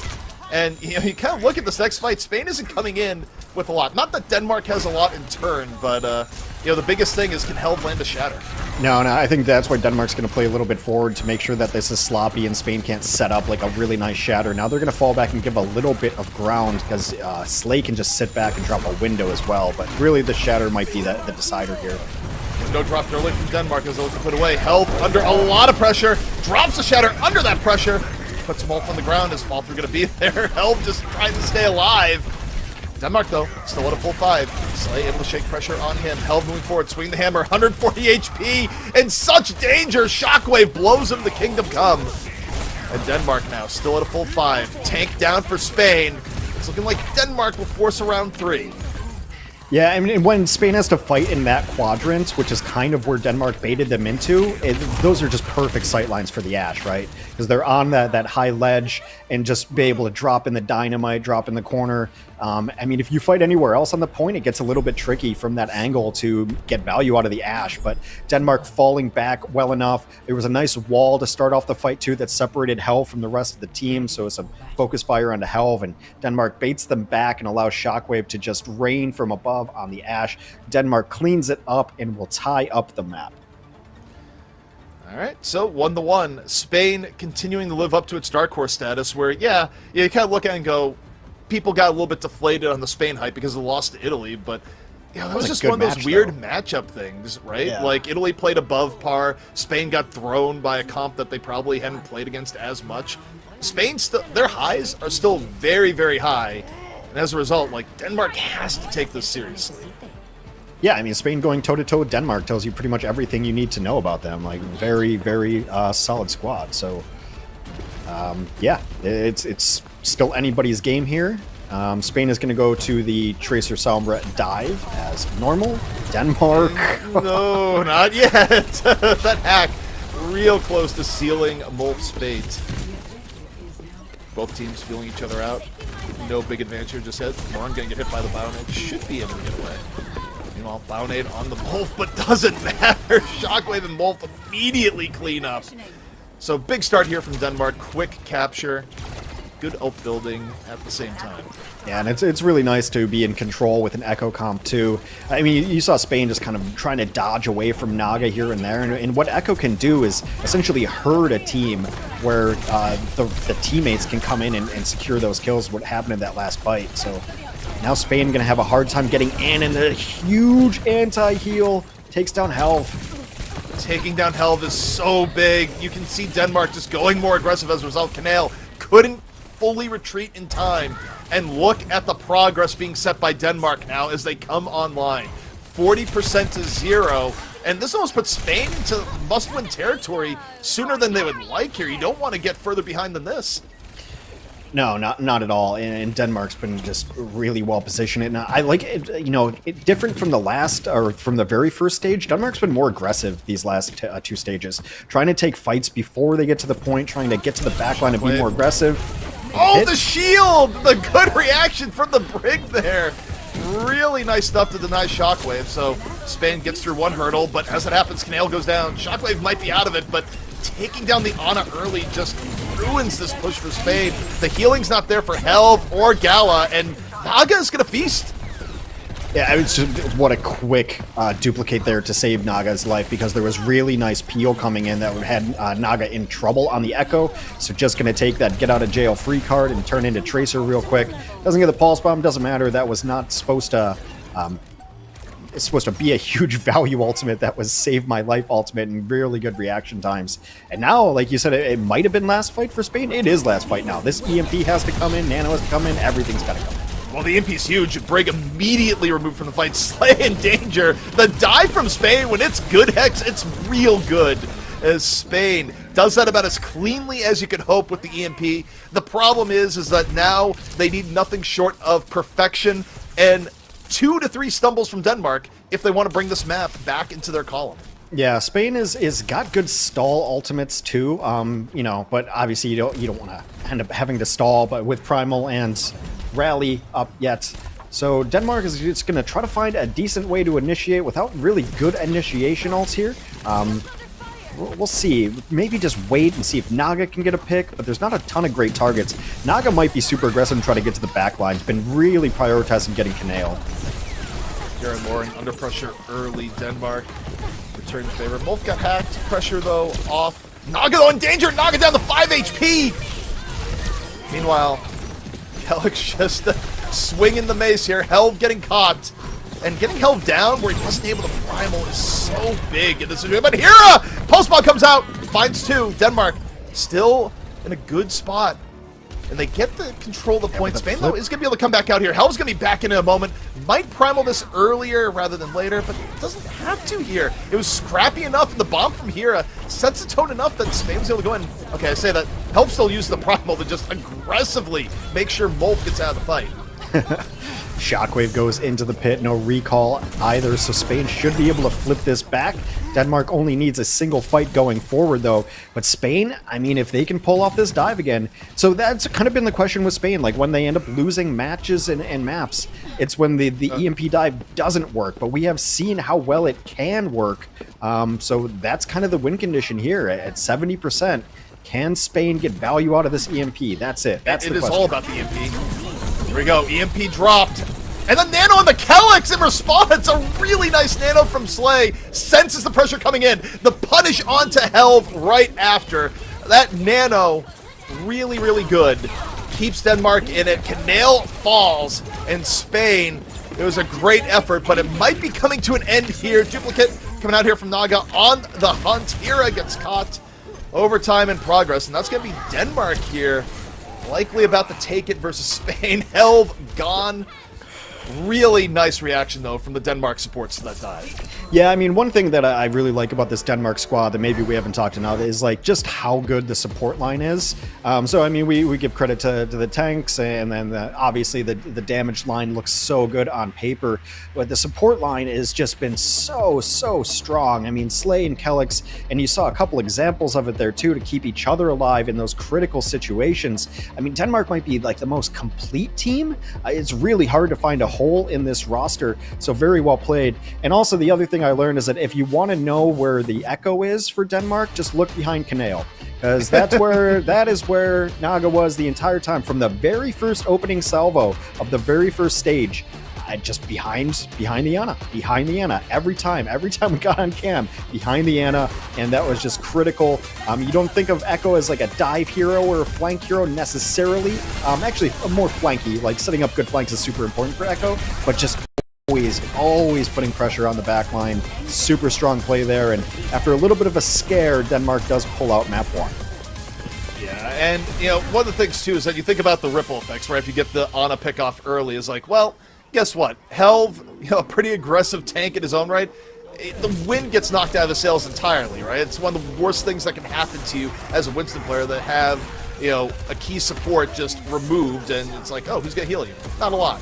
But Denmark definitely showing high points throughout the entire map, every round pretty darn close, and even the final round where things started out really tough for Denmark, they had a great EMP play to get themselves back into it, and it took a hero support play from Denmark to finish it out at the end. Yeah, I mean, Spain does have those big EMP plays that's kind of been their MO, ever since we very first started seeing them. I mean, the question does remain though, is Spain needs to have another trick in their bag, perhaps, because we saw it earlier today in some matches, when you're only running like the dive composition for the most part, like you're going to be in a little bit of trouble. So Spain has mixed it up a little bit with the Reinhardts, and that's worked out somewhat. But when Spain has had their big peaks, it's like this Reinhardt and then also Hero like playing Widow and some off things. So a little bit interesting there. But Denmark can breathe a little bit of a sigh of relief after they pull that one back. But next will be Spain's map choice. Well, Denmark versus Spain, it's looking close. It's some of the most entertaining Overwatch we've had all day. Will Spain be able to turn the tide on their own map? We'll see in just a bit.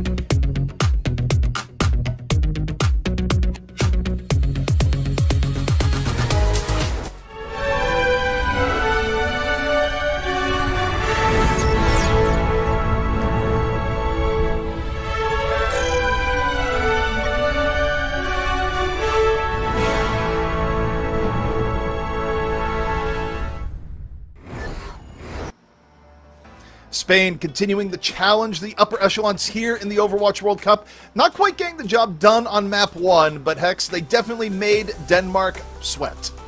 Yeah, definitely. And it will be now Spain's map choice. Previously, I think they went to Kings Row and won that map in their previous map selection. But today, we will be going to Havana, whatever. We're having a discussion about that over the break. I think it could be both. Doesn't really matter. We'll be going to Havana. No, I mean, it's kind of curious. I think it might be a map that they want to run because it allows Helve to not play Winston. I mean, not that they're bad Winston necessarily, but it is generally more of a Ramatra or Reinhardt map, and I think that Helve would prefer to play the Reinhardt. Also opens things up for Hira to play long-range hit scan, as we've seen Hira's Widow be really, really nice. And then obviously, you know, if the Widow's not working, you can go to Ashe as well. We've seen more Ashe than Widow generally on Havana, just a little more consistent damage, so perhaps that is the reasoning here as Spain tries to even up the set against Denmark.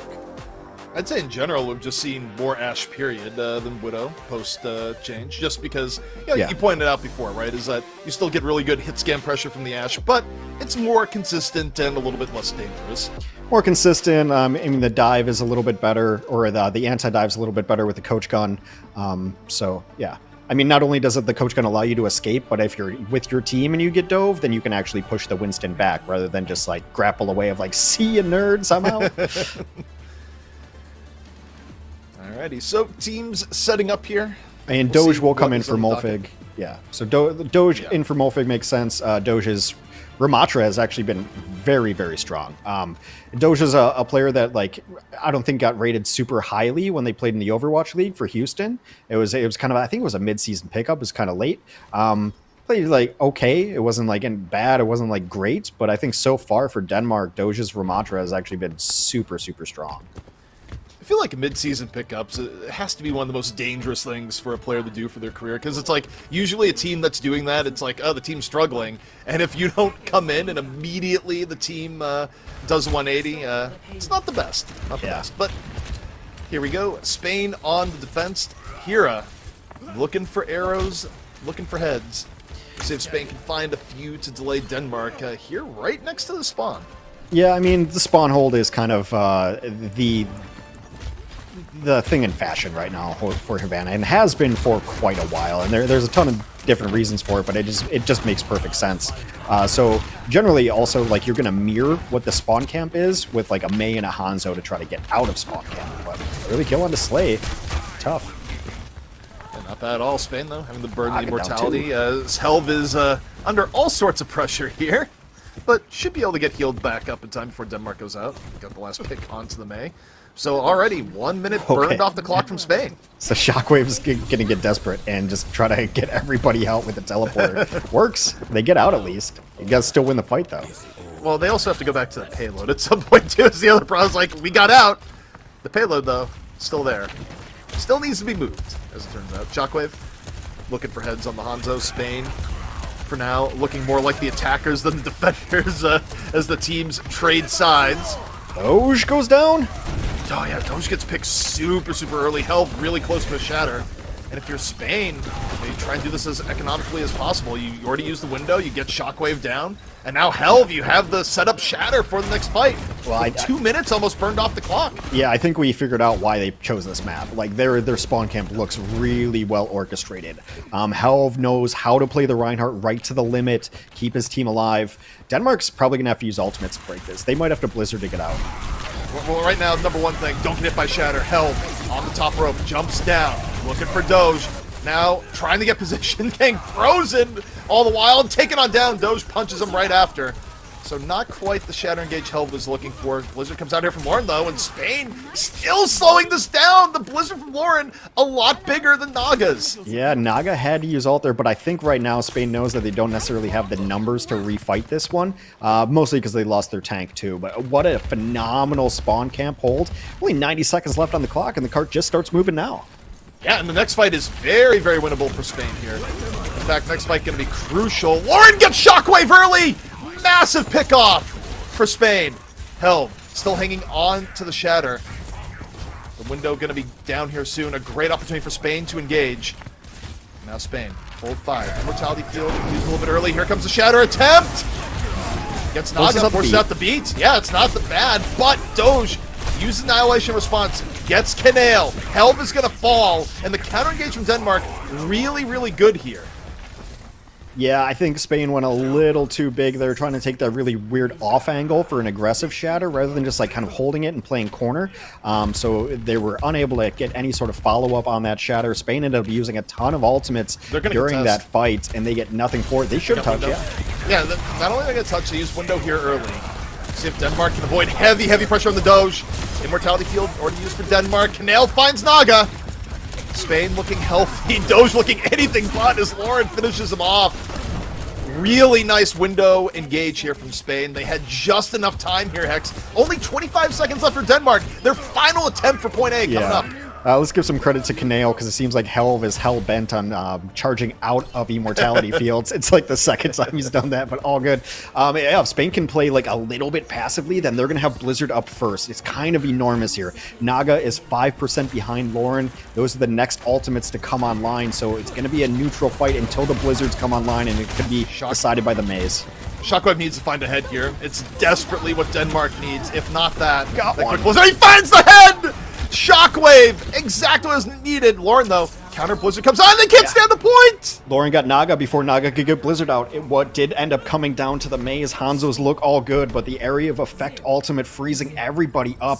And what a defense from Spain. That's sick. Denmark gonna have to go for the legendary, infamous Fuller hold. Not impossible to do in Havana, but also, you know, you think where Havana attacks get stopped, more than anything else, it's point B. Point A holds are difficult, though more doable than some of the other maps in the pool. So, Denmark, they got their work cut out for them, and I think, you know, you look back to the last round, Hex, number one was Spain's aggression and getting picks at spawn, but number two is that I do feel like it was a little bit of a quiet round for Shockwave at the same time. Like, Shockwave, you know, he got that pick at the very end, but it just wasn't enough, and you know, that's kind of something when you're playing heroes like Hanzo, right? You know, even if you're really good, it can be streaky, and sometimes you end up on the wrong end of RNG. Yeah, feast or famine. I mean, it's why like we always highlight, you know, Hanzo is either like 0 kills or like 3 kills in the kill feed. Kind of the nature of the hero. I mean, there was some okay moments, but yeah, you're right. For the most part, pretty quiet, but most of Denmark was pretty quiet. I can't tell you anyone who had like a great round there from Denmark.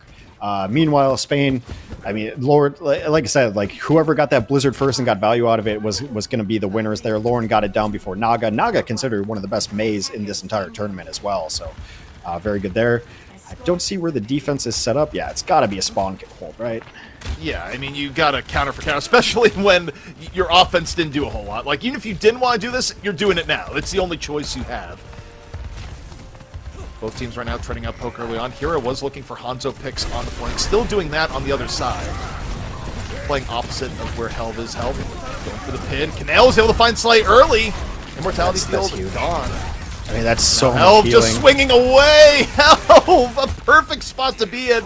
Not only gets Naga, not only puts Spain ahead, but also gets a lot of ult build at the same time. So this is, for Spain, about the best opening they can hope for. 3 minutes and 15 seconds left to go. It's an interesting dynamic because in a lot of situations, the Ramatra is a better tank to play than the Reinhardt, right? Because, I mean, just 1v1, can shoot through shields, just a lot more utility.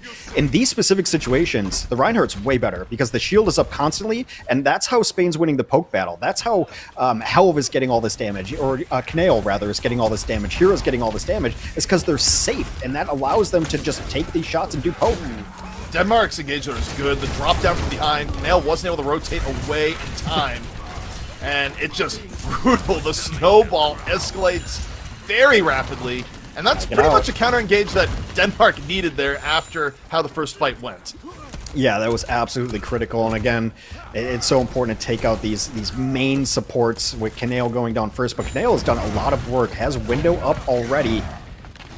Window in and Fire Strike could be a nice little combo if you can set it up, but also building towards the Shatter. Yeah, I mean, they're going to look to open with window immediately here. The question is, what is the follow-through going to be? Spain moving forward. The time is nigh. Shockwave opening up the Dragon, looking to disrupt. Spain, though, hasn't invested in anything yet, so the Dragon is gone. Window is out. Is Push going to be there? Immortality field down. Doge getting very, very low. Hira connects on the Shockwave, and I don't know if Doge can get out. No, Doge caught. And Spain does Where's not the have horn? far to go here. Team wipe. There's the horn. God, it's going to be really difficult for them to get back. Yeah, Denmark, the question is, can Denmark touch? This is on a knife's edge. I think you see Kellex coming on over. Is it going to be in time? Shockwave got there. They do get the touch. Yeah. Yeah. They got the touch, but now can they stay alive? Kellex gets sniped down! 94% can't get to beat. Was in a tough spot because of the delay. Now Doge comes out. Annihilation in play. And Blizzard. Denmark doing anything right now to slow this down. Only 0.24 away is Spain from forcing a map 3. Doge pounding away. Finds Lauren. Denmark holds on for now. Spain so close yet so far, Hex. And now a minute 10 left to go. What a clutch. Spain only gets one more crack at this. Yeah, I mean, Shockwave just barely getting on at the end as he blinked in as Tracer, allows Kellex to get in there, and then, I mean, so I mentioned that there's situations where Reinhardt's better than the Ramattra. Well, that situation, the Ramattra's better than the Reinhardt. You see it just able to go in, completely annihilates, and gets the kill onto the opposing tank. Nail and Shockwave's down! He was trying to build Pulse. Canale, though, falls right after. Naga finishes what Shockwave started and has a much better trade for Denmark. However, it's so quick that Spain is going to get one more attempt here, Hex. Yeah, they're able to come back, but there was really nothing on the board as far as ultimates go for them. Actually, both sides, really. So unless this is a long, drawn-out fight, this is going to have to be one in the neutral. Shockwave could end things before they start, though. Yeah, I mean, it's all about Shockwave here. Can Shockwave just make this a near unlosable fight for Denmark? Shockwave was able to build the Pulse Bomb towards the beginning of the last fight. 12 seconds left to go. Spain needs to start committing and moving forward now. I think they're waiting to get window up. They got it, but they have to watch out for Shockwave. Here we go. Shockwave on the side. Dives in from downtown. Pulse Bomb comes out, but no elimination from it. Mortality Field is out. Hira gets Shockwave in return. 5v4 for Spain as they look to force map 3. Very close to what they need. Blizzard coming out from Naga. Beat out from Gawa in return. Shatter down from hell. Don't think the Shatter hit anything, but Hira certainly is. Gets Naga. Spain alive with momentum. Doge's Annihilation, though, finds Hira. Spain with 4 still on the point. Denmark with respawn. Shockwave coming back on in. Both teams looking fairly healthy. Immortality Field forced out. What's it going to be? Yeah, Lauren's very, very close to Blizzard. Blizzard could be the finisher here. Kellex is down. Blizzard out from Lauren onto the point. Doge goes down. Spain very, very close now. They just need a little bit more. 3 meters left to go. Slade trying to delay, stuck against the wall. Spain pushing Denmark to the limit. It's going to be map 3. Denmark pulls it out in the end. What a back and forth match between these two teams. I mean, it is those very small things. It's not like the most enormous, skill-based play, but I mean, so the Pulse Bomb comes in from Shockwave. We're hyping it up, and he sees a big clump, and it's 3 people, and he blinks and he drops it down. It's a beautiful Pulse Bomb. Then Immortality Fields, the ultimate on cooldown, essentially. It's a really, really good ability, but to get it out on time and to have saved it already for Canale, really well played there. He's been a priority target from the first 2 maps. Canale's been getting picked on, but he's extracted their own pound of flesh, and the defense from Spain was just phenomenal. It set them up in that good position for the offense. And while there were a couple of giant plays that came out, especially, Doge pulling it back in the penultimate fight here, very well played. And then Spain to be able to brawl it out and sustain long enough. You got to give the supports credit for how long they were able to sustain, because I think Lauren entered that fight at like 50% on the Blizzard. And that Blizzard was the closeout ultimate, really well played. What a match. Map 3 coming up. Yeah, and to me, all credit where credit is due. It was the defense coming out from Spain that was the true MVP here. They made it so their offense didn't have to go very far. Denmark quite nearly matched it, but it is hard to match a defense that good. We saw exactly why. And you got to give credit to Spain, playing their game, playing what they're comfortable on. This was their map pick, and you're the one that called X going like, yeah, I see why this is their map pick. Everything that Spain wanted to do, they could do here in Havana. Yeah, I mean, it allows Helm to play Reinhardt, which of course is great, and I mean, the play from Hero was so great, but I like the guts of the Hero play. It came a couple moments ago on this replay, but pretty much just climbs the wall in 1v1 Shockwave. Does I dare you? Like, it's Hanzo v Hanzo, right? Like, let the better bowman win, and wins it, then picks up another couple of kills that sets them up in a good position to close out the map and close out the fight. Man, I mean, it goes from like day 1 where I think Spain beat Belgium, and I was like, oh, well, that's a bit of an upset, a little surprising there. And every time I've seen Spain since, it's just like, this is a team that no one should want to play. Obviously taking Denver to the Denmark to the limit here. Just amazing stuff from Spain, and I'm stoked we get another map. Yeah, I mean, they brought it to the very edge. 1-1, Denmark versus Spain. Which team is going to take it? The finale comes at you right after this.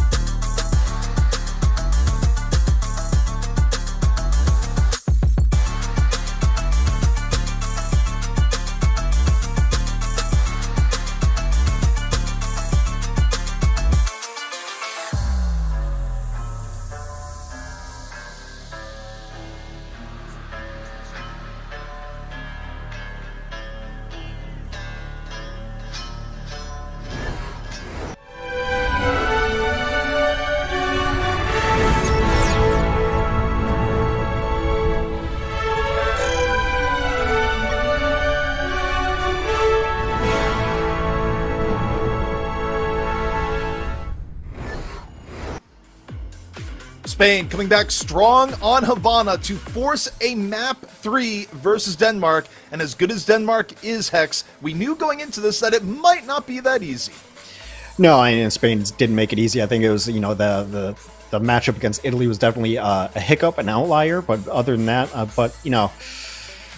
yeah, I mean, this Denmark team, you expect them to, get out of groups, to be one of the tops. I've just gushed over this roster constantly, and like I said, there's not really a hole on this roster. So for Spain to be able to play as close as they have has been really, really impressive.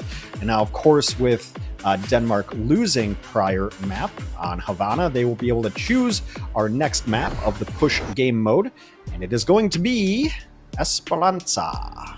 Yeah, a map that did not go super well for Spain last time they played it, where they ran into a brick wall known as Reaper. I don't know if Denmark's going to play that, though, so it could be a very different game. But I do feel like there is an element here where, as much as you might want to play what you're comfortable on, man, if Denmark could just pull out the Reaper here, I would, because you just saw how much trouble it gave Spain against thus far a weaker team in Italy, right? From what we've seen so far. Not that Italy wasn't impressive earlier today, but just... yeah, I mean, the meta on this map has kind of been a lot of dive, because like there is some high ground that you have to control, like the Winston and Anna. Like Anna wants to get on this corner up top, and then it's like the Winston counter diving and diving. Also, we've seen some Sojourn come out on this map too to help control some of the high ground, but a lot of it has been Anna, Brig, and Winston, and then also with like obviously the Sombra Tracer. Italy cycled in the Reaper, which worked out really, really well too. So we shall see. But this is Denmark's map pick, and I mean, you'd have to call it an upset if Denmark doesn't pull this series off, right? Like this is a team that should be out of groups without a problem. Yeah, it would be an upset and then some. I mean, it definitely adds to Spain's dark horse status overall. It also just puts Spain in like a very strange spot where they're definitely very much back in it should they beat Denmark here today. But also you just wonder, is like, what is the performance spread for Spain in terms of their highs and their lows? I mean, you talk about a team that, you know, very low floor, very high ceiling. It would probably be Spain. Yeah, well, it'd be Denmark's second loss as well. So, yeah, really tough to recover from those. Let's see what these teams want to run. It looks like Spain is going to go for their dive composition, and Denmark is going to run something a little bit different, put Shockwave on the Ashe. Kind of a more rush comp for Denmark. Yeah, and I mean, the Ashe isn't bad if Shockwave is hitting shots. There's part of me that would like to see them run Reaper with what they're doing. They definitely still could with the rest of the composition. We'll see how it pans out here as teams begin the all-important first fight here on Push, where momentum is everything. Shockwave right now looking for any open opportunities for now. Just shooting the Brig. Yeah, you take it. I mean, you see, exactly, that's where the Anna wants to live. On either side of center point, the Anna wants to live up on this bridge here, and just be able to pump in the Winston full of healing. Ooh, that's big. Naga just catches Hero with the Icicle on the outskirts, and, you know, again, it's simple plays like that. Just a quick pick-off that leads to more, escalates, and gets you a big advantage on Push early on. The first kill on Push, at times, could be the most impactful in the entire game. I mean, it's such a momentum-based game mode, you know, and obviously, like, if you win this first fight, you're in a good position, and you win this second fight, it is enormous, because then you get forward spawns. 38 meters here for Denmark, keeping it rolling. Spain under heavy pressure to make this next fight work. Still a ways away from the EMP, though Lauren's been building quickly. Held under pressure. Lauren forced back. Denmark fairly healthy, just getting hit by the bio. Lauren finds Slay. Now this is going to be tough for Denmark. They're healing, really hurt from the early pickup from Lauren. Spain, just going to be able to go for it. And you see immediately in the progress, too, Denmark knows it. They just back out. Yeah, they just bailed out, and Doge with like a sixth sense right there. He saw like he was getting a little bit pushed by the Winston and backed out, and then there was the Tracer and Sombra. He was definitely getting pincered and kind of felt it just before it happened, able to escape with his life there. EMP up for Lauren. Yeah, it's going to be EMP versus Blizzard here more than anything else. And all eyes got to be on Lauren here in the setup. Goes for the EMP in the back, hits 3! Forces out Immortality Field immediately. Shockwave, though, still alive. Naga's still alive. Bob and Blizzard should be coming out here soon. Nano went on the Helve and Primal. Spain investing a lot for this fight, but Denmark looking very healthy in turn. They did drop the Blizzard to allay some of the pressure here. Helve getting very, very low. Primal's gone. Nano's gone. Bob out here from Shockwave. As Denmark still looking very healthy. Helve needs help, but not going to find it as Denmark weathers the storm. Weathers the storm. Doge able to clean up top. Really nice play there. And just Denmark does a really good job of responding to the EMP. Like, 3 people got hit, but there was a really nice peel there, able to come back. And then even the Primal from Helve late got absolutely no value, got pushed out, and forward spawns. Critical. Yeah, Lauren did get a late pick onto Slay, and Slay's actually had enough. Slay goes to the Moira now. I don't mind it. It's much better escapability. It helps you deal with the Sombra a little bit, too. Galax under pressure, hanging on to the beat. Helve isolated and taken down in no small part due to Naga's Ice Wall. And again, Denmark, they're going to add on even more to their lead here, Hex. Adding a wall to the map ends up being really, really good. So Spain has just got no momentum going here. It's been very difficult. They want to be able to play high grounds and enable jumps, but so far, Denmark has been taking it away. Shockwave's been putting pressure on the high ground from distance, and for the most part, like, Doge has just gone, you know, unharassed. There's really not much that Helv can do against the Ramatra on the point. Here's the beat from Kelix. Too late for Shockwave. Yeah, it's not in time to save Shockwave, so Spain gets one away there. Still, the progress still adding up for Denmark, even in a fight where they're down Shockwave early. Spain, like, the name of the game has to be not just win the fight, but get good cleanup here if possible. Denmark's still rolling with 4. The Shockwave's going to be back very shortly, and he goes for a swap now onto the Sombra. Denmark's disengages have been absolutely phenomenal, and it's a really good way to play this map mode. Like, once you get it to where you need to be, there's no reason to stick around. Like, if you're not going to win that fight and you're not going to get more progress, like, stalling the bot doesn't do a ton for you. The bot moves pretty quick, but make sure that you're in good position to fight next, because the last thing you want to happen on push is get snowballed. Denmark just used Annihilation, didn't really get much for it. Spain gets a comeback in power, drops the EMP, Naga immediately gone. Oh, though, caught right after, not as beneficial to Spain as they would have liked. Hira nearly getting chunked down by Shockwave, and here comes the raid boss, Nano on the Gala. Yeah, but I mean, like, yeah, they're burning out the Spain economy right now. They will end up losing 3, so the disengagement doesn't really happen for Denmark this time around. But that was a big investment from Spain. They ended up using 3 ultimates that fight, although Denmark has emptied their own bank too, so pretty nice from Spain as they try to push this one back. But still, the progress is so enormous right now for Denmark. Also, burning out the economy just sounds like way more dire of a phrase than anything else. Yeah, but I mean, it hits close to home as an American. Yeah. Moving on. Hira holding on to the pulse bomb. Locked and ready to go. Spain, early primal, they catch Kelix. Good start here for Spain as they try and bridge the gap.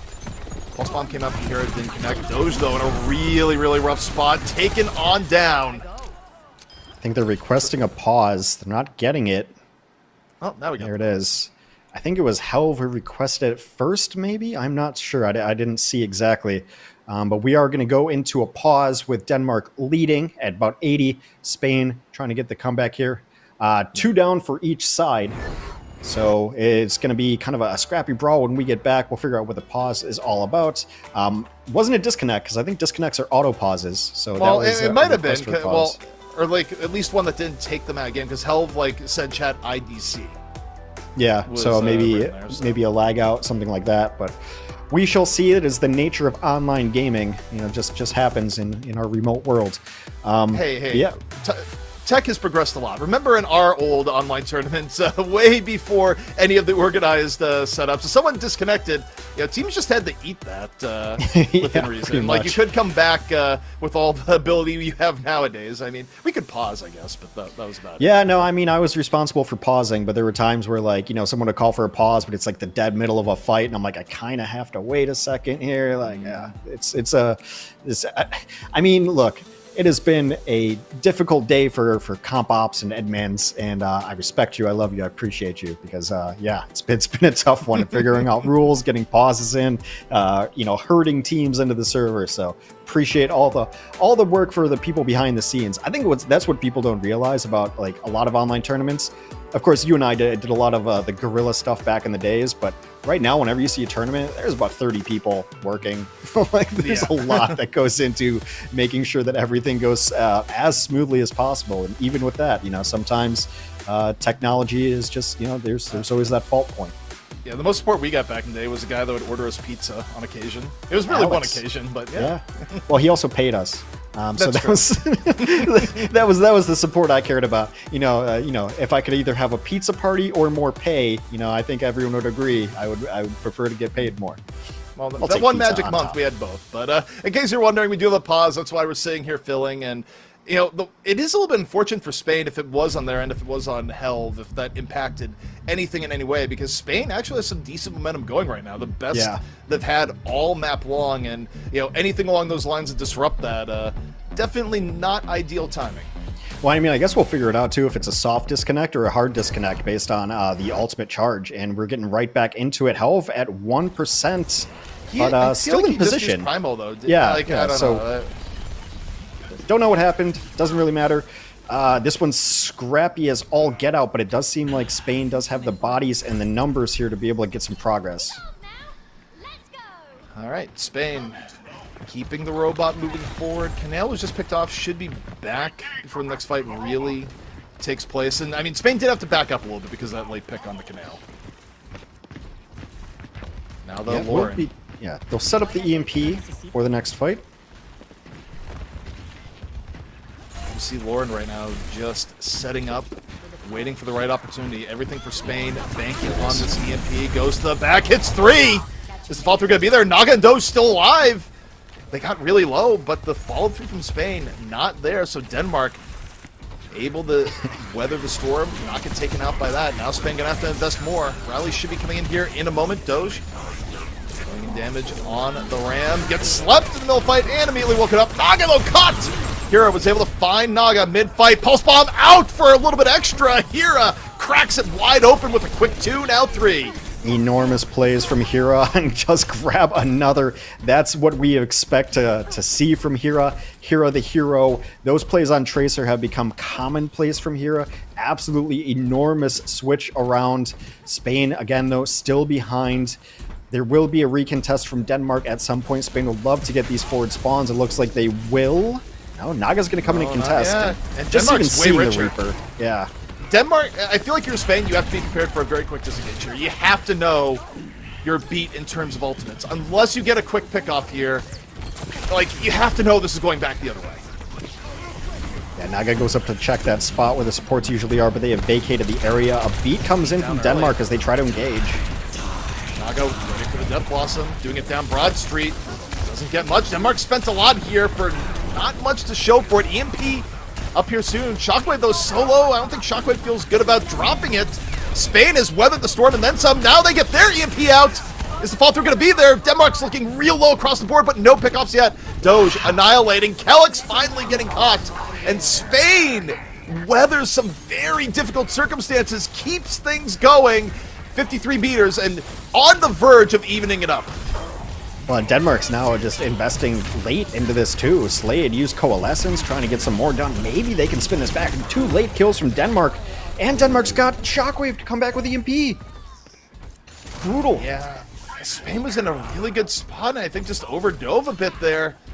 And you think about the mechanics of push. I mean, this buys Denmark 1, if not 2 fights. Easily when Spain 2. was 1 fight away. That is a brutal momentum shift. Easy 2, and if I'm Denmark, I'm looking for the first decent EMP I can get. Solo person, 2 people, whatever. The no standards EMP, I'll take anything. It's Yeah. what you're looking for right now from Shockwave. And, well, Shockwave might not even get that. Has to back out early, so EMP's going to be delayed. Mark still looking strong, Spain looking for their way in. Nano up, Helv gonna dive in. Shockwave's opportunity, EMP is quickly gonna fade as Hira finds Slay early into the fight. And Shockwave still uses the EMP! Is it gonna be enough? Naga gets 2 off of it, it's not the worst. Hira, though, gets the bomb on the Doge. Spain looking a bit healthier here thus far. They're gonna get the robot moving the other way. They will. I mean, it's been actually some pretty decent stall there. Kellex tries to push back the team going to that. There is a Death Blossom. Death Blossom is up. Helv. Where is Helv and why is he so low? Helv is probably camped out at a health pack while waiting for Canal and Gall to get back to the fight. Okay, so Denmark needs to win 1 more defense. That's it. That's fight. I mean, yeah, this does seem like it's coming down to last fight. EMP for Spain, Death Blossom for Denmark. I think if Denmark can stall this one out just a tiny bit, use beat, and then get to Annihilation and get to Coalescence, they should be able to win this fight. They have the advantage Goes there. in. Primal's good to go. Spain with options of their own, particularly the EMP. Looks for Shockwave, gets him! Catches Shockwave when he's low, drops the pack, gets Slay, Kellex down! An incredible engage from Spain! And that could be it. Denmark now in overtime spawns. Gonna have to rush to touch the robot. They'll have beats, but that is the most brutal engage imaginable as Spain so close to the upset. If they can touch, they still have 3 in the bank. It is so close. The beat comes out.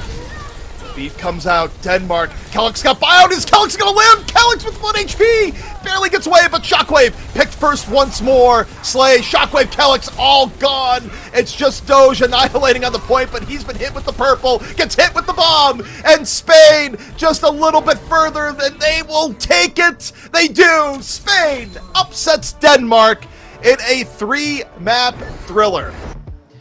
I am somewhat speechless. Not that it's like the biggest upset ever, because we've seen Spain play really close to everybody, but there were just so many strange moments there, and even still, Denmark almost pulled it back at the end.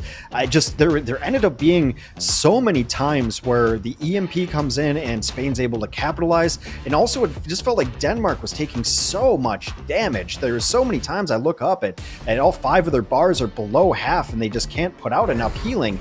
And with the Moira, you would kind of be surprised at that. And then I think it does come down to Shockwave just kind of an unluckers right there, you know, like he's low trying to get out, and then the Sombra sees the low health, and that initial pick off onto Shockwave Sombra, absolutely killer for them at the end. About as close of a series as you can imagine, and Spain pulls it off, and I believe they're now ahead of Denmark in the standings. Also, to that play, I would just go to the fight before too, right? Where, Denmark was able to make it fairly even with a late EMP, but the reality is that Shockwave's EMP was late. It came out after they were already down 1 player, and the engagement difference between the 2 teams really showed in the last few fights, where Denmark was slow to get their ideal fight condition, and a lot of it was that Spain was just playing aggro enough to not let them find it. Yeah, Hero with just some enormous moments too. We saw the Pulse Bomb and the 3Ks, but also like one of those penultimate fights, he's able to solo slay on the Moira, which is never an easy feat as Tracer to try to kill a Moira 1v1, able to get that done. So Hero comes in huge, exactly when we expected. We mentioned their name at the top of the match as somebody who can carry fights single-handedly, not necessarily what happened, but I mean, I think back at like very first stages and a couple of these maps, and there were just some small mistakes from Denmark that Spain was always in a position to capitalize on. Denmark did not play perfectly at all today, but Spain, was there to take advantage of it. And what a tournament it's been so far for Spain. And I think they continue to impress. They continue to surprise, and they could beat anyone now, and I wouldn't be surprised. I mean, they just beat Denmark, and Denmark, I think I can't speak highly enough about Denmark. So Spain. I mean, I can't believe they lost to Italy now, thinking about it. Like, that just makes that even... Well, Spain's... Look, you have your high highs and your low lows, but that's what makes this tournament so much fun. That was Spain versus Denmark. But I got news for you. Got one more match left here today. Coming up soon, it's going to be France versus Belgium.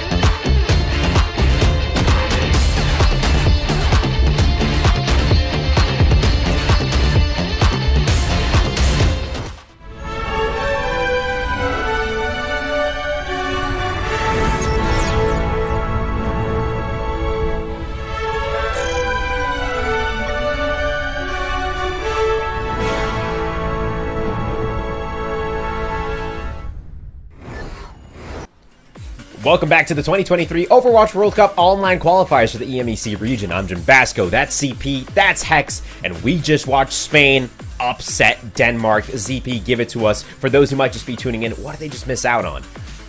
I mean, they missed out on Spain playing up to a high level once again and showing why people, were really impressed with Spain at the beginning of the tournament. Maybe a little bit down after the loss to Italy, but right back up again.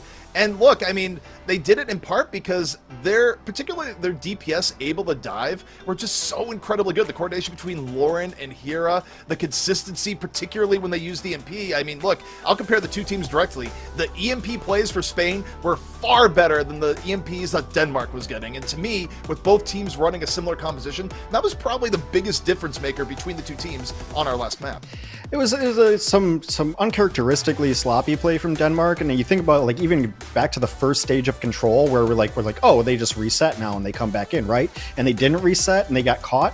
It almost felt like, even if they would lose something critical in a set play for a fight, they would still go for it anyway, and thinking like we're just better than these players, which probably to a man they are, but it didn't really matter. I mean, you think about like that last EMP that came in a little bit late, and you think about like Shockwave not resetting on stage 1 of Ilios, like those little things that came back, thinking like, well, I know it's 3v4 or it's 3v5, but we can still do this.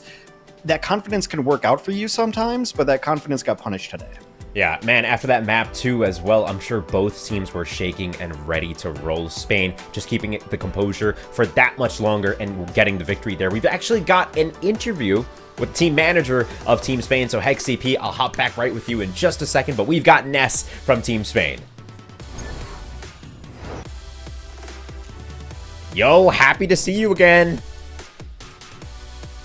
I think you're muted. Yes. He's working on that right now. Of course, if you guys don't know, we hopped on last week with Ness, and he was talking about how proud he was to represent Spain. Here we are in the second week, of course, so as soon as he get that sorted, we'll get him. You guys, there he is, Ness. Okay, Yo. yeah.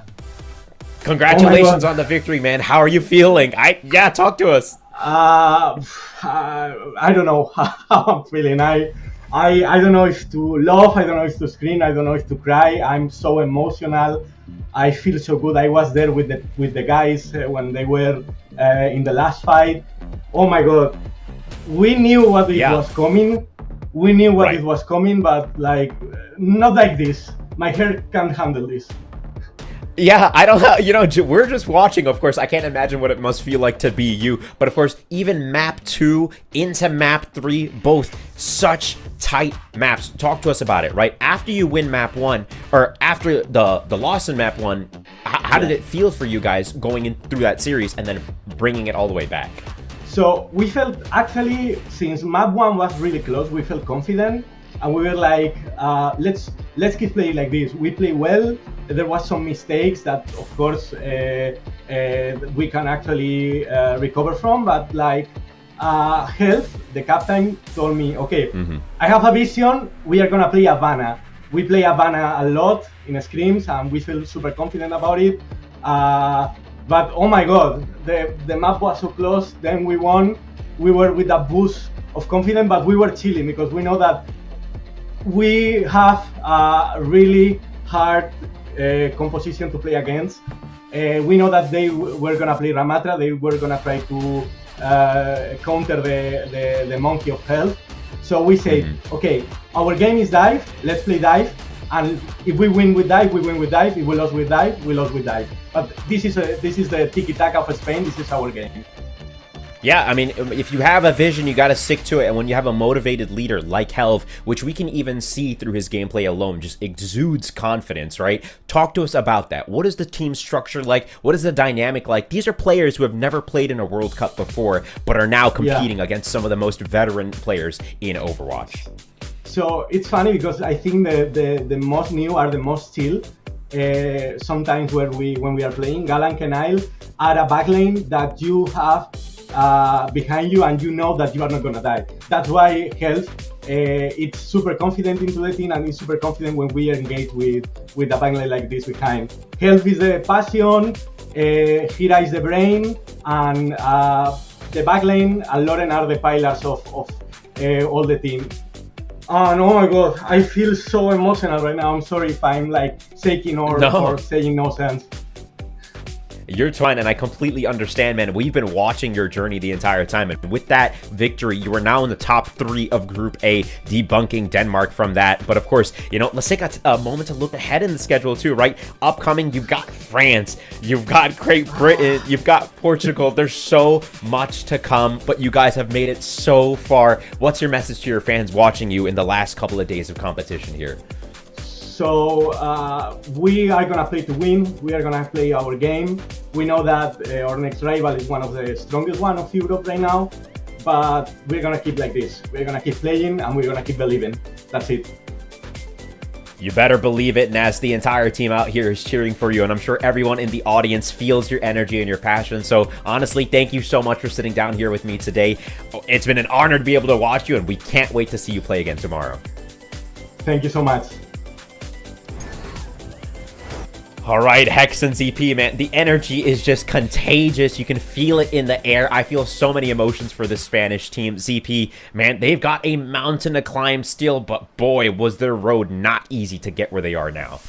Yeah, I mean, I think the main thing going forward, right, is that any of the other teams that have yet to play Spain that are considered contenders, they have to be watching out and going, okay, this is not going to be an easy match. You need to prep for Spain as you would any other top-tier team in the group. The win over Denmark definitely shows that they're for real, and yeah, even though they've had some lows, their highs are something that can absolutely knock your tournament prospects to a very different place. So you'll love to see it, and definitely one of the coolest stories so far here in the Overwatch World Cup. Yeah, so let's take a look before we talk about this some more. Let's take a look at the schedule. Let's bring that back up because there's only one more match left in the day. But yeah, Hex, go ahead. You know, we're talking about Spain versus Denmark here, 2-1. Their prospects for the future.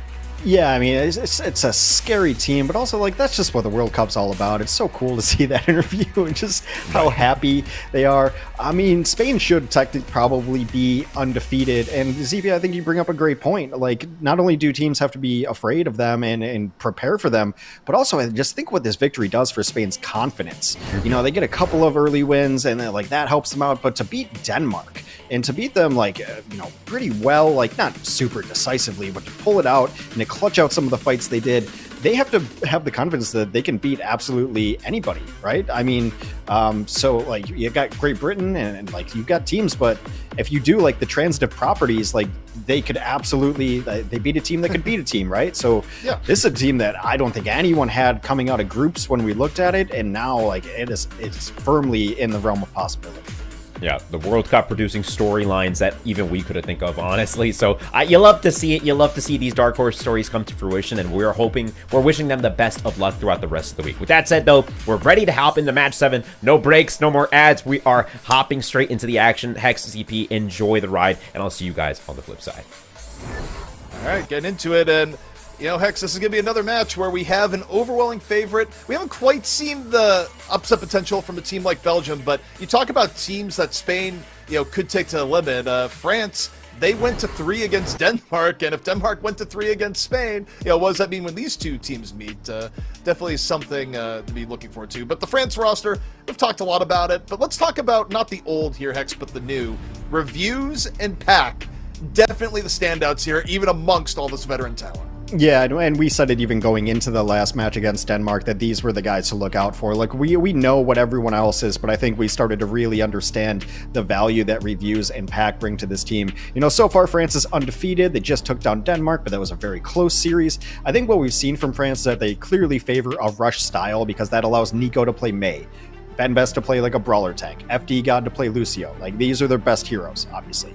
But then, you know, Pack on Hanzo. Reviews, Baptiste has been sick, and the Ana play has been really good.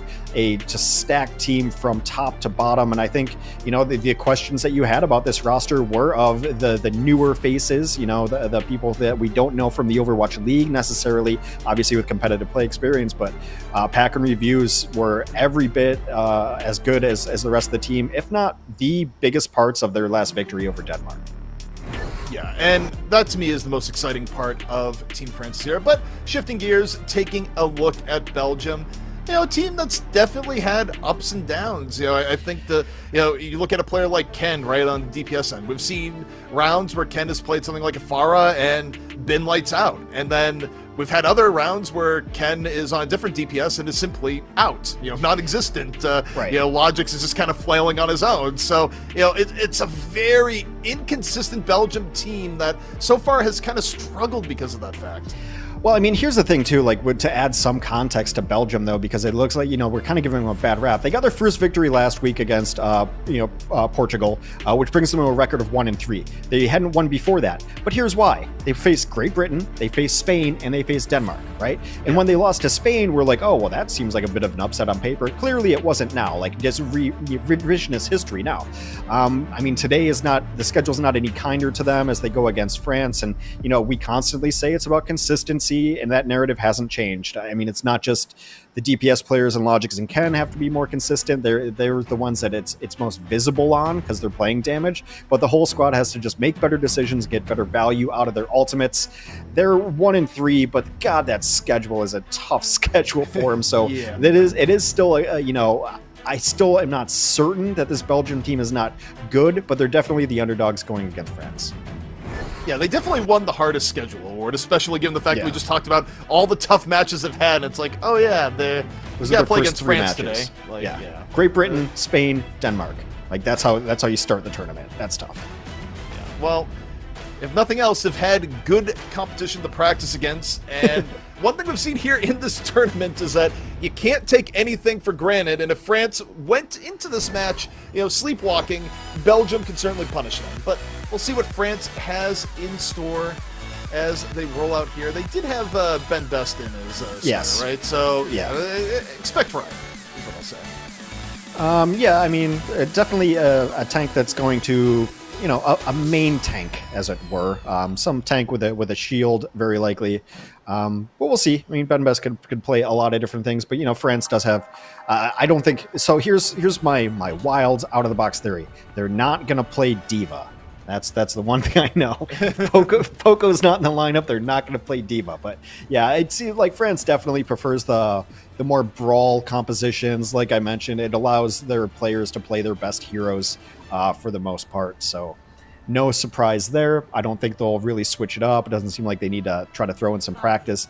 Belgium against the brawl. Looks like they might run this Pharah, but there's no Mercy. There's the Mercy. Okay, speed boost out of spawn, switch to Mercy. Makes sense.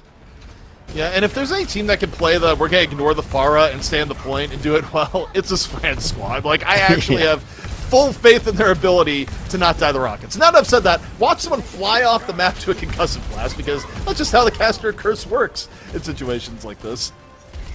Yeah, I mean, they've already got the sim set up on the point, too, so definitely just going to kind of stay as a squad. Nico gets antied, but just going to run to the point and be fine. Decent flank here for the Pharah, though. Getting some good hits. Yeah, it's decent hits, but France movement. Oh! Nice Gets shot. reviews. A nice little direct. Had to kind of predict that there. Didn't have full line of sight on the BAP the entire time, but that is the way you make a team pay for trying to ignore the Pharah. And the barrage super quickly built. Really nice stuff from Ken, and yeah, killing the BAP that early. Great stuff from Ken. Yeah, I mean, not only is it all the healing, but it's also like the counterplay to the barrage would be an immortality field to at least keep you alive, but also like it's pretty much the only hero they have that shoots up really well. So the Baptiste is an enormous pick there. France complete swaps across the board, except FD guy can stay on the Lucio. Everyone else swapping over to the Winston Tracer Sombra die. They've gone to the other variant, which is we're gonna kill your entire team except the Pharah Mercy with a super hard dive. The I want a good name for it. What do you think about Spy Dive? Spy diving? I can kind of see it. We'll think about it. We'll think about it. Yeah, I'll let marinate a bit as Pat got Potanova down immediately. Logix punishes Ben Best for it, but France definitely looking decent here on the dive. They got control of the point while they were doing that. Logix, though, has been taking out the trash. Gets 2 cleanup kills in the interim, just rolling around. Now looking for FD God as Belgium should be able to flip this back very quickly, but France, again, going to be prioritizing the point here more than anything else. It's point presence, dive on the non-far targets, let Ken do whatever he wants. That is the game plan for France. Ben Best is really low. He's gonna escape with his life and go back to his team, but it anti, yeah. Again, Logic's just good, easy cleanup on the outskirts, looking for reviews, gets it! And the strategy France is playing right now is making Logic's look like someone you want to thank. Well, they still have the control of the point, though. I mean, France has done a really good job of staggering people in and out, and while Belgium is clearly winning this fight, they are not winning the points. It's been counting up. They've gotten at least 20% off of this. Yeah, I mean, it's kind of battle versus war mentality going on here. Logic scores the pulse bomb. Pack already has it. Pack, though, shot on down. 69 to 39. You wouldn't feel it, though, from how these fights are being played out. No, the last minute or two have been Belgium absolutely winning it, but, you know, it's not about who. This isn't team deathmatch, unfortunately. It is control point, and France has been in huge control of the point, and they've got all the ults. There's the... Oh! That was an assassination on the Patanova. The hack into everyone getting in on it. Gets rid of the Ana for Belgium, which means it's going to be really hard for Shira to stay in and around the point right now. Like, Shira basically has to wait. At some point, he'll only come in. Logic's getting super, super low. Ken under pressure and down! Falls to his own rocket at the end. Shira, Nico. Don't think it's going to be enough. France also got the reflip very quickly here, Hex. Even as the fight is still going on, they prioritize the point. Shira out of it. Benbez still very healthy. Except God drops a beat. Ken, barrage in the top, immediately finding his wings clipped. And this is looking good for France now. One fight away. Yeah, nice kill there from FD God. It wouldn't be a map without FD God getting a boop kill. Just gonna chill off on the edge, apparently. Ah, the stick from Logic on the side. Style points for days. Now see if Belgium can make something come of it. Nico. That was awesome. Shaba though early. 4v4. France at 99%. Belgium has to stay on the point while fighting here, and Shira not to get DMAC'd. France at a massive HP advantage here, and also a numerical advantage, tank advantage, whatever advantage you want to throw into it. Belgium just hoping for anything to break their way as Logix gets run over. France going to take round one. Yeah, it's all over but the cry in here as Pack will clean up with a couple of melee confirms at the end, and really there's just a tale of two compositions there. France obviously got bullied out a little bit when they're running the Reinhardt and trying the more static composition of playing on point. You know, a couple of nice early kills from Ken. Logix looked solid at points in time, but France prioritized playing the point. And the EMP from Nico was enormous. I think it got 5. I couldn't really tell because Patanova got killed immediately. Yeah. So I'm pretty sure that was a 5-person EMP. The great follow-up there. And I mean, we talk about France's versatility, and I always talk about just like, the tank lines that they can sub in Poco, but also they can play different comps. And a lot of that goes to Nico's versatility as well. Nico, as far back as I can remember, Nico plays like everything. He plays it all really well. Maybe not everything, but like all the kind of off stuff, right? Like not. Yeah. Yeah. It's not like a Widow or a McCree specialist or a Cassidy specialist, but like every hero that's a little bit weird. Okay. Like Nico's if you good think at. about who Nico used to play with, though, team-wise, like that was a team full of very strong personalities, and Nico just got forced to flex. There's a lot of like, Yeah. I'm not playing that hero. You play that hero. Like that hero's beneath me, and Nico's just like, okay, I guess I'll play it with the old AKM wins team. But either way, Belgium right now. More progress on the point. Patanova, though, gets caught early. You're going to see France come in and force here, where this is going to be about the quickest retake you can get. 5% for Belgium. We'll see if they can delay long, but down there on us so early, it's kind of a losing fight. Yeah, they will eventually flip it back, and this is exactly where France wants to be playing on this point. The sim is not just for the teleporter here. They're going to get set up and be able to have the turrets in here, and I mean, this is a composition that has worked out on this point since, well, this map was introduced. It just works out really well for Sim to be able to guard all the doors. Also, if a team looks like they want to take the front door, Nico's able to clean it off, but Nico goes down to rocket. Yeah, missile rocket from Ken, sets up the barrage to the back. It's a big one, gets 2. And Belgium immediately hitting pay dirt with the Pharah. Sometimes you just can't ignore it. We'll see how quickly Belgium reflips here. Should be fast, as most of France is back in spawn. I just love that Ken can have an enormous play and like hit all these rockets and get a barrage, and then the kill feed is him dying to a sim turret. It's like, doesn't feel lore accurate right there. Suffering from success. I don't know how that happened. Yeah. Well, I will tell you, though, the result of that happening is Belgium's about to lose this point.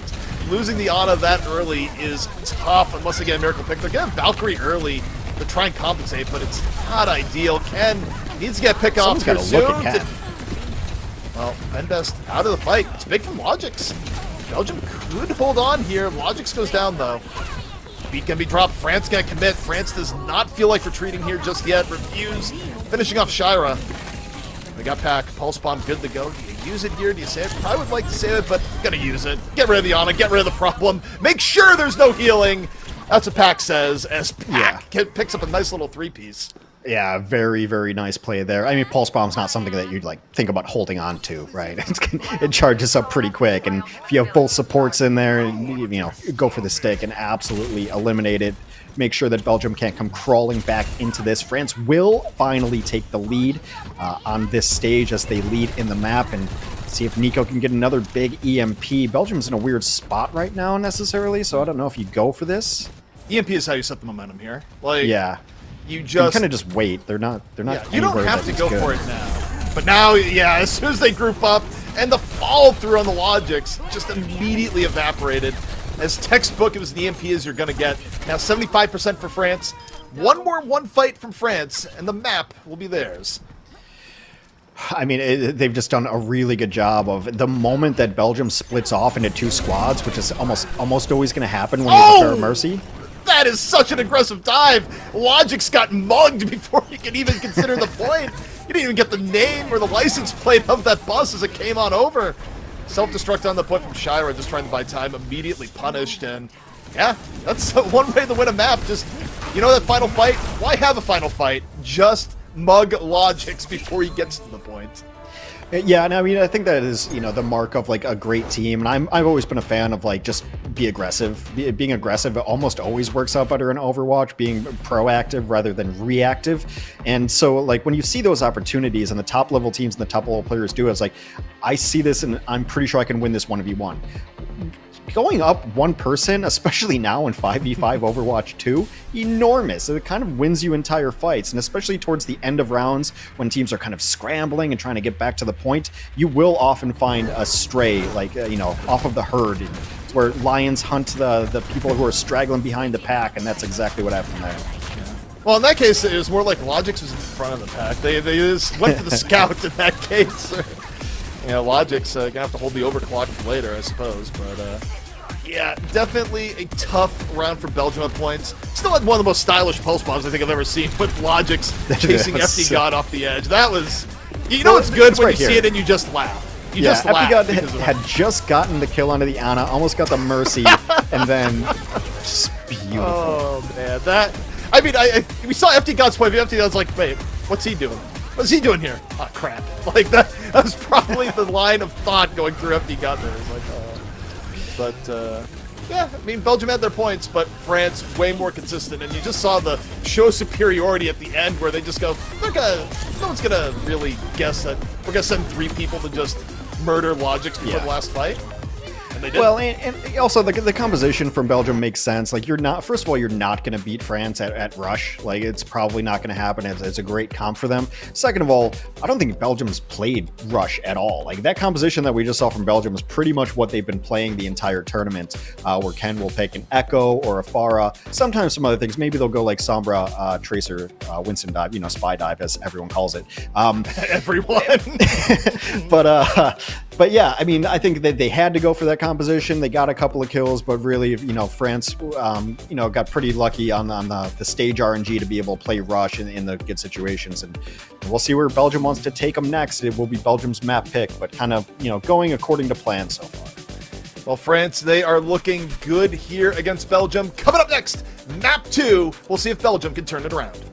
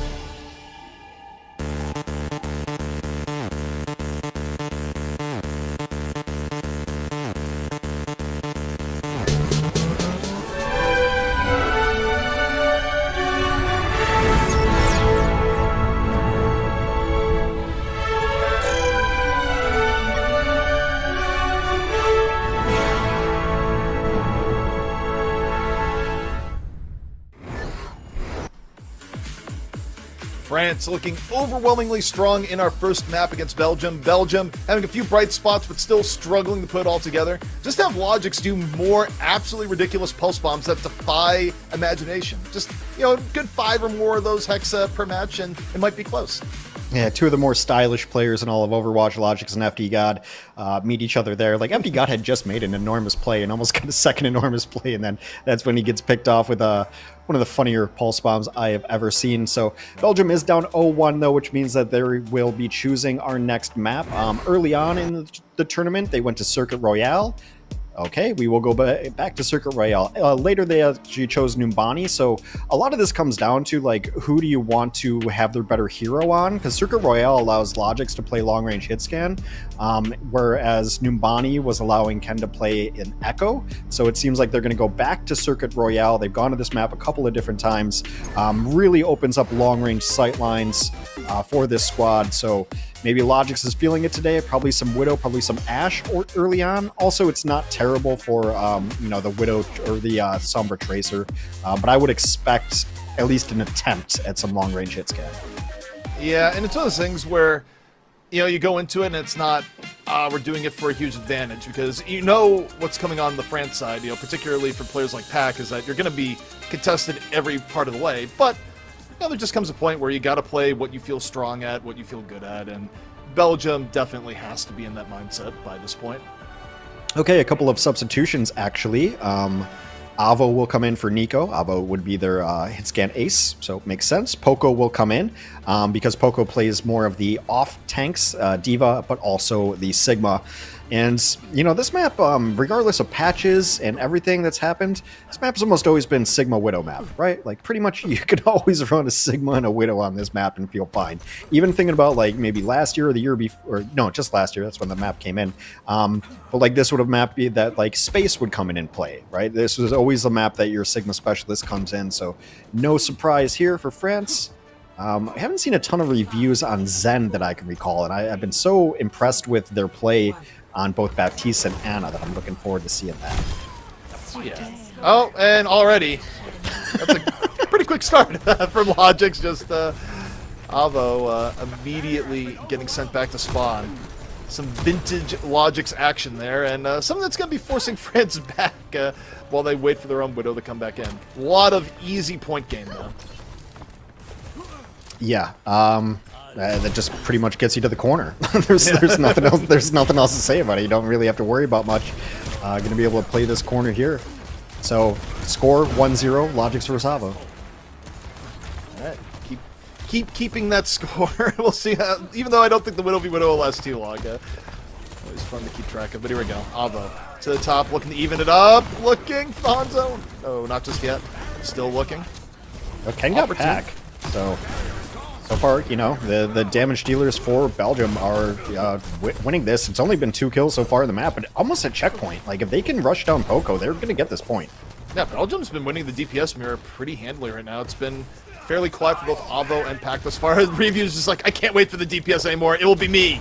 However, it comes at a cost. Reviews immediately punishes the Zen aggression, but you get the tank out of it. You're kind of happy right now if you're France. As Avo finds Shaba.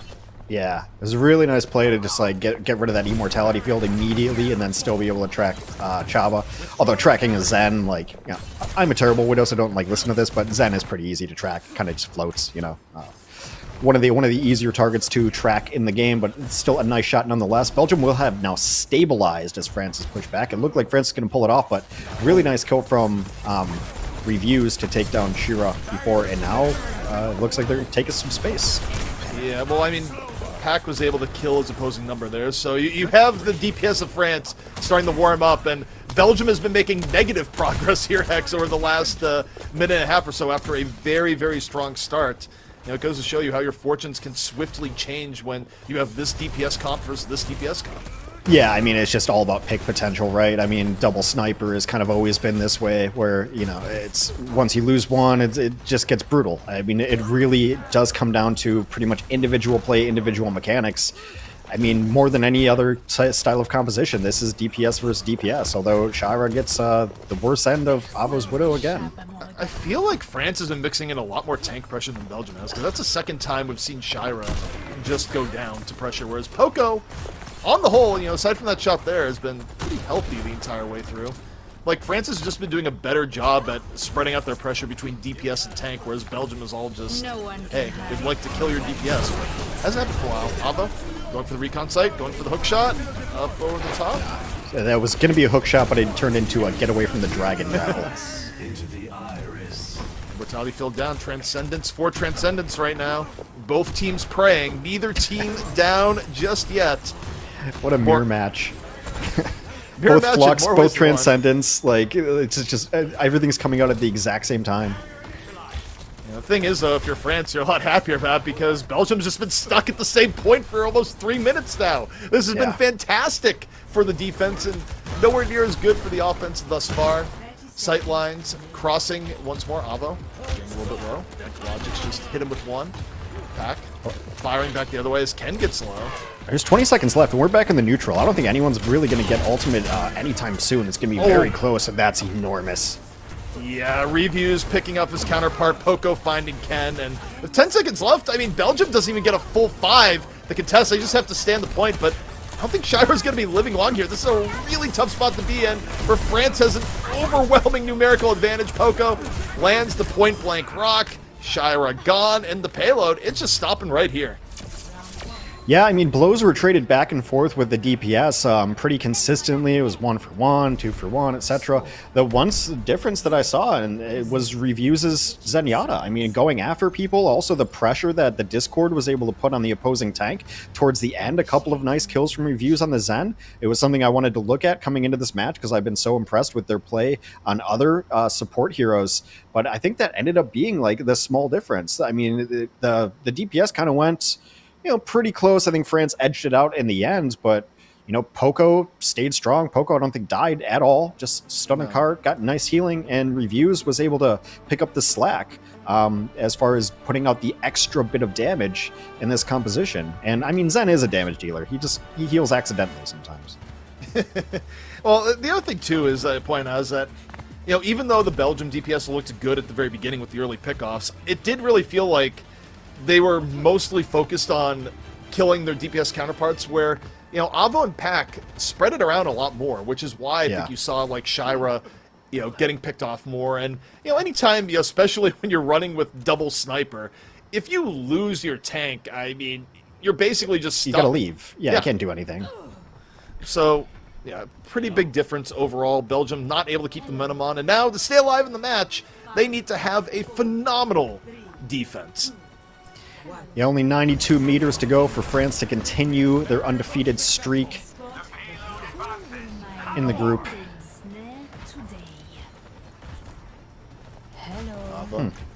Looking for anything. It's like, where am I going to hook up to here today?